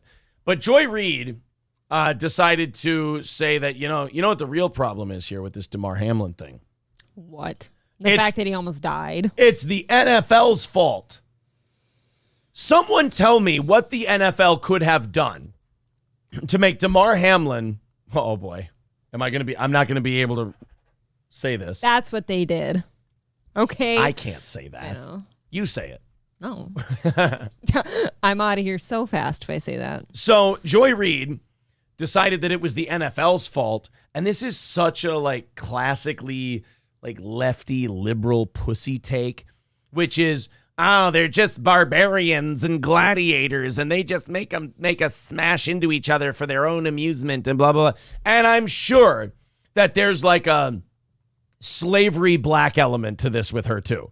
It's just black men hurting each other for your entertainment. That's definitely the tack she takes, because with her, everything is about class and race, and she only sees the world that way. She's fucking insufferable. Which is actually part of the problem, is it not? Right. So, with this Joy Reid, please tell me what the NFL could have done other than what April wrote down on that piece of paper there. Please tell me what the NFL could have done to have this guy not die on the field. Because, I'm sorry. Lighter hits from T. Higgins. No, I'm sorry. That fucking hit did not kill him. No. That was it doesn't a happen. very soft hit. Men have been hit 1,000,000 times harder, thousands of times in football history in that same exact spot, and their tickers are fine. Douglas said the same thing that April wrote down. Oh, did he? I would agree with that too. But even if we find out, it was just a guy who dropped dead on a football field doing cardiovascular activity. Oh. Which high school and college players have been dropping dead from as well. But this one happened on national TV, and we still will not be allowed to have a conversation about it. It's a literal dead man falling over on the field. Yeah, exactly. And it was from a hit. Bullshit. That was the lightest little tap. It was nothing. Even that, weren't they all just kind of standing around for a second? So it's not like the hit just happened. Yeah, he didn't get hit and then roll over and go, That's kind of what I said about you yesterday. You were worried that you did something too hard or whatever at the gym. And I'm like, usually if it was something like that severe, you would have felt it right away, which to me caused me to worry that something else was going on. Well, with the Damar Hamlin thing, he gets the hit. He goes down. He gets up, good, and then all of a sudden, So I'm sorry, posse commentatus or whatever the fucking guy was trying to call it, from watching it for 3 seconds. I can always tell a doctor's not a quack when he watches something on television and has a diagnosis. But the idea that hit is what caused this, please. It could have been. We don't know. And that's the other thing. The people who are asking, hey, could this medical procedure could have contributed this to any way? They're not saying it did. But the people who don't want people saying that are yelling and screaming that it's not and insisting that it's this other thing. You guys are the only people making assumptions about this. Yes. We're not assuming what happened to this guy. We don't know. We're just saying we got some bad feelings about it. And when we find out what happened, can you at least tell us and we can talk about it? That's it. To me, I'm more suspicious of the person who goes, stop talking about this. It's not this. It's probably this. It's not. That person that's a more controlling, manipulative person than just anyone trying else. to deflect, like can't even have a conversation. Right. So let's see what Joy Reid said about the whole thing, because if there's one person's take I've been waiting on for this, it's hers. It's Joy Reid. Oh, we're going to get an ad for a 17-second video. We're getting an ad. Wow, Daily You don't Mail. want to learn about the level of concern that the NFL in general has for the bodies of these players. It's a violent sport. It's a brutal sport in a lot of ways. What do you make of the fact that it took a long time for that game to be called or for that game to be stopped? What do you make of? Wow. So she has a problem. She's saying that the NFL is such a violent game. It's such a terrible, violent game because, it took so long for them to call the game, because they thought, we can still put these people out there. No, Joy, you can't just call a game. Nope. You have to talk to the league offices. You have to discuss with them the situation. You have to go over your options. You have to, and no, I'm not reenacting Joy's speech with a puppet, Michael B. Why not? It wouldn't be right. And I agree with Skeezy. Her takes are so violently stupid. You have to talk to the league office. You have to talk to the officials. You have to discuss a plan for how you're going to do this game over again. Mm-hmm. You have to send out releases. You have to do, all sorts of shit has to happen. First of all, before you even call the league offices, the coaches have to talk to their players. They got to get this guy into the ambulance, get him to the hospital, get everybody back in the locker rooms.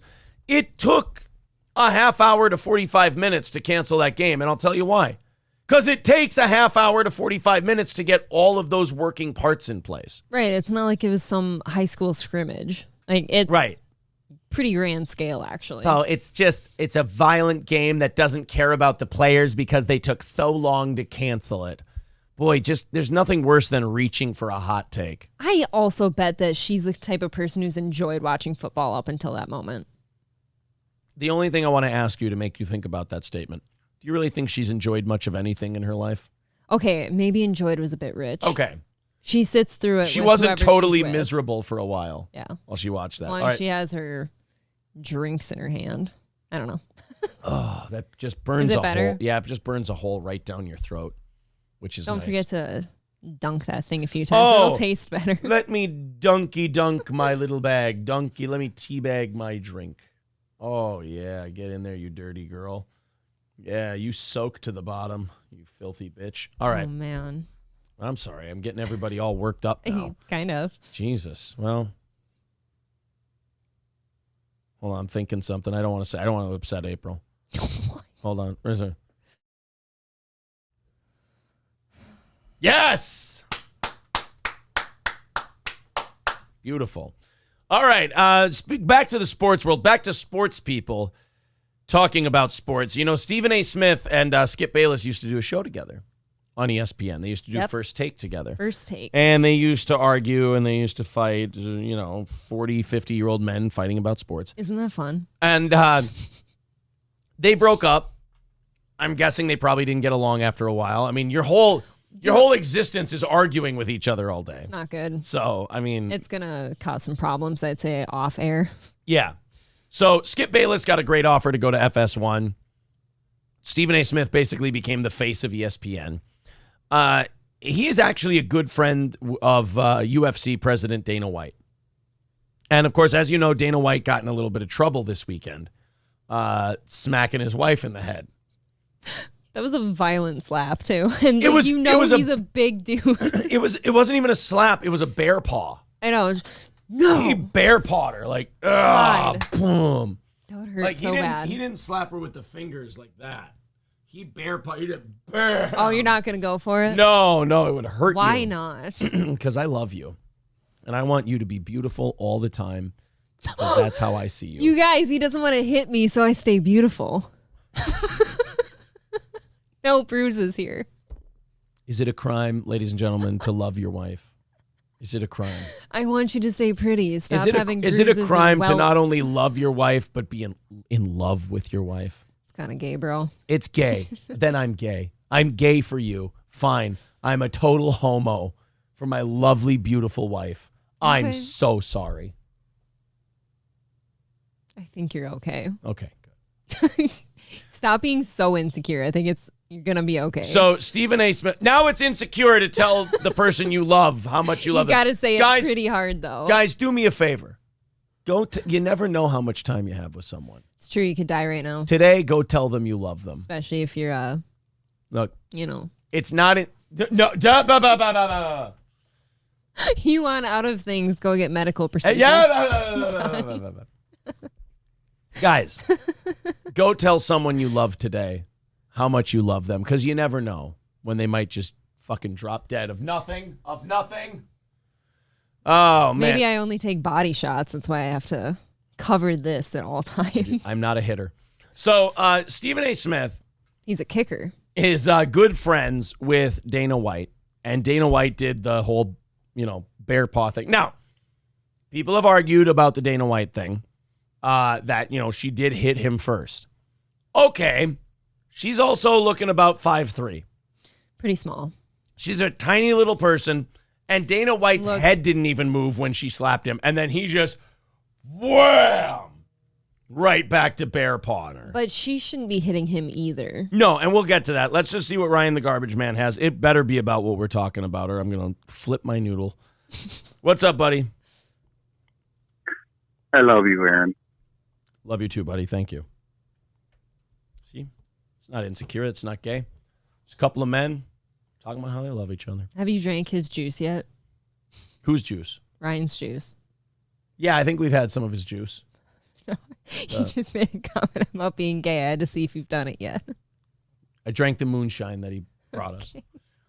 So Dana White, that's the argument, is that, she hit him first. And she shouldn't. Okay, and she shouldn't lay hands on him any more than a man shouldn't lay hands on a woman. But it's kind of like when police use force against someone.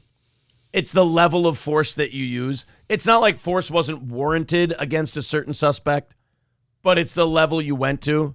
Like if a retard tries to blow his boogers at you while you're arresting him, you just take him down to the ground, you handcuff him. You don't tase him and pop him with the nightstick 8 times. You know? God, would it feel good? No. There's levels of violence that you respond with. And for Dana White, you don't respond to with a You do if you've had copious amounts of alcohol. You do if you've been drinking. You grab her arms, you go, all right, enough. Stop it right now. And if you're like in his entourage or the group of people he was with, one of you's got to get in between the two of them and fucking break this thing. Okay, now you're that guy, though. Maybe he's just trying to fuck her, Aaron. You don't want to fuck the boss's lady. That's going to be a problem. So Stephen A. Smith is good friends with Dana White. Yeah. And he had his take on him. And look, I don't envy a guy like Stephen A. Smith in this scenario because you're going to feel forced to be hard on him because you're his friend. But if you're light on him, people are going to accuse, if you have a certain opinion, people are going to accuse you of only doing it because he's your buddy. That, and you're excusing woman hitting now. Yes. I don't know. So let's take a look at, or let's take a listen to Stephen A. Smith talking about the Dana White thing. A video published by TMZ shows White and his wife Ann in a VIP area of a nightclub during a New Year's Eve celebration in Cabo, Mexico. Dana White can be seen in the video saying something to Ann White, at which point she slaps him in the face. Dana White then slaps her back before the two are quickly separated. If I could get the control remote. And by the way, what's funny about this is that, like, when he gave his apology on TMZ, he was like, hey, we've been married 30 years and, couples fight. And, like, what I took from his apology was, like, she's a badass Boston bitch. Okay. He's dirt trash from Boston, too. And they probably physically entangled with one another That's before. how they do it. Yeah. They get a little drunk and one of them smacks the other and the other one goes, hey, bitch. And then the next morning, like, oh, wild night, right, hon? Okay, look, then I've got something to say about that. Yeah, maybe different relationships like have different levels of what they're just okay with or how they deal with things. I'm not saying it's right. Right. But maybe they are just a couple that hits it out or something like that or shoves and stuff. And I would, look, that's not my thing. But. I mean, I understand what you're saying, though. Here's what Stephen A. Smith had to say about it. Discipline he should face is the kind of discipline he would impose upon someone he oversees, because that would be consistent with who he is. Now, I will openly confess to you, and I certainly, we shouldn't end this segment without getting your take on this. I will tell you this: Dana White is not just somebody that's connected in the world of sports. He's a friend. I love the guy personally. So this is a very hard. Takes a little bit of ball. By the way, I like when people do this. We were talking about apologies earlier, and somebody asked in the chat, Aaron, what's a good public apology that you've seen? And I can't remember off the top of my head, but I'm sure if you gave me a day, I could come back with a few. I like segments like this where the guy because we've seen segments where the guy who's friends with the guy throws him under the bus completely. I like that Stephen A. Smith going into this goes, he's my friend. I love him. But, like, he doesn't go right into, he hit a woman, he's a terrible guy, blah, blah, and try to score points off your buddy's corpse. He goes, look, he's my friend. I love him. It's unfortunate I got to talk about this, but here's what I think should happen. Subject for me. We talk all the time. We certainly connected briefly since this happened. He knew there's no way on earth that I wasn't going to talk about it. My heart goes out to his family because this is a very, very embarrassing situation. He says it has never, ever happened before. I don't believe that. I don't think you just get into hitting. She looked way too comfortable smacking him in the mouth, and she looked way too comfortable taking that smack in the mouth. That's what I'm saying, because if that hadn't happened before, I feel like she is completely gone as soon as that happens. Right, like, you don't hit each other for the first time in your 50s. Yeah, she'd be, not only that, but I think she'd be coming out with some kind of like statement about how awful that was that he did that to her. She'd be leaving. Right, neither of them seem surprised. None of them seem surprised. That's my whole thing about the Dana White thing. Neither of them seem surprised that it happened. The media is asking him, like, oh, my God, what are you guys going to do? And he's like, we've been married 30 years. What are you going to do? Shit happens. We'll figure it out. Just our usual Saturday night. Right. You just don't usually see it. The funniest part to me is she doesn't really seem that bothered or upset by it. She's not coming out with statements. Like, Dana White's the only one talking about it. That's what I'm saying. Like, I would hope that if that's not the usual thing, that she would do something about it. He's completely ashamed and utterly disgusted with himself that he finds himself in this situation, that he would ever have done such a thing to a woman he's been married to for 30 years, who's the mother of his 3 children, and he makes no excuses for it. Mommy and Daddy like to wrap each other upside the head when we get a little lit. That's, look, I don't know. How do you think those 3 kids were made? I'm not in their household. Right. You don't think your mom was hit when you were getting made? Probably went harder, you pussy. Is that what happens? Attacking his manhood. But look, to me, Dana White might be the only man in the world who watched the Damar Hamlin thing and went, whew, okay. Something to get off me. All right, Damar, let's see. Gervonta Davis is accused of smacking a bitch too. Damar Hamlin just about died on national television. I mean, you got to think. People aren't really talking about the Dana White thing that much. No, and they would be, I think, if there weren't any distractions. It would be the only big story in the sports news world. Mm-hmm. It would be, oh my God. What a giant dick Dana White is. Yeah, now they're like, God, I hope Damar Hamlin's okay. And as like Dana White tiptoes out of the spotlight, he goes, yep, me too. Out the door. And I think it's important to point that out. I also think it's important to point out that she validates what he asserts, that it's never happened before, that it was completely out of character. Good. So at least you two are lying together. Yeah, she doesn't want to admit that happens to her a lot because then she's the beaten woman, and how embarrassing is that? Well, no, I think it's relatively normal that she throws the first shot. She's probably a little firecracker from Boston. I don't care what dude you are. I'm not hitting a guy. Okay. Like, I'm not going to come over to you and hit you. That's not going to happen unless I'm like boxing or something. Okay.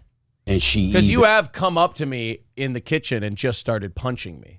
That's for fun. Yeah, right. Exactly. I understand. Yeah, that's different. You know what saying. And I also know that there's a safety pin there. I can just give you, if things are getting out of hand and you're getting a little too smacky. Yeah. Quick leg kick. I can take care of it. God, that was incredibly shitty of you to sit and pause like I come hit you like as anything that's not fun.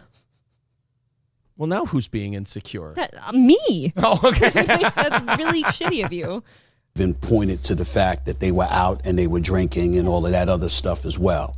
In the end, he's not making any excuses. It's certainly not for me nor anybody out there to make an excuse, because particularly within the times that we're living in and with all the things that we've learned and the inordinate amount of times we've had to address subjects like this, we have to maintain. It's usually black football players. Wait, what? No, Steven!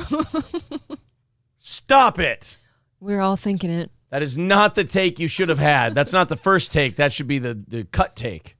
And consistency in pointing out, you do not put your hands on a woman if you are a man. You do not do it. Dana White knows that. And you know, look, I agree with Stephen A. Smith. And what Stephen A. said at the beginning of this was Dana White should treat himself, punish himself, like he would punish one of his fighters. And the way he would punish one of his fighters for this is they would be gone. So Stephen A. Smith is basically saying, like, look, I think Dana White should excuse himself from the UFC. Now, I don't think that's going to happen. No. I don't think that Dana ain't going anywhere. It's a little bit different situation being the boss, I think. Right. So you get to excuse yourself for a little bit. Dana's not leaving. And again, neither of them seem too shaken up about this. No. I think, like I said, it'd be a lot different if she came out like crying on press releases and shit and said, Buzzsaw Lightyear with a good point. He goes, fighters getting punished for hitting women. Tell that to John Jones. All right, fair enough. Greg Hardy, that's another one. Okay, you know what?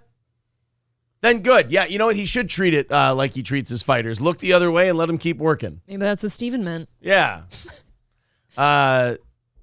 Stephen A. doesn't have a problem with Mayweather. He spit shines his asshole. Now, the Mayweather thing is an interesting one. I can't remember if Floyd Mayweather hit his baby mama or if he like choked her or something like that. But I will say the thing with Mayweather was the mother of his kids. He was giving her, they don't have, or if they do have a child support agreement, he goes above and beyond. Okay. And he gives her money for a phone every month. So that phone can be in possession of his children so he can talk to his children whenever he wants to. I can understand that. He can call them, he can talk to them, and he gives her money for it. And then he found out that she was spending money he was giving him buying her new boyfriend like watches and shit like that. And like the phone, the phone had been turned off. So she had not been paying the phone bill with the money that Floyd was giving her. And he went to her house, they had a fight, and he put his hands on her. I'm not saying that Floyd Mayweather should have done that. But what I am saying, what I am saying is, if I was in the same position, I cannot with 100% certainty say I wouldn't do a similar thing. I can't. I would like to think I wouldn't. I would like to think I would not do that. But I can't sit here and say I know for a fact I would not react angrily. I will say, sitting here, I hate hearing that, and I would really like to think that you wouldn't do that. I don't think I would. But people start fucking with your kids and they start fucking with your money. I've seen that before. I've seen, fuckery involved when there's like shared custody of kids and stuff. But okay, and come on, I'm leaving something out. It's not like that happened and then he walked in there and just started beating her. She started doing the yo shit and the you ain't shit and the fuck you, I'll do what I want kind of thing, and just that aggressive in your face, piggish single mom bullshit. And it got heated, and Floyd went for it. Brown Candy says baby mamas are easier to hit than wives. I don't know. I was going to say maybe there's less to lose there, but not really if that person's in charge of you seeing your kid or not. Right. Yeah. That's the fucked up part. That's the problem. If Floyd was calling his kids, he would have known the phone was off. He never called his kids, obviously. What? No, you call your kids, the phone doesn't ring, and you're like, what the fuck is going on? Yeah. Right. You were giving this person money with assurance that your child will be able to speak to you. Right. Yeah, Revan says about Dana White, they got home, they fucked. This is a non-story. It does seem that way, right? Yeah. It does seem like Dana and his wife don't seem as shaken up about this as everybody else. And I think that kind of goes to if the two people that it happened to aren't shaken up about it, why are we? Right. That bothers me too sometimes. Well, in fairness, people get to exercise, like especially male commentators, they get to show what good guys they are, and you get to do the you never hit a woman no matter what. We care about you women. Exactly. We all want to fuck you. You get to do the thing that I was talking about. You get to virtue signal. Yes, you do. Men like to virtue signal just as much as anybody else. It's hard to be honest nowadays because every other scumbag beta cuck will sit there and go, and I would never do that, and I would treat you so wonderful. That's what he just did. Right. Whereas an honest man would go, look, should you do that? Probably not. Was this a situation where there was some wild shit going on and things got out of hand? Yeah, absolutely. But if your only take on the Dana White thing is, and a man should never hit a woman and you should get out of there as immediately as possible after watching that video, then you're just being a fucking peacocking dickbag. Do we even know why they hit each other? Was it just that they were drunk and looked at each other wrong? Did we ever hear what the strike was for? They were shit hammered and they were probably shitting on each other. You're not a, he was probably like, you need to get a control of yourself. What the fuck are you doing? You're embarrassing yourself. She's like, fuck you, you piece of shit. You're not even a man. And then he went, whoa, wham. And then that's the point where you look at it and you go, whoa, guys, let's, no bear paw slapping. Let's get it separated. God, open palm from Dana White. Ouch. That is a big, meaty hand, too. It's a very big, meaty hand. So I don't, look, he shouldn't have done that. That was a bad thing for him to do. But I'm not going to sit here and go, oh, Dana White should be punished forever and he should be this and that. I'll tell you why. I don't know their relationship. That's what I said. They might be cool with that, as shitty as that sounds. Right. And the way both of them hit each other, they looked comfortable. It looked like it wasn't a big deal to the two of them. Familiar. Yeah. Again, I don't know what their relationship's like. I don't know what they were doing. I don't know what was said. But that, and the way Dana and his wife, they apologized to the public for like, hey, sorry we exposed you to the way we do things in the White household. Right. I know that was traumatic for you guys. We're going to be all right. Don't worry about it. You know what? Bruises heal. Exactly. And did I chip a bicuspid? It's none of your guys' business. Don't worry about it. I can get it replaced. Yeah. Chrissy Mayer says he has a slap show coming out on the 11th called Powers. Oh, that's right. Oh, he's just practicing. He's got the power slap thing. So, you know what? We really would have known it was a work if he would have went. And then, wham. That's got to be the worst of those slap competitions, is having a man stand across from you and just size you up and knowing you can't defend yourself. And he's going, 1, 2, wham, and just smacking you in the head. She just stands there for it, too. And then afterwards, she takes the blood. She wipes the corner of her mouth. She goes, wasn't as hard as last time, Dana. She probably calls him DW. Then you just fuck. Yeah, what if that's how all their sexual encounters start? It's her going, and then him going, wham, and then her going, and just fucking smushing, and then he starts sucking his cock and just, sorry. What was that motion? Got my own self hot telling that story. Good Lord. The whites smacking each other Look, and then just blowing each other. I've got to say that's not what I'm into, so. Chrissy says when somebody gets hit for the first time, they take a pause and freeze. This was not their first. Right. Exactly. It's a shock. Like, did you just hit me? This was her going, fuck you. And him going, you know how this ends. Bam. Again, I'm not saying it's right. I'm not saying that he should have done that. I'm not saying it's good. I'm saying before we all start going out there and going, oh, it's terrible, and oh, he should do this, and oh, they should do that, and this and that. I don't know their household. And to me, people from Boston are not normal. They're not like the rest of us, and they shouldn't be treated that way. Yeah. I've been to Boston. Right. A little feisty. Those people should not be treated like human beings. They should be considered differently. They're Bostonians. It's different. He's known her since they were 12 years old. Ooh. They've been hitting. God, so were they always together? Just always? Yeah. Says he's been with her since they were 12. Ew. Rain says, Steel Toe, I like your smacking fantasy. Look, it got away from me for a second. I know. That's twice now on this one show where I've heard you say something that you've kind of gotten into, and I'm like, oh, I'm not sure I'm cool with that. Uh-oh, what's the deal? Like, am I expecting something, or? I don't, you know how gross it would feel? I'll say my personal opinion. This has nothing to do with Dana White or anything else. Yeah.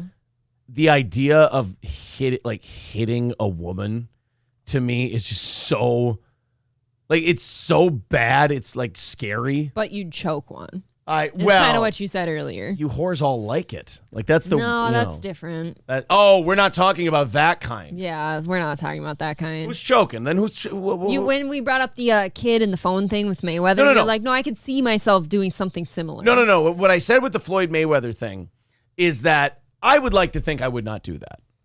But in that moment, it is scary to think that maybe you could do that because you're talking about your children. You're talking about this woman getting in your face and being like just fucking. There's something about being completely impotent while somebody just says horrific shit and gets their finger this fucking close to your face and like that fucking baby mama bullshit that women do. I don't know about baby mama. And you ain't bullshit. shit. And you can't do shit. Like a woman's in your face. You ain't gonna do shit. You can't do shit. Like it's almost like there should be a judge sitting there and Floyd should go, what, your finger is this close to my face. I want to talk to my kids. She's being a fucking trifling hoe. Judge, what's the deal? And he goes, all right, look, you can pie face her to the ground. That's it. And you're like, all right. And then just pick smush. just the hardest pie you can. Like get a pecan pie. So no, it's I mean just like smush. Do the hand smush. Like not an actual. Oh, yeah. April, I'm not saying like a clown Floyd Look Mayweather. how innocent I am. I've never like hit somebody before. You mush face her and you just go to the ground and you're like, because like you look at someone and they're like, you piece of shit, you ain't shit, motherfucker. And then Floyd looks at the judge and he goes, what? He goes, well, you can goon hand her. It's like, all right. You know Pimp about hand strong. You know about the goon hand? I don't. Yeah, goon hand is. Nope, I'm not going to do an actual. It's where they grab you like this and they squeeze and they kind of control you like that. That's a goon hand. That's been done to me before. No. You got goon handed? I've been goon handed and I've been pushed and squeezed previously. Ugh. No goon handing. It is demeaning. Goon handing is nasty business. And it does do what it's intended though. Who goon handed you? I would prefer not to say. All right, hold on. You know. Okay. No. That's very private. But like it does do what it intended to though. Like even if like let's say me, I was just sitting there like having this conversation with you, now suddenly that happens, like okay, whatever I've got to say isn't worth it. So I'm just going to be like, nope. Jesus. Go away from me. I don't want to be around you. No goon handing. That's fine. Goon handing is where you give them the bruise right here. You pinch them and you give them the bruise. Like it's a pinching kind of it's not like a grab. There's a grab and then there's a goon hand, which is pinch and fucking ow. And it's like a bull ring in the nose. A bull ring? Yeah, like the ring they put in the bull's nose. What do you mean it's like meant a bull ring? It's meant to control. Like you're pinching someone's arm. It's very childish. Burger King is adding the suicide burger to their menu. Now, is this true? Is this real? I saw it. I sent that to you, I think. Because I don't know.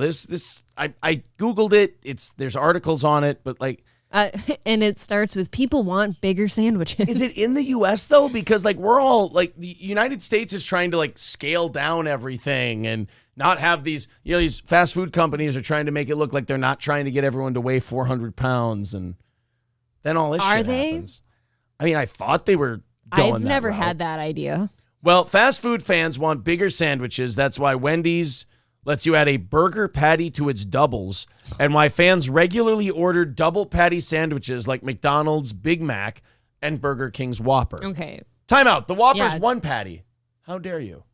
You can get a double Whopper. Oh, don't get a double Whopper. What do you do? One Whopper is too much.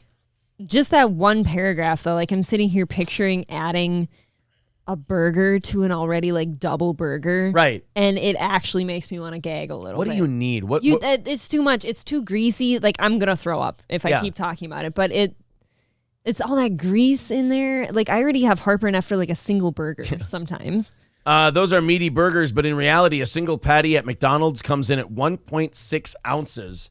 So a double is 3.2 ounces. Okay, now we're getting, this must be from some foodie restaurant or foodie website or something. Stop trying to make yourself like feel better about just piling meat onto a burger. There is nothing to feel good about here. Well, Burger King has decided to lean into the trend and add a monstrosity to its menus nationwide. This is being nicknamed. I don't know what the actual thing's going to be called because they're not. I think they're calling it a quad stacker. Because that sounds good. Yeah, it's been nicknamed the suicide burger. Look at that fucking thing. Complete with cum. What is that? Yeah, that's just dripping cum from the bun. Is it ranch? Is it gravy? I don't know what that is. The color's weird. If you have to ask, don't eat it. Right. But that's the burger that they're launching nationwide now to pile on to the giant burger trend. Okay, I'm sorry, that doesn't even look good. I don't know how you take a bite of that. That's what I was going to say. How does it fit in your mouth? Like, you ask me that all the time, and I tell you, just be brave. Just be my big, brave girl. Just be brave. Yeah. Just be my big, brave girl. You'll I feel like be I got to cut it up before I try to no. You do put it in the microwave, split it down the middle. Come on. Oh, God. What are you doing to me? I'm nauseous now. Burger King Japan has a tradition of offering very large takes on the hamburger, but the biggest is the King Yeti, the super 1-pound beef burger, a 4-patty and 6 cheese slice sandwich with a similarly high price to match. While Japan is known for its high cost of living, the roughly $15 that the King Yeti super 1-pound commands is certainly steep for a Burger King menu item. The most expensive sandwich on the U.S. menu, the Texas Double Whopper, is $8.19. In addition to a potential heart attack, the King Yeti Super 1-pound beef burger comes with 4 100% beef patties, 6 slices of Gouda cheese, Caesar sauce. Oh, it's Caesar salad dressing. Why are we putting Caesar sauce on beef? Pickles, onions, and a combination of Parmesan and... You're a cook person. I don't know what that is. Camembert cheese on a brioche bun. So they've made the quad stacker official. While Burger King has never embraced the name, the quad stacker has semi-affectionately been known as the suicide burger by secret menu aficionados. That version of the sandwich is generally ordered with 4 burger patties, 4 slices of American cheese, and 8 slices of bacon, served between 2 buns with some of Burger King's secret sauce. The menu version, which will be rolled out nationwide as part of the new BK Stackers lineup starting January 5th, will be a little different. The Quad BK Stacker has 4 beef patties, 4 slices of American cheese, bacon, and stacker sauce, all sandwiched between a sesame seed bun. There will be a double and a triple stacker offered, in case you want to die in 6 years instead of 3. This is honestly nauseating. Help me. The only difference is that the double will have 2 patties and 2 slices of cheese. The triple will have 3 of each. So they're going to release this fucking thing. Only the sauce is going to be stacker sauce. Hold on. So are they doing this overseas or here? Here. What is currently the biggest? Today. What's currently the biggest burger offered here besides that one? I got to think Wendy's has to have the biggest. Here, highest calorie burgers. Here we go. Worst fast food burgers with an insane amount of calories. Number 15, the In-N-Out 4x4 has 1,050. That's smash burgers. Let's go down to the bottom here. Number 1. I'm going to guess. I'm going to close my eyes. I'm going to guess it's probably Hardee's / Carl's Jr. They're known for being fat, gross fucks. Okay, if you're taking that. Oh, I was going to go Wendy's. Number 5, Hardee's Monster Double Thick Burger. We'll show you guys these as we talk about them. These are so bad. 1,400 calories. Basically, if you eat one of these burgers and some French fries, you can't eat the rest of the day. And don't forget the soda, because everyone has to get a huge drink. 97 grams of fat. Can people stop eating like this? 2,780 milligrams of sodium, 53 grams of carbs. Hey, but 86 grams of protein. That's like having 2 scales. Okay, like the good does not outweigh the bad there. Number 4, Carl's Jr. Spicy Western Double Cheeseburger. Because you got to have fried onion rings inside of your double fat burger. I do think onion rings are good on a burger. I don't order it very often. 1,400 calories, 3,000 milligrams of sodium, 75 grams of carbs. Number 3, oh God, this one looks like a disaster. God, even the patties. Stop making square patties. It's not natural. The Wendy's Pretzel Bacon Pub Triple Cheeseburger, and it's got the pretzel buns, too. 3 giant chunks of meat. Oh my God. The not caramelized, what are those? The deep fried onions. Deep fried onions. The pickles, the bacon, dripping with sauces. That doesn't look good to me. Like, it's not appetizing. I can feel myself feeling bad. I'm about to puke it up, is what it is. Like, I puke after that. 1,520 calories. Steak and Shake 7x7 steak burger. No. Oh, that just looks like it came out already. It looks the same going in. That is just diarrhea. No. That looks Ushered like into someone just took existence. nuclear cheese and pumped it everywhere. No, it looks like somebody melted Kraft singles in a microwave on the cheeseburger. Same difference, in my opinion. I don't like either one. Steak and Shake 7x7 cheeseburger, 1,660 calories. Don't you just kind of hate yourself if you're doing this?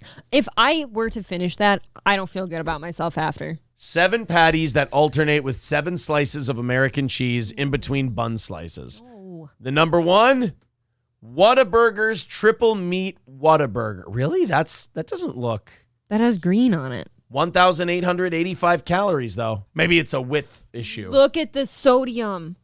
You're dead. You're dead. You now have high blood pressure and you're going into some 2,080 kind of milligrams of arrest. sodium. This is 221 grams of carbs. Holy shit. Oh. Yeah, so nationally, that's the biggest one. See, Okay, look at that picture, though. That is the most basic burger we've seen so far. I'm trying to think. Having 2 people with diabetes in my family, that many carbs, like there's no carbs in the vegetable part of it. So what is in that meat that's causing it to be that high? Well, here you're taking a bite into 3 5-inch beef patties. Okay, so they're big, round beef, 5 inches. Even that, though, usually with just plain meat, there's no carbs in it. So something is seriously wrong with this burger. They're layered with a slice of American cheese in the middle. Everything about this burger is just extra and over the top. It's no wonder it takes the top spot. But it doesn't look... It looks too basic to have that high of numbers. Maybe there's sauces on it that we don't see in this one. What's the most disgusting one you saw out of all those? That one's up there, but I think that one. I don't like the pretzel burger. The square patties really troubles me. All right. Ooh. Ew. What's this guy? The Shake Shack Triple Lockhart Link Burger. Lockhart. Right. Oh, yeah. That's truth in advertising. Yeah. Definitely Lockhart. Which was your least favorite? The melty cheese one. God, I can't stomach the idea of like eating any of those. Aaron, look up Heart Attack Grill in Las Vegas. Yeah, we never went there. Oh, have you seen the pictures though? Yeah. Oh, they're incredibly, like they're out of hand actually. That's even a place where I look at it and I go, this is bad for the country. You know? But people see it as like, ooh, I went to Heart Attack Grill. I'm pretty permissive towards just about anything, but I look at that one and I go, guys, this is rotting us from the inside. I mean, Jesus. Eric W. says 3 5-inch patties is a big burger. Yeah, it's huge. At Heart Attack Grill, you eat for free if you're like over, is it 300 or 350 pounds? It's just, whatever it is, it sends the wrong message. It's all wrong. I felt healthier at Hogs and Heifers. That's like going into the bar and like, if you have yellow eyes, you get free drinks, you know, because your liver's just failing on you. Like, oh, you drink free. You look like you're wearing special contact lenses. No, who said 9 eggs? Somebody just said 9 eggs. Good Lord, man. I don't know. Look at his chest, April. He's sneaking burgers. Oh, that's really nice. That's such Are you going to Hardee's? That's a sweet thing for you to say. I bet if we looked at like Mexican food though too, like looked into Taco Bell and Taco John's, like do you think that's pretty bad too? Actually, or is it not as I've bad? looked it up. I think Taco Bell calorie-wise, because some of their menu items are like 99 cents and they're so small that I don't think they're as bad as like the giant burger places. Well, and it doesn't have time to sit in your guts long enough to stick. Right. Oh, no, never mind. Taco Bell's horrific. Quesarito, 630 to 650 calories. What are the tiny little soft shell like burrito things with like the pulled chicken and stuff that I don't like them, but if I have to go to Taco Bell, that's what I get. The Burrito Supreme? No. Because that's 370 to 400. The ones I'm talking about are very small. Chili cheese burritos, 380. Soft Taco Supreme, 190 to 210. See, that doesn't seem outrageous. Yeah, like there's items you can get there that aren't that bad. Crunchy Taco, 190. Nacho Cheese Doritos, Locos Taco Supreme, 190. That's, yeah. I mean, they got some things that are up there, but they don't have anything really over 800. So, Cinnamon Delights, 930 calories. Whoa, what? Where am I missing? In the middle, this? right there. Ooh, Cinnabon Delights, 930. Yeah, That sounds like a trap. If you order Cinnabon anywhere, I've had some Cinnabon. You're putting tits in your body. That's what you're doing. Do I need more Cinnabon then? That's a breast augmentation. Ordering Cinnabon. If you could just direct where the fat goes, I think we'd all be better off. You know who's really terrible calorie-wise? You know who's like one of the worst ones? Subway. It's all the bread and the sauce. That's the funniest thing I ever heard. Well, not funniest thing I ever heard, but the funniest thing I've heard about like fast food is someone once said the greatest marketing trick that has ever been pulled off in American history is Subway convincing people that eating all that bread was somehow healthy for them. You want to know something? You know those flatbreads that whenever I go there, I usually got a 6-inch flatbread.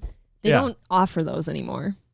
Right. They changed the whole menu at Subway, and it's shit. It's awful. Now I kind of just don't want to go because I don't need that much bread on my sandwich. I'm sorry. Yeah. Jake Paul has signed a multi-year contract with the PFL. He and his business partner, Nakisa Badarian, former CFO of UFC, now own equity in the organization as well. More on the deal, which calls for Jake to compete in MMA too. What? Hold on. What? Paul will be headlining a super fight pay-per-view division for the PFL. Fighters on those cards will earn at least 50% of the revenue per the article. So he's going to get fighters paid. That's good. Might as well get paid for getting your brains bashed. I know, but shouldn't he be sticking to boxing? Like, he's good at it. MMA, I don't know. We've never seen him. It's fine. Maybe he'll still be knocking people out. All right. Well, Jake Paul's going to get back into the fight game then, and now this time in MMA. I mean, we're kind of at the point now with Jake Paul where, like, can you really tell him that he can't do something? No, because every time he does it well. Yeah, he pulls it off. So, fuck, maybe we'll be proven wrong by Jake Paul again. Is he surpassing his brother in, like, fame and stuff I think now? he has. I think Logan at first was the more famous one. Now Jake's the guy I think most people would know. And a lot of it. Oh, they're saying he trains in everything. Okay, well, then he'll probably be fine. Let's go ahead and watch this. Some guy wore a military outfit to a Waffle House, all for a 10% discount. Oh, no. He literally. What is that going to be, like $2? Think about it. What 10% of $15 if you're just by yourself is $1.50. $1.50. You stole valor and put on a military uniform so you could get $1.50. What is the stolen valor worth to you? Jesus. Now, the video's gone, apparently. Really? This man went into Waffle House, the finest breakfast establishment in the South, writes Not the Bee, wearing a thrift store army uniform and Timberland boots for a 10% discount. When I came in, I knew something was off about the uniform. You know what I'm saying? I knew something was off about the uniform. Jeez. What is going on Saying here? it 3 times. I knew it. He talking about, hey, it's Veterans Day. Ha, ha, ha. You got earrings on. Full beard, earrings. You believe this clown? That's a clown, bro. I already called the police on you. Okay, hold on. I got to find this fucking video because me reading this is weird. This is very bad. Hold on. Stolen Valor Waffle House. Just comes up with a this is compilation. The guy. Okay. Hey, bro, we all talked about that. You gonna keep with the same lie, bro? Gonna keep on the same lie? What they owed you, bro? $13.50. 13. So that's $15. That was he got $1.50 off his fucking breakfast. Yes. Was it worth it? What a piece of shit. To look like a bitch. Yeah, to look like a complete asshole, and now everyone in the country hates your guts. But you got to save 6 quarters. Good job. Don't get no time.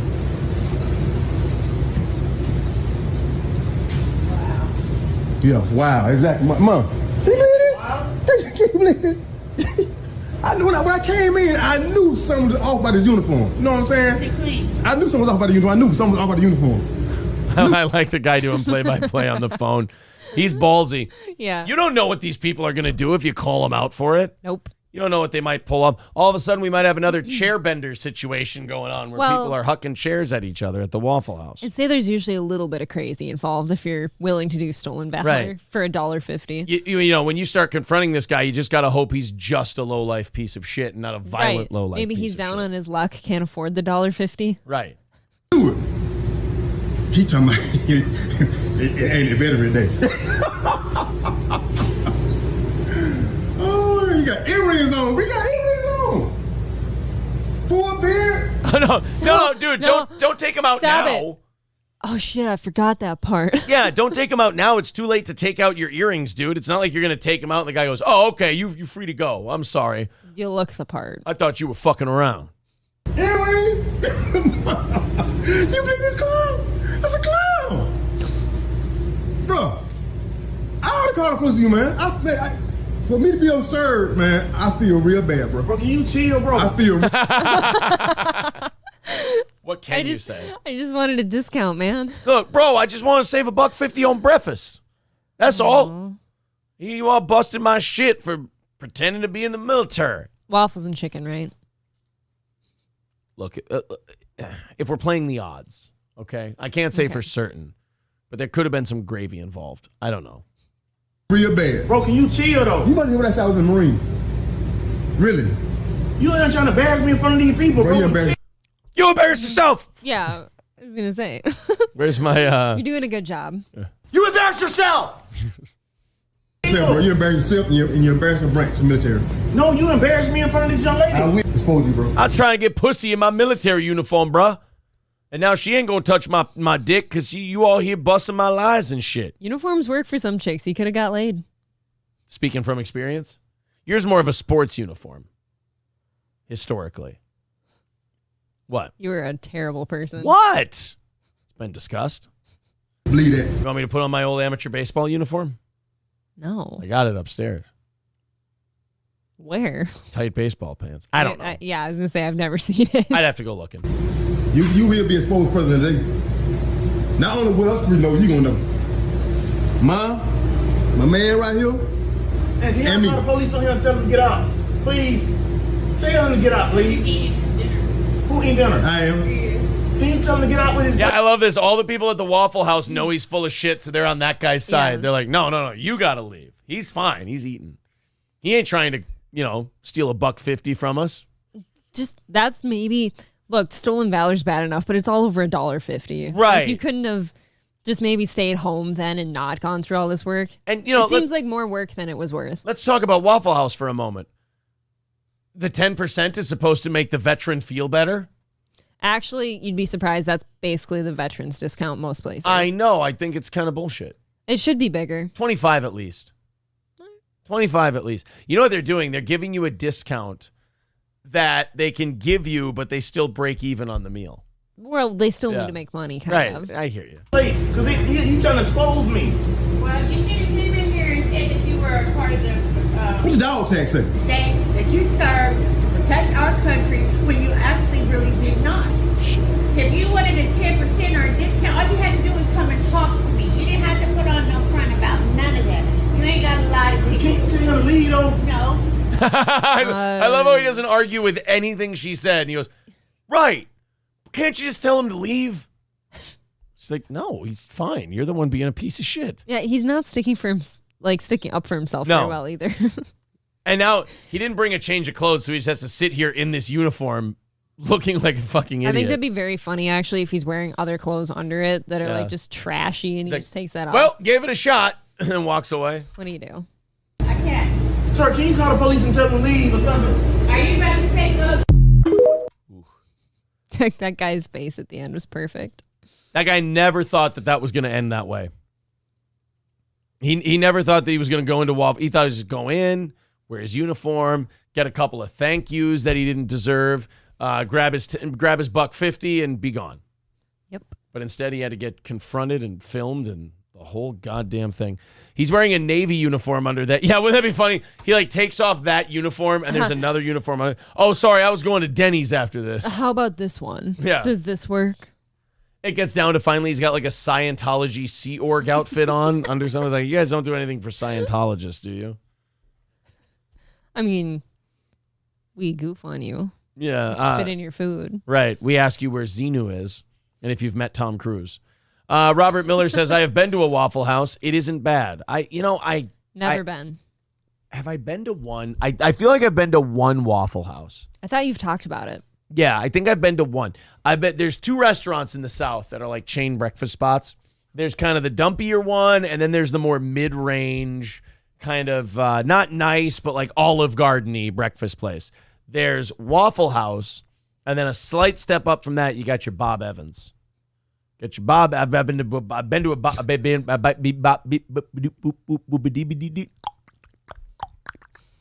dance, Shaka Zulu. The humidifier had this big smoke plume looking ass behind him too. Oh no! So now it looked like Shaka Zulu was smoking. Nobody could see that but me. It was great.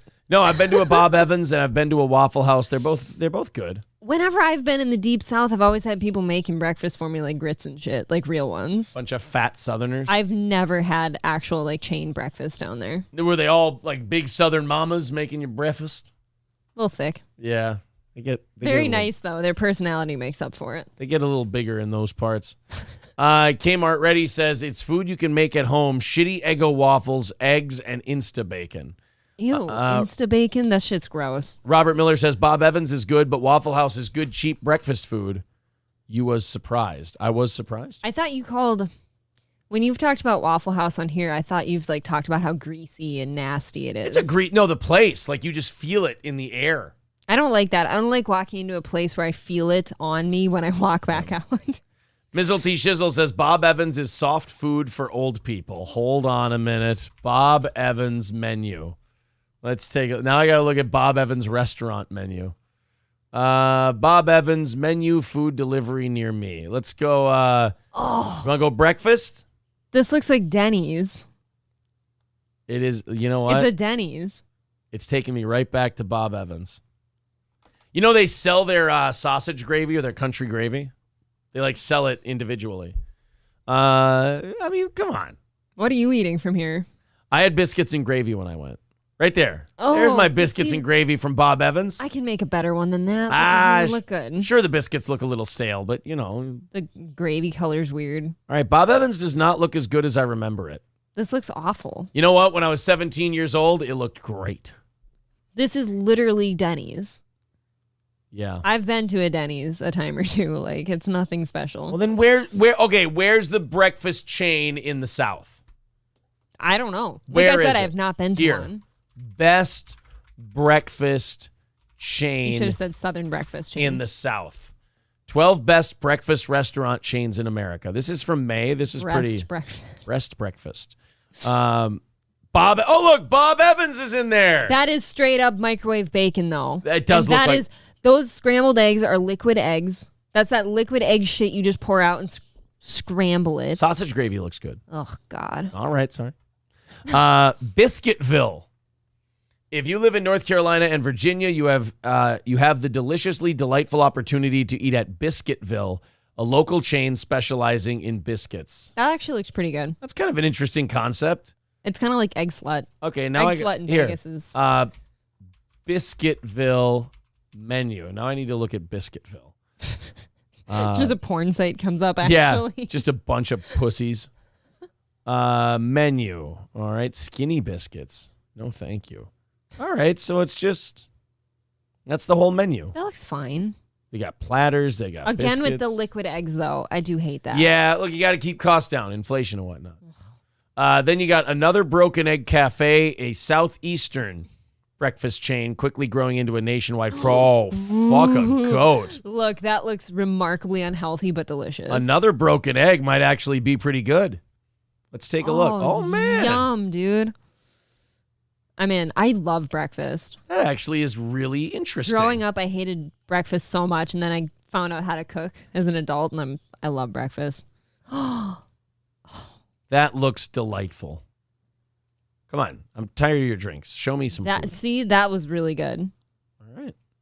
I'd go here. All right. So, and that's what? That's another broken egg. All right. And then you got the original Pancake House. The Minnesota one? If you're a pancake lover, you've probably already been to the original Pancake House, an old-timey chain that uses traditional recipes to cook. Isn't that the Minneapolis Pancake House? I think that's Minnesota. I thought you said we were going to Pancake's house. I'm very picky about my pancakes. Pancakes are like super boring if you don't make them right. Yes, that is the one. Minnetonka, Edina, Maple. Yes, we made the list of the best breakfasts. I've never even been. Well, we're going to go. Now you and I have to go. Good? It apparently is. Okay. First Watch, kind of gay. That still looks delicious. I'd eat it. Village Inn. Looks again, kind of looks boring. microwaved. Look at those sausages. Ew. Huddle House. Look at those eggs. What is wrong with the eggs? They all just kind of look like regular breakfasts. Perkins got put on the list. That is, in fact, a breakfast chain. Cracker Barrel. Oh, God. Waffle House. That looked good. IHOP. IHOP can suck a dick. I don't like IHOP at all. Have you been to IHOP? Yeah. Oh, God. I've been there against my will twice, I think, and both times I did not feel good after. I was just going to say, the last time I went to IHOP, I had to go to Barnes & Noble after, and I had to destroy the Barnes & Noble bathroom. Yeah. I had to wreck it because I was just I got that there's a little midget in your stomach going, and you're like, fuck. Like, it was we got to get into this Barnes & Noble because I don't know if I'm going to make it kind of a thing. Wait, so you weren't even planning on going to IHOP? I mean, excuse me, Barnes & Noble, you just kind of... I think I was going into Barnes & Noble for a reason, but the reason changed. IHOP... Hurry the fuck up, kids. I'm about to shit my pants. Yeah, I was in high school. Why were you going to Barnes & Noble in high school? Because I was fucking cool. I think it was probably some chick I wanted to... Right. You were trying to meet some chick there because you were trying to look smart and sophisticated. Some chick I'm trying to finger pop, and then what happens? You end up taking a big old dump inside the Barnes & Noble. Hey, we went to breakfast together. Hey, now what do you want to do? Let's go take a big runny dump. You want to fuck? That's... Look, that one didn't go so well. When you have breakfast with a girl and then the next stop on your date you try to go somewhere nice and you take a hot runny shit, I don't know, it doesn't bode well. I didn't put that together at first, so you were in fact on a date to IHOP.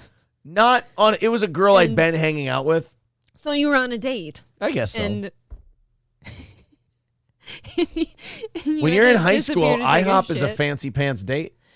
Ugh. Got your little high school job, you can afford a little breakfast. Look, and then you go, hey, and then she goes, no, it was her idea. She was like, oh, have you ever been to IHOP? And I'm like, no. And I had biscuits and gravy, which is not a date food. You shouldn't eat that on a date. But I had Go ahead. But I had biscuits and gravy, and I was gut wrenched by the time we got to our next stop. And okay. I know most of you listening don't live in this town, by the way, but between IHOP, was it in town here or no? This was in Blaine. Oh shit! Minnesota. I was gonna say if you're going from the IHOP to Barnes and Noble in this town, you didn't make it far. Right. Well, there was like it sucks when you're with someone and like you know that they know why you're in the bathroom because you're gone for so long. Like when we were at the antique store. And I'm like, she's either in the bathroom or she's texting her boyfriend or something. I don't know. Like, I don't know what you're up to, but I felt bad for you. Rough day. Unless you were texting a dude, then I didn't feel bad for you. No, of course not. I would never do that in the bathroom. Oh, it's good that you wouldn't do it in the bathroom. That's nice. But yeah, I'm just kind of like, and by the way, while she's in there, I'm sitting here walking around with this thing. I'm walking around an antique store. It's all bad. Waiting for April, and I'm like, I'm waiting for that door to open because I'm like, I'm just sitting here walking around with a blackface toy. I heard the woman come to you too. Do you want me to hold that for you? Didn't she giggle? Didn't she laugh too? She's like, she's just giggling while she says it. Would you like me to hold that for you? No, I'd like to carry this around with I'd like to carry this around with me so I can cover its face when people come by. So I can carry. There were a couple times where I carried it like this. I just went like that. But his legs are still out. Yeah, but you can't see the most offensive part, which is Shaka Zulu. Oh, fuck. What a day that was. Yeah, I don't. It always sucks when you're with someone and you have to go to the bathroom. You have to surrender. You have no choice. And now the amount of time you're gone, you're like, you're sitting in the bathroom thinking, can I make up an excuse that I was peeing? It's like, no. Now you're talking about what you did in there. My mom called. Yeah.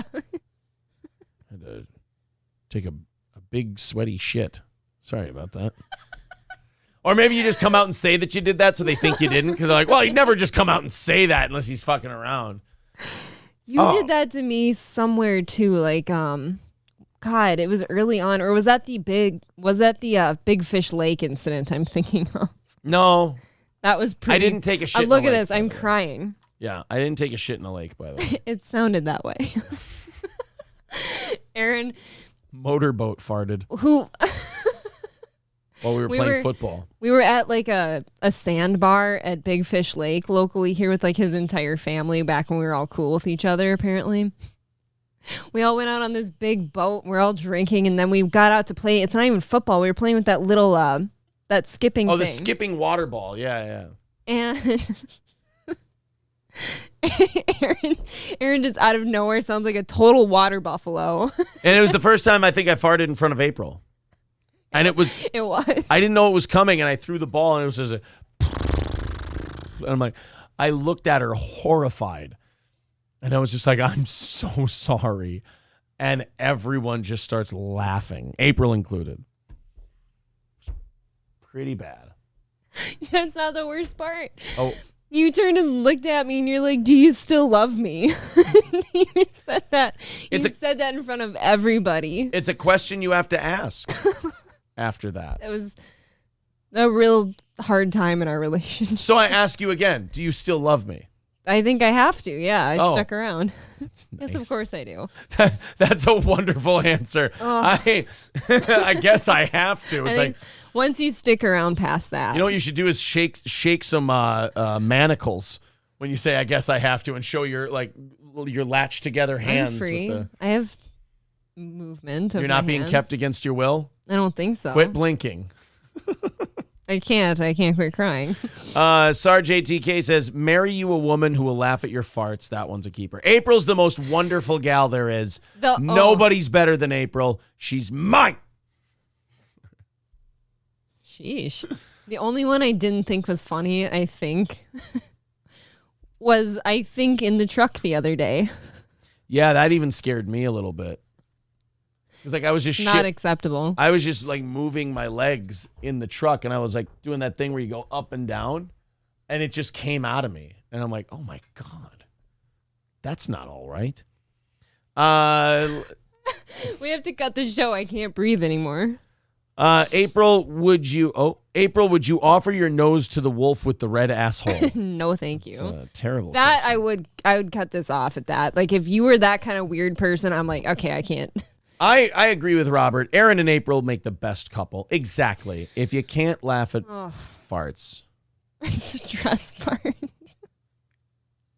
It was like, you know how sometimes you get insecure about being older and stuff, and you're like, do you just see me as like an old man? That, in fact, I can't admit, was a moment where I'm like, is he so old he can't control his life? No, at 36, at 76, maybe. That just showed up. But you'll then be at an age where you're doing it too, so it'll be fine. We'll fart together. That's fine. Bring everybody down with you. The family that farts together stays together. That's not true, actually. That would never be true in my book. We've got a new story. This is a Wall Street Journal opinion piece. Buckle up, boys and girls. Oh, you can't even read this one out loud. Yes, this one's okay. It's a Wall Street Journal opinion piece. Are vaccines fueling new COVID variants? What? Wait. Why can we say that, but we can't ask other obvious questions? Well, because one is about, something that they've been banning people for. But at any rate, by the way, no thank you, please. Thank you for becoming a member. We appreciate that, sir. Becoming a member really helps us a ton on this program and gets you entered in a drawing for $100 every single month. What, my slur? No, I didn't even hear you slur. Oh. The people are very funny. All right. Yeah, Brittany says, stop calling 36 old. Exactly. No, I never call you old. I said you get insecure about it, and that was just a moment where I'm like, oh, can he control his bowels still? I didn't shit my pants. It sounded that way. It was a light toot. 160 away from next Tuesday morning's goal. If you feel like contributing to the program, there's the Streamlabs. There's the PayPal, and Super Chats and memberships count as well. So growing evidence suggests that repeated vaccinations may make people more susceptible to the latest COVID variant, XBB, and could be fueling the virus's rapid evolution. You know, I hope we learn going forward from now on that we should be taking our time and testing these things before we release them. Never again should there be an emergency use for a new drug. No. The people who get it can... What? When you finish this sentence, I've got an example of one coming for you. The people who get it, or the people who need it, can wait a while, or, you know, unfortunately, they just die before it's fully tested. That's too bad, whatever. But we got to fully test this shit because there are more question marks than answers surrounding this thing at this point. I mean, there's more, hey, does it do this? Does it do that? There's more questions that are answered with, I don't know, including, does this even protect you from the virus or anything else? The answer of I don't know is way too prevalent in this for it ever to have been released to the public. So, speaking of other, like, emergency drugs and shit, while I was getting ready for the show this morning, there was something on Fox 9. They were talking about a brand new, hopefully, like, getting emergency approval for this drug that, like, stops Alzheimer's. And I shit you not, like, straight up, the news reporter said, now, this does cause, like, brain swelling and bleeding, but it can also stop your Alzheimer's. Like, look, there's a juice worth the squeeze element to some of that. So, like, you asked the question of if it's for Alzheimer's. Okay, if you have Alzheimer's, you're going to die. You're going to forget you're sick anyway. Right, so I get that part. Yes. But COVID, especially if you're young, is not particularly deadly. So putting something in you that could have serious side effects may not be worth it if it's not very deadly to you. So how I was going to finish that was they said straight up, like, a common side effect so far of the new drug for Alzheimer's is brain swelling and bleeding. But they're trying to push, like, emergency, like, FDA approval for it. And the FDA, you know, unlike certain other drugs, decided that, no, you guys should take time and test this one. Oh, fuck you. Alzheimer's is a way bigger problem than COVID is. A way bigger problem. It destroys families. They said something like, I think 1 in 9 after the age of 65 come down with some level of it. That is really shitty. Isn't that sick? They're like, the FDA did not approve it because they're like, no, I want you to sit out and take some time researching this first. Wow. Well, that's... So... Again, we won't mention any other thing that they emergency released that seems to have... I mean, the thing with an Alzheimer's drug, why not let them take an experimental one? Right. What's the worst case scenario? It kills you? Exactly. You've got fucking Alzheimer's. That's kind of what I thought, too. I'm like, if you're already dying, whatever. But I just... The irony to me is, no, we want you to take your time on this one. Right, yeah. Guys, don't rush it. Somebody could get hurt. Time's the one thing these people don't have. Right, exactly. Like, and you just took that from them. These people are getting the vaccine and they're still getting COVID and they're fine and whatever. They just get a little sick and whatnot. And they're like, oh, no, we defend the decision to release it the way we did and it's totally good and it's fine. And then we're going to study menstrual cycles and we're going to study heart swelling and we're going to study this and we're going to study that. It's like, oh, was it still worth it? Absolutely. Hey, we got this experimental drug for Alzheimer's, might make your brain swell. Are you insane? You can't be releasing that to the public. It's dangerous. You know what the difference is? They couldn't get lawsuit immunity for their Alzheimer's drug. Okay. Well, by the time those lawsuits are over, too, like, the poor Alzheimer's patients wouldn't probably be around. So that's kind of suck for them. Imagine dying knowing that your cure is out there. A lot of people have felt that way about diabetes sometimes because there's been good things done with, like, pig pancreases and, like, mice testing and stuff and, like, really good news. And that's where it turns into, like, the medical industry doesn't want certain things fixed because of money. Can you take Like, can you have diabetes and like take care of it completely and still die young? I don't know. Or is it one of those things where if you get it under control, you're okay? I feel like it's usually a manageable disease as long as you didn't let it get too far before you took care of it. Okay. Like both my brother and my dad have almost died at very different times in their lives from it because they didn't know they had it. Yeah. But then once you do take care of it, you're kind of back to normal life. Ugly Fuckling says diabetes is way too profitable for a cure to ever happen. Lemmy says it's fucked up when a vial of insulin costs $300. And that's the truth. That's what I told you too. Like you have questions sometimes. Yeah, it's expensive. They're saying 99% of diabetes is diet. That's type 2. If it's controlled, you'll be okay. Type 1's very different. Type 1 you're born with. Yeah. Type 2 both you my dad get and my from brother. being a fat shit. Yeah, both of them have type 1.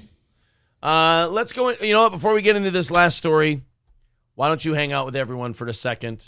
Aww. I'm gonna make a quick little trip to the boys' room, and then I'm gonna come back and we're gonna finish up this show today. We got about 30, 40 minutes left. We got a bunch of stories still to go and plenty of stuff left over. So hold on, wait.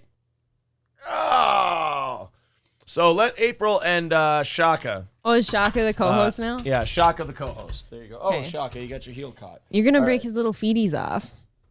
Yeah, as far as that diabetes shit is absolutely no joke. So, and in my family's experience, it's been so different between my dad and my brother what happened. So my brother, when he was like 5, came down with this nasty rotavirus, people thought, where his body was rejecting everything so poorly from the diabetes and stuff. Like it was eating itself. Like he was puking like constantly. Nothing would stay down. He's kind of on his deathbed. And then my parents were like, okay, clearly this isn't getting better after having been to the doctor the first time. And they took him in one more time. And they were told that if they hadn't brought him in that night and had his blood tested, that he actually would have died. His blood was black. That stuff gets so out of control.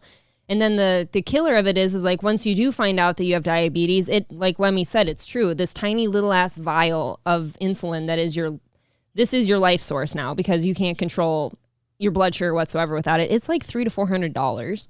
And then that's just the insulin. That's not like the needles or anything. That's not your test strips or your pump if you want one. So that was really insane. And like diabetes can cause like you to be prone to other problems too. And then my dad didn't find out till he was like 50. And his body was like completely eating away everything too. It just, your body just kind of starts eating itself. Yeah, it just kind of shuts down on It's you and awful. starts cannibalizing itself. Oh boy, I didn't realize until I got up, went in there and walked back out. I am sleepy today. That's been me all morning. Yeah, I am when I was sitting here, it's kind of like when you drink and you're sitting down and then you get up and then you go, whoa, I'm a little, yeah, when I got up and walked around a little bit. I do that every time I get up. Yeah, I'm like, I'm sleepy. Yeah. I'm a tired boy. Brittany says, my mother was diagnosed with diabetes a couple years ago, completely changed her life. Yep. I have an uncle that got diabetes years back, and he thought he should try to pray it away. What? Yeah, and now I think he's got one or no legs. Oh, that one. I've Yeah. never met him. No. And or feet. Is it one or no feet? Or I thought they took it up to the knee. Dude, that I can't makes remember. That makes me feel so uncomfortable, just that thought. Like, yeah, because shit in your body just starts dying. You don't take care of yourself, it just starts dying. It just starts kind of wilting off. It just rots. But like I said, like these vials of insulin, it's not like a big thing that'll last you a long time.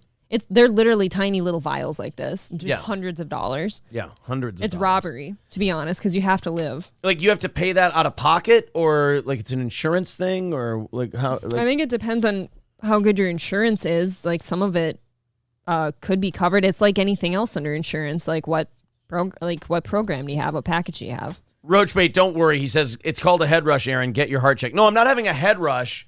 I'm walking around and my eyes are like I'm the eye tired thing, like where you're just like, oh, not a head rush. I've had head rushes before. I get head rushes sometimes. What's that mean? I guess we're dying. Well, at least we'll die together. That's nice. Don't look so disappointed. We're so young though. Yeah, but we had a good, we packed a lot of stuff in there. We packed it all in. Yeah, exactly. Let's go and watch a story about a guy losing his fucking mind about dog poop. This is something that could absolutely happen to anyone. This is Honolulu, Hawaii. A neighbor in a particular neighborhood. Why? So uncomfortable. I don't know. I just accidentally touched it, so then I kept going. It's so weird. I'm playing footsie right now. He knows I hate this too. Like nobody can see what you just did, but Right. I hate it because I feel like everyone's watching now. You don't like footsie? No, I don't. Sorry, I almost kicked your toes. God, why are they so cold? I don't know. Maybe it's. Are you sick? Diabetes. We could check your blood sugar live on air. Do you want to? I don't like the finger prick, but okay, I don't give a fuck. Do you want to? I don't give a fuck. End of the show. I want to get to the dog poop story. There's a neighbor in one neighborhood in Honolulu that has fucking had it with people not picking up their dog shit. And to be honest with you, this is one of the most, I usually hate bitchy, cunty neighbors. Yeah. But this is one where I'm going to give them a pass because if people aren't picking up dog shit, it drives me nuts. It's rude. It's gross. Yeah. Especially if you don't have a dog. No, I chose to have a shit-free yard. Thank you. Yeah. And well, it's one of those things where for at least a moment, it changes the entire trajectory of your day. If you're walking in your own lawn and then you step in shit, it pisses you off for a good 5 minutes. Is there any worse feeling? Well, I mean, there is, but... Yeah, I was going to say, being butt-fingered by a polar bear isn't pleasant. But yeah, that one, yeah. See? The long-ass claws. Yeah, no, thank you. That's the worst. You think that's the worst part, but it's actually the width of the fingers. Because if the claw can get in there without tearing anything, it's the width of the finger pushing the sphincter open that really, really drives it home. I'm tired. My ass is off limits at all times. Polar bears? I can't have it. I'm not chancing it. I get it. It's a pristine anus. You don't want to wreck it. Yeah. Yeah, I hear you. Nothing touches that thing. Yeah. It's ever. Nothing has ever touched it. Nothing ever will touch it. April and I are both very anti-butthole people. I know that at New Year's, a friend of ours was like, oh, you... What? What?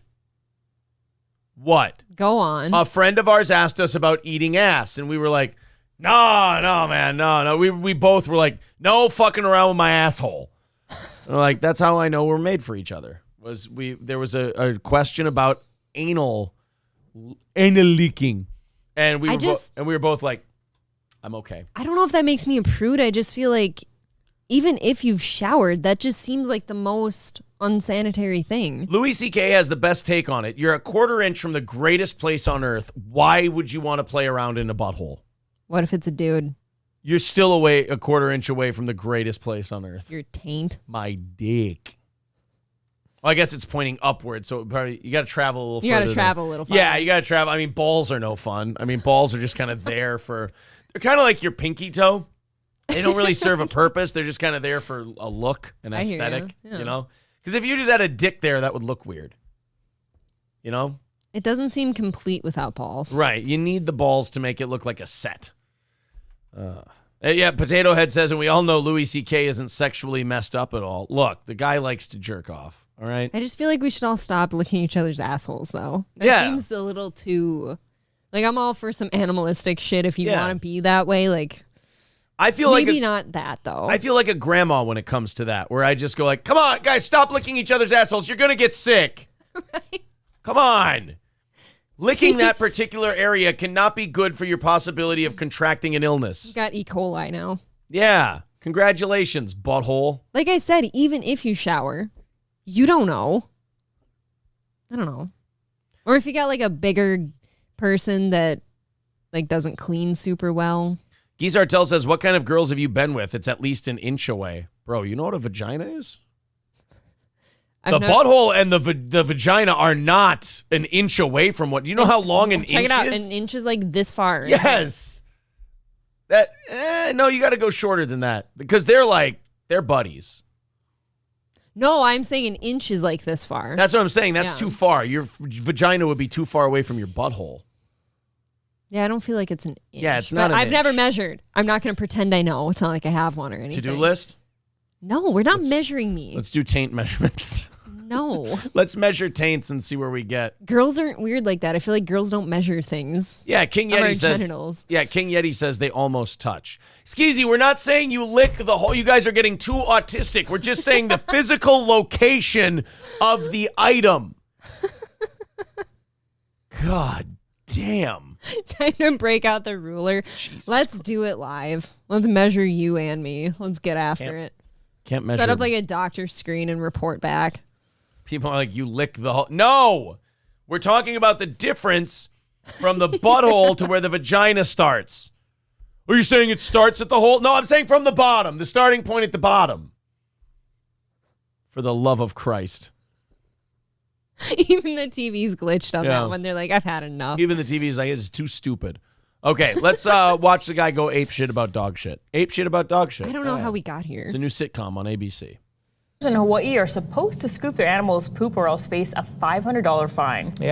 Are you supposed to say poop on the news? No. No. I'm not comfortable with what You're just happened. supposed to say feces or mess. Scat. Yeah, scat. I'm the scat man. You play that song every time you pick up your dog's poop so people know that your dog shit in your yard and that you picked it up and you're a good person. Just fucking some guy behind you with like a boombox just playing. Just playing Scatman every time you're picking up shit. I don't even know where that guy comes from. Yeah, but as KITV4's Cynthia Yip reports, some residents are dealing with owners who are not following the rules. The state law is supposed to prevent pet owners from leaving. I bet she used to be hot. No. I mean, not now, obviously. She looks like Andros from Star Fox, but what is going on with that face? But do you think she probably used to be hot because she's got some giant tits? But she just got older and I can't get past the face though. I can't even look at her tits yet. She tried to keep it young. Why are these like white? What's happening? Wow, April. People get old. Her hair's not white. I'm sorry. Well, I mean, your eyebrows don't get to be white when your hair's red. Are they white? I'm seeing brown hairs in there. I think you're seeing the skin folds, unfortunately. Like if that's skin folds, I'm extra impressed. You're seeing the skin wrinkles from being old. Poop on sidewalks and public parks. She said poop but too. One homeowner says the front of her home is constantly littered with waste. Just very disappointed. Well, what about the poop? Why are we talking about waste? What happened to the poop?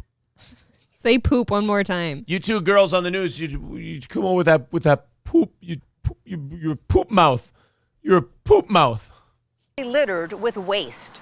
Just very disappointed. I'm shocked. I'm overwhelmed with frustration. No. And it just really befuddles me to think that people just don't have any regard to. You would think people are jacking off in her front yard every night. I know. You are not shocked. You're not overwhelmed. You're not befuddled. It's shit. It's literally just shit. Oh shit. What? You know that girl that was on Elisa Jordana's show? Did we say we were going to have her on today? I don't know. Oops. I just got a message that said, hey, waiting for invite for the show. I don't really feel like having her on today. What's a fella to do? I didn't realize we booked it for today. I didn't book it. I actually don't know her name.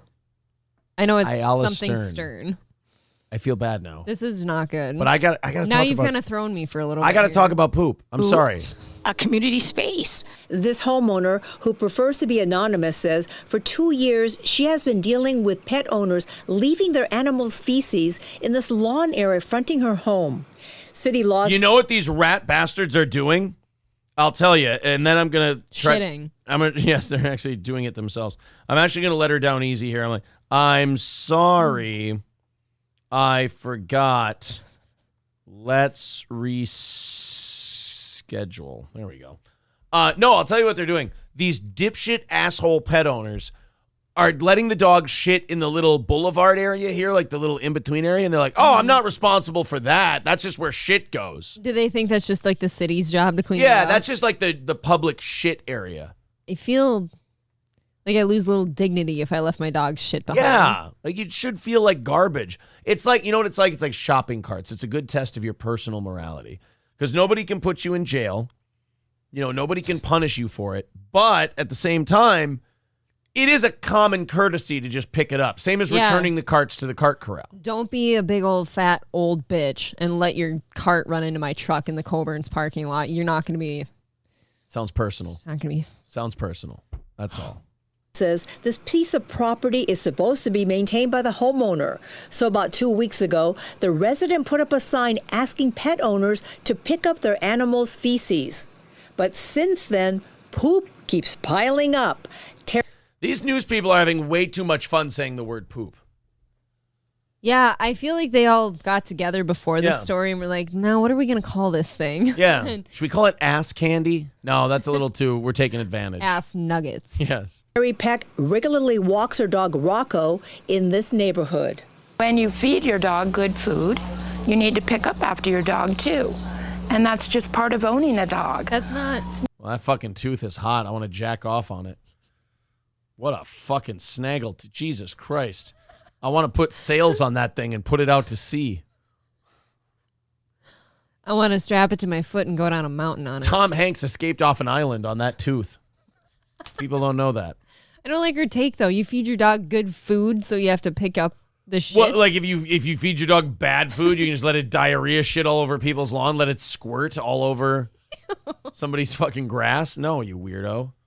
You know, we wouldn't do that with children. We wouldn't let them loose and do things on the sidewalk. I don't like. Not only, no, ma'am, we wouldn't let children shit in the sidewalk. That's a terrible analogy. Well, we clean up our kids' shit on the sidewalk. No, they don't do that. I think this tooth is clouding her judgment. Yeah. I don't like it. That dog looks frumpy, too. He's not happy. He's like, I got to be with this bitch. She lets kids shit on the floor. He looks frumpy. I like that word. Have a diaper for them. David Chu makes sure he has extra bags for his 2 cockapoos. At least. You gay, bro? Look at him. You gay, bro? He might be. It might be that. Oh, that might be his son. Yeah, I think that's his kid. Oh, shit. Bags for his 2 cockapoos. At least 2 or 3 in my pocket before I go. David Chu has a cockapoo. Why don't you? And he picks it up after they go poo.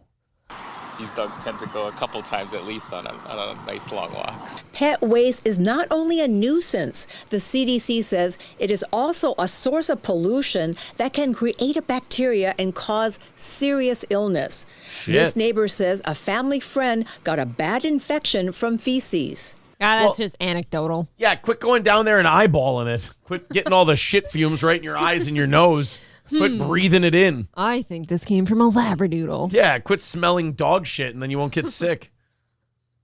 I got a good idea, guys. Don't just sit there and fucking stare at it.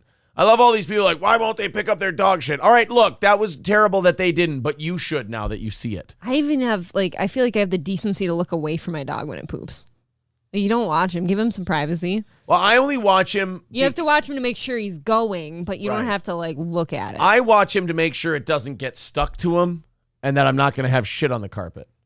I got to make sure he's not. I don't want to say what I've had to do. Yeah, you've had to.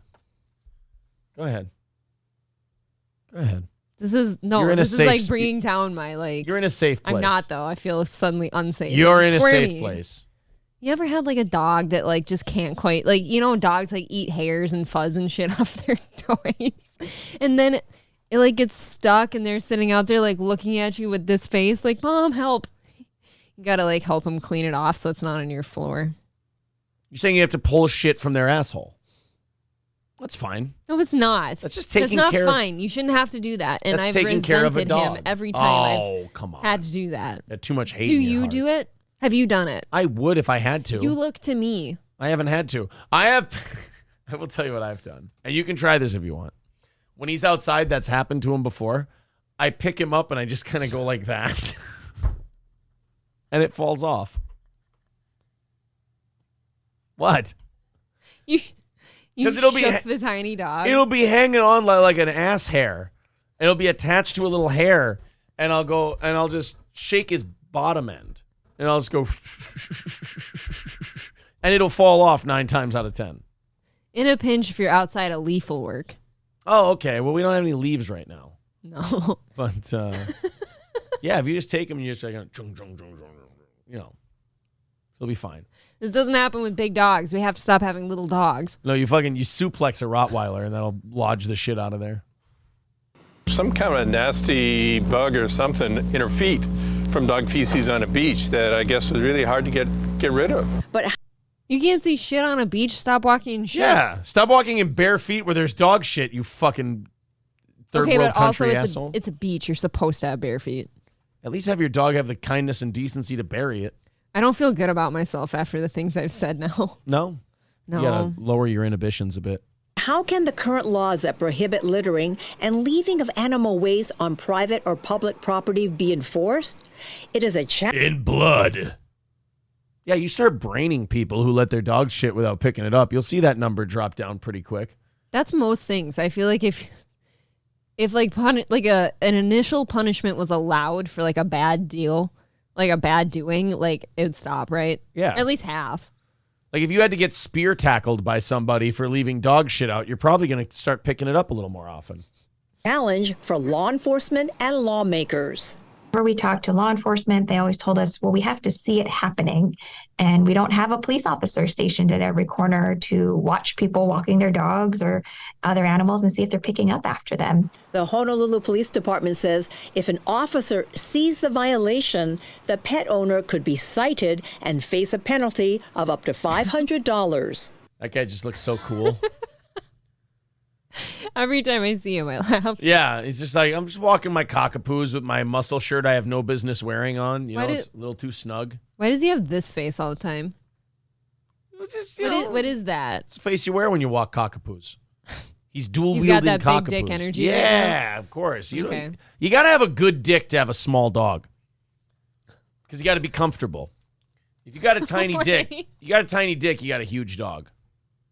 You got a big dick, you get a little dog. It's like, oh, look at that little guy. He's nice. My whole family has big dogs. What are you saying? Maybe they got small dicks. Ugh. I'm I not don't saying wanna it's think about that. It's not universal, but you know, it's a theory I'm working on. Cynthia Yip, Cat TV4, Island News. Oh. Island. What was she saying there? Island News. Oh, no, I don't know. Island. Disavow if she's talking like that. Oh, we got about 20 minutes left in today's show, and then what? Are we going to... Is that it? Yeah. Are you... now Somebody just said April's hotter than a pit bull. I feel like Hey, congratulations. Really? So I have a question for you. Okay. We've been very outgoing this week. We've been doing things and whatnot. I would like to go to dinner this evening or a movie. We've talked about that. What are we going to do after the show today? Because we're both really kind of... Yeah, do you push through and go to the gym? Right. Do we have to shovel the driveway again? I haven't. Oh, we may have to look into that. Yeah, maybe that'll be the exercise. We got to shovel the driveway. At least it'll be shoveling today. It won't be... I don't know. I haven't looked. Did you see there's like snowdrifts overhanging the roof now. I wanted to knock that down last night. You said That's no. going to fall on somebody. Hopefully not me.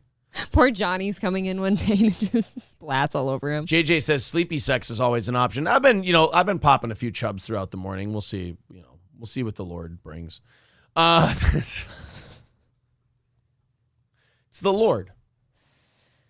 Suddenly, Aaron's a godly man. Yes, Never believed in it, but now he is. I am a godly man when I'm just chubbing out of control all the time.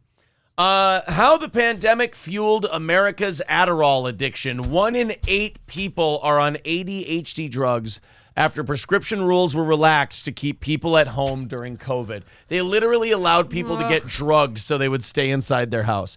Keep the liquor stores open so they can get fucked up.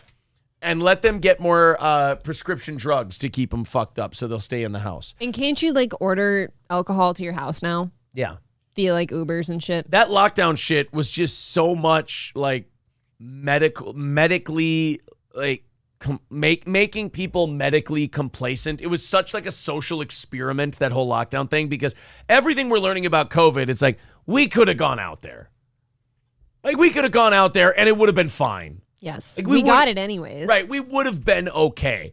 But you look at all the things they did, the way they did these experiments with the way we did schooling, and you look at the way they did these experiments of hey, why don't we make it easier for people to get booze? Why don't we make it easier for people to get hooked on prescription drugs? And then after it's over, they go, whoops, sorry you guys all got dependent on prescription drugs and booze.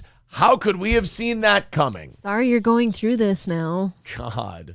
1 in 8 Americans are now hooked on Adderall. That's like 12% of the country. That's actually alarming. I had no idea it was that high. 1 in 8 Americans are now hooked on Adderall after COVID pandemic policies during the Trump administration made the powerful stimulant available online with just a few clicks of a button. So we've just been missing out? I didn't know this. Yeah, we could have been doing Adderall. I've never done Adderall. I used to watch my friends do it, and they just sit there and be fucking annoying and grind their teeth. Yeah, I never did Adderall. Not for me. The federal government relaxed rules around prescribing medicines in March of 2020, just as the virus started to take off in the U.S., allowing telemedicine companies to dish out the drug online without an in-person consultation. So you know what happened? These drug companies that run the government went to the government and said, hey, look, if you're going to shut the fucking country down for this COVID shit, you know that we're not going to be able to get people in front of doctors so that they can get prescribed medicine. And the government went, oh, well, we'll just take their word for it and give them the pills that you guys sell. This is happening with a lot of medicine now. I know people can get they can get birth control pills online without seeing a doctor first, which is whatever. That's one thing. But one state started it with the abortion pill. Yeah. Which again, like that's reproductive stuff. Like Adderall can really screw up like you just like in your daily life, right? If you were to abuse it. Well, yeah, Adderall can get you all fucking and going. It's probably cause a lot more problems in that manner too. Yeah, everybody will be walking around like Steven Crowder. You don't want that. By the way, what is he doing? I haven't heard any updates since he left the Blaze or anything. Is he okay? Yeah, I don't know what happened to the guy. Oh, you know what? He takes a long time off for Christmas and New Year's. Yeah, he hasn't done anything for 2 weeks, I don't think. Okay. Yeah. So he's not back yet. Plus, he's got a lot of shit to figure out with the Blaze. Yes, he does. So, well, when does Alex start there? I don't know. I'm sure all this Nobody's stuff up on starts in the anything. new year. Yeah. The aim was to keep people out of the hospitals and doctors' clinics while ensuring access to medicines.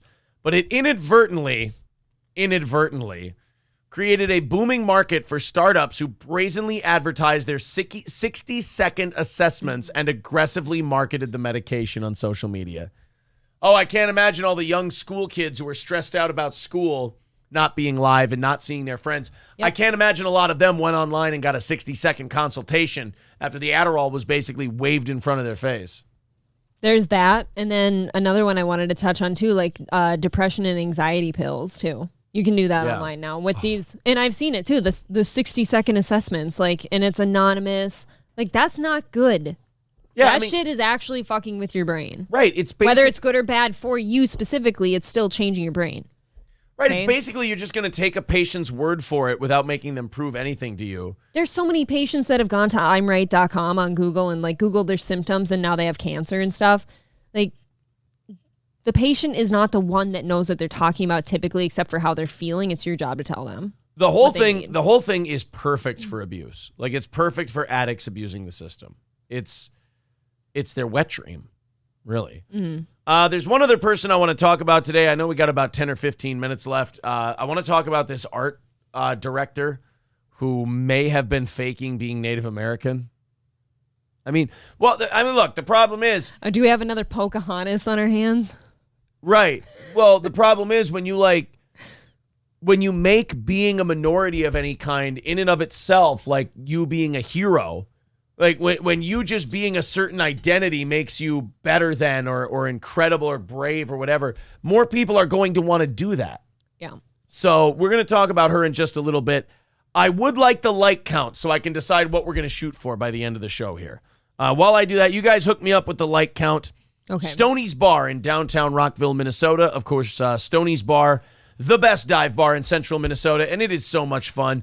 Live bands every single weekend so you can have a party the right way. Vikings game on Sunday. Go check it out. And delicious pizzas and incredible Bloody Marys. Check it all out at Stoney's Bar in downtown Rockville, Minnesota. Visit Stoney's if you're here in the area. Or if you're ever passing through, stop at Stoney's. 370. We're at 370 likes. What do you think, April? Oh, can we get 400? We have never done 400 likes in a morning show That'd be pretty cool. in history. So let's see if we can get there. If you haven't hit the like button on the stream yet, hit the like button.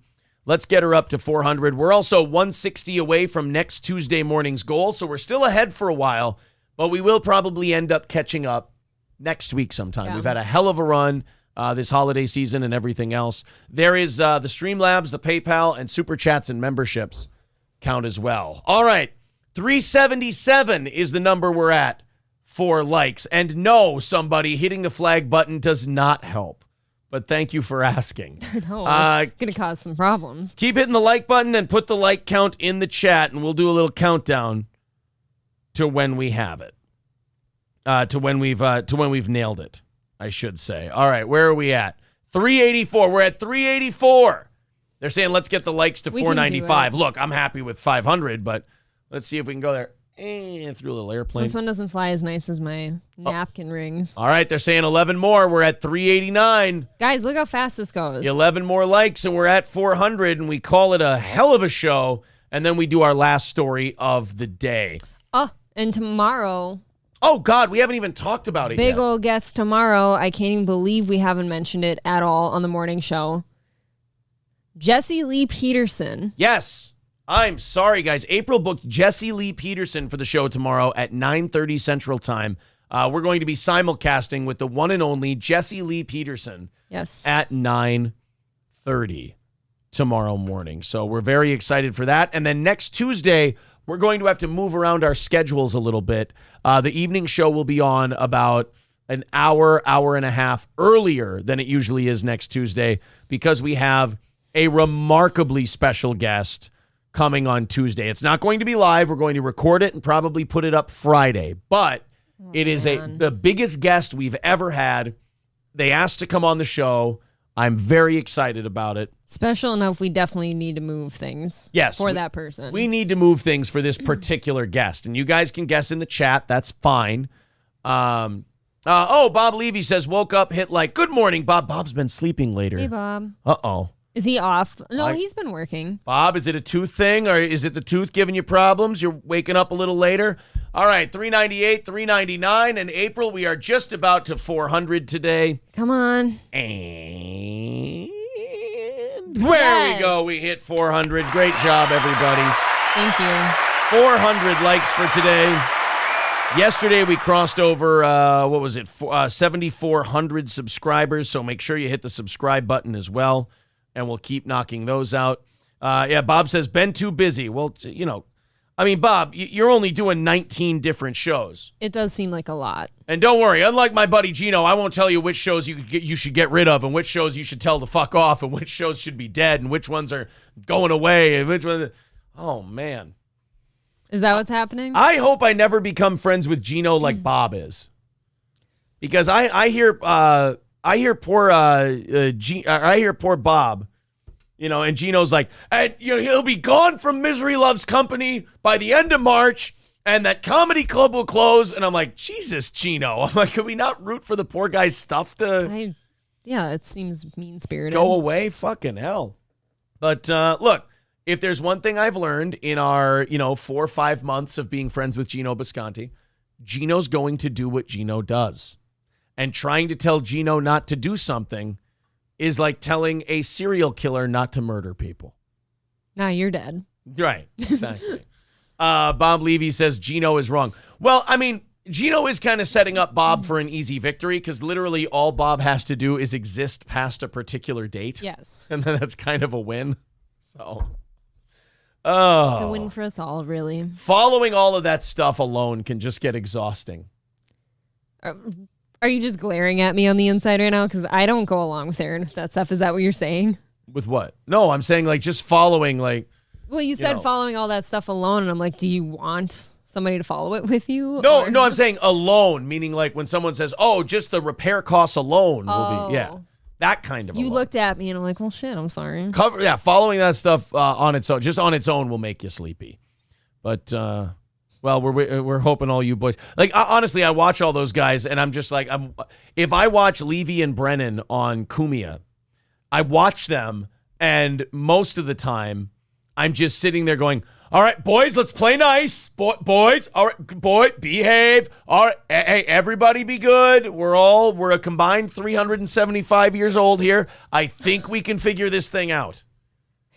And then Gino will come into the studio, and I never said this. And you're like, would you, boy? Yeah, you go this way, you go that way. I do like those three in the same room, though. Which three? Kumia, Brennan, and Levy. Oh, okay. I thought you were saying Brennan, Bob, and Gino. No. I was like, it's going to be an explosion if that happens. No, you can't get anything done. Yeah, and I guess now Gino's fighting with Ethan Ralph. Don't fight with Ethan Ralph. Why not? I don't want to fight with Ethan Ralph. He's a big piggy. I tend to stay away from big piggies. Do you like my Ethan Ralph impression? Yeah. You know how you fight with Ethan Ralph? He doesn't. If you take away his food trough. If you talk shit about him on your show, he's not going to know you're feuding. What you have to do is you have to go Suey, Suey,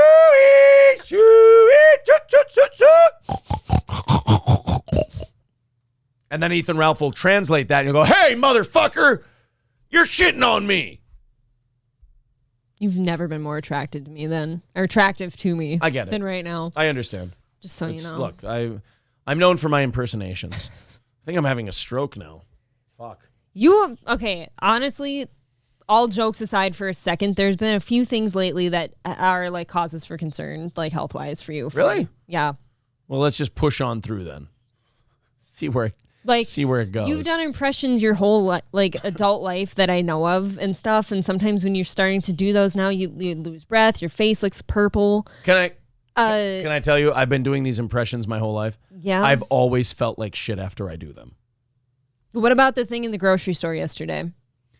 That was pretty weird. I overworked a bit. That's all. But all we did that was a normal workout, though. That coupled with a little bit of recent stress, probably, it all just kind of came together into a thing. That's all it was. Well, I'm just saying I'm worried about you. Aaron doesn't consume enough clean water. Oh, okay. Gotta stop drinking ass water. I gotta stop drinking butthole bath water.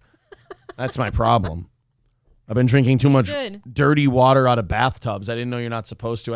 I didn't know you could pull that plug until like last week, so I've been drinking up all the dirty bath water in the house. Oh my God. Man. You should definitely stop doing that.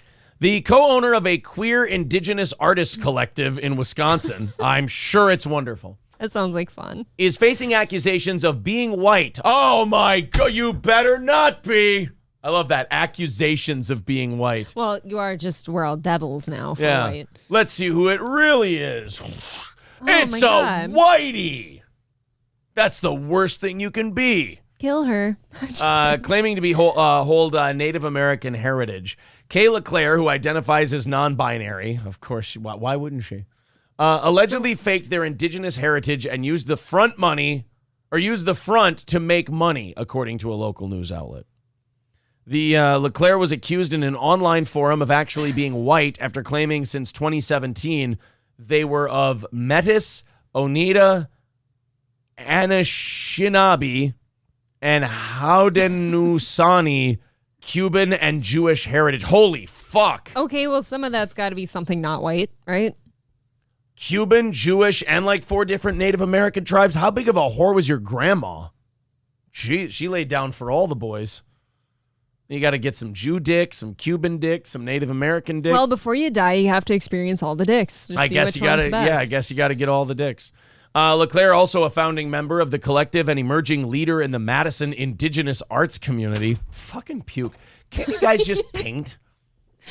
I've always wondered that. Why do you have to have like Right. special groups for everything? Why can't it just be art? Right. If you're trans or gay and your paintings are good, guess what? You'll get your paintings up in the art gallery. Yeah. Hey, we got to have one just for the queer and non-binary people. We're going to have but your gallery's going to be bigger than the amount of artists you have. It's just going to be a bunch of weird-ass finger paintings of dinosaurs from 4-year-olds eventually.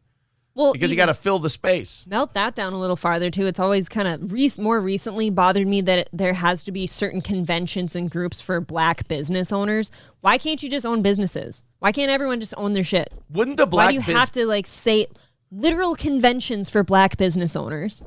Wouldn't the black business owner like get more customers, and wouldn't it be more advantageous for him to just go to a regular business expo? Yes. There's going to be more people at that. Everyone's going to be there. It's going to be great, and y'all be successful. Why can't you just y'all be successful? I think I did. I think you're gender or not culturally appropriating. I thought y'all was a redneck thing. Yeah, you're right. It's both. I was going to say, what are you saying? Kind of depends on how you identify, I suppose. I just feel like if you hang out together and do things together, you're going to go farther. But this isn't even this woman's fault. This is that community's fault. You guys keep putting a point system in place. The more weird, fucked up shit you are, the more things you're mixed up with, the more things you identify as, the more social brownie points you get. So you start this brass ring system, and then you get pissed at the people who reach for it and try to make a buck off of it. That lady was making a buck based on the stupid bullshit rules that you've made. And now you're mad at her that she found an angle. But you're not mad at Elizabeth Warren. If she came to your little art gallery, you'd talk about what a hero she is. Guess what? She did the same thing this chick did. Lied about being Native American so she could get special perks. God, wasn't that something? Ugh. Like Pocahontas. The only good thing about stories like this is you get to watch and you're like, oh, if you just ignore these people, they'll turn in on each other and just start ripping each other apart. So if you want to just get exhausted and go, you know what, fuck it, I'm out. They're not going to chase you home. They're going to look back at each other and they're going to go, hey, you're a whitey. You can't do art, white person. I thought you had Cherokee hair. You're a Norwegian. You can't paint with us anymore. So mean. Oh, man. I had black hair when I was born.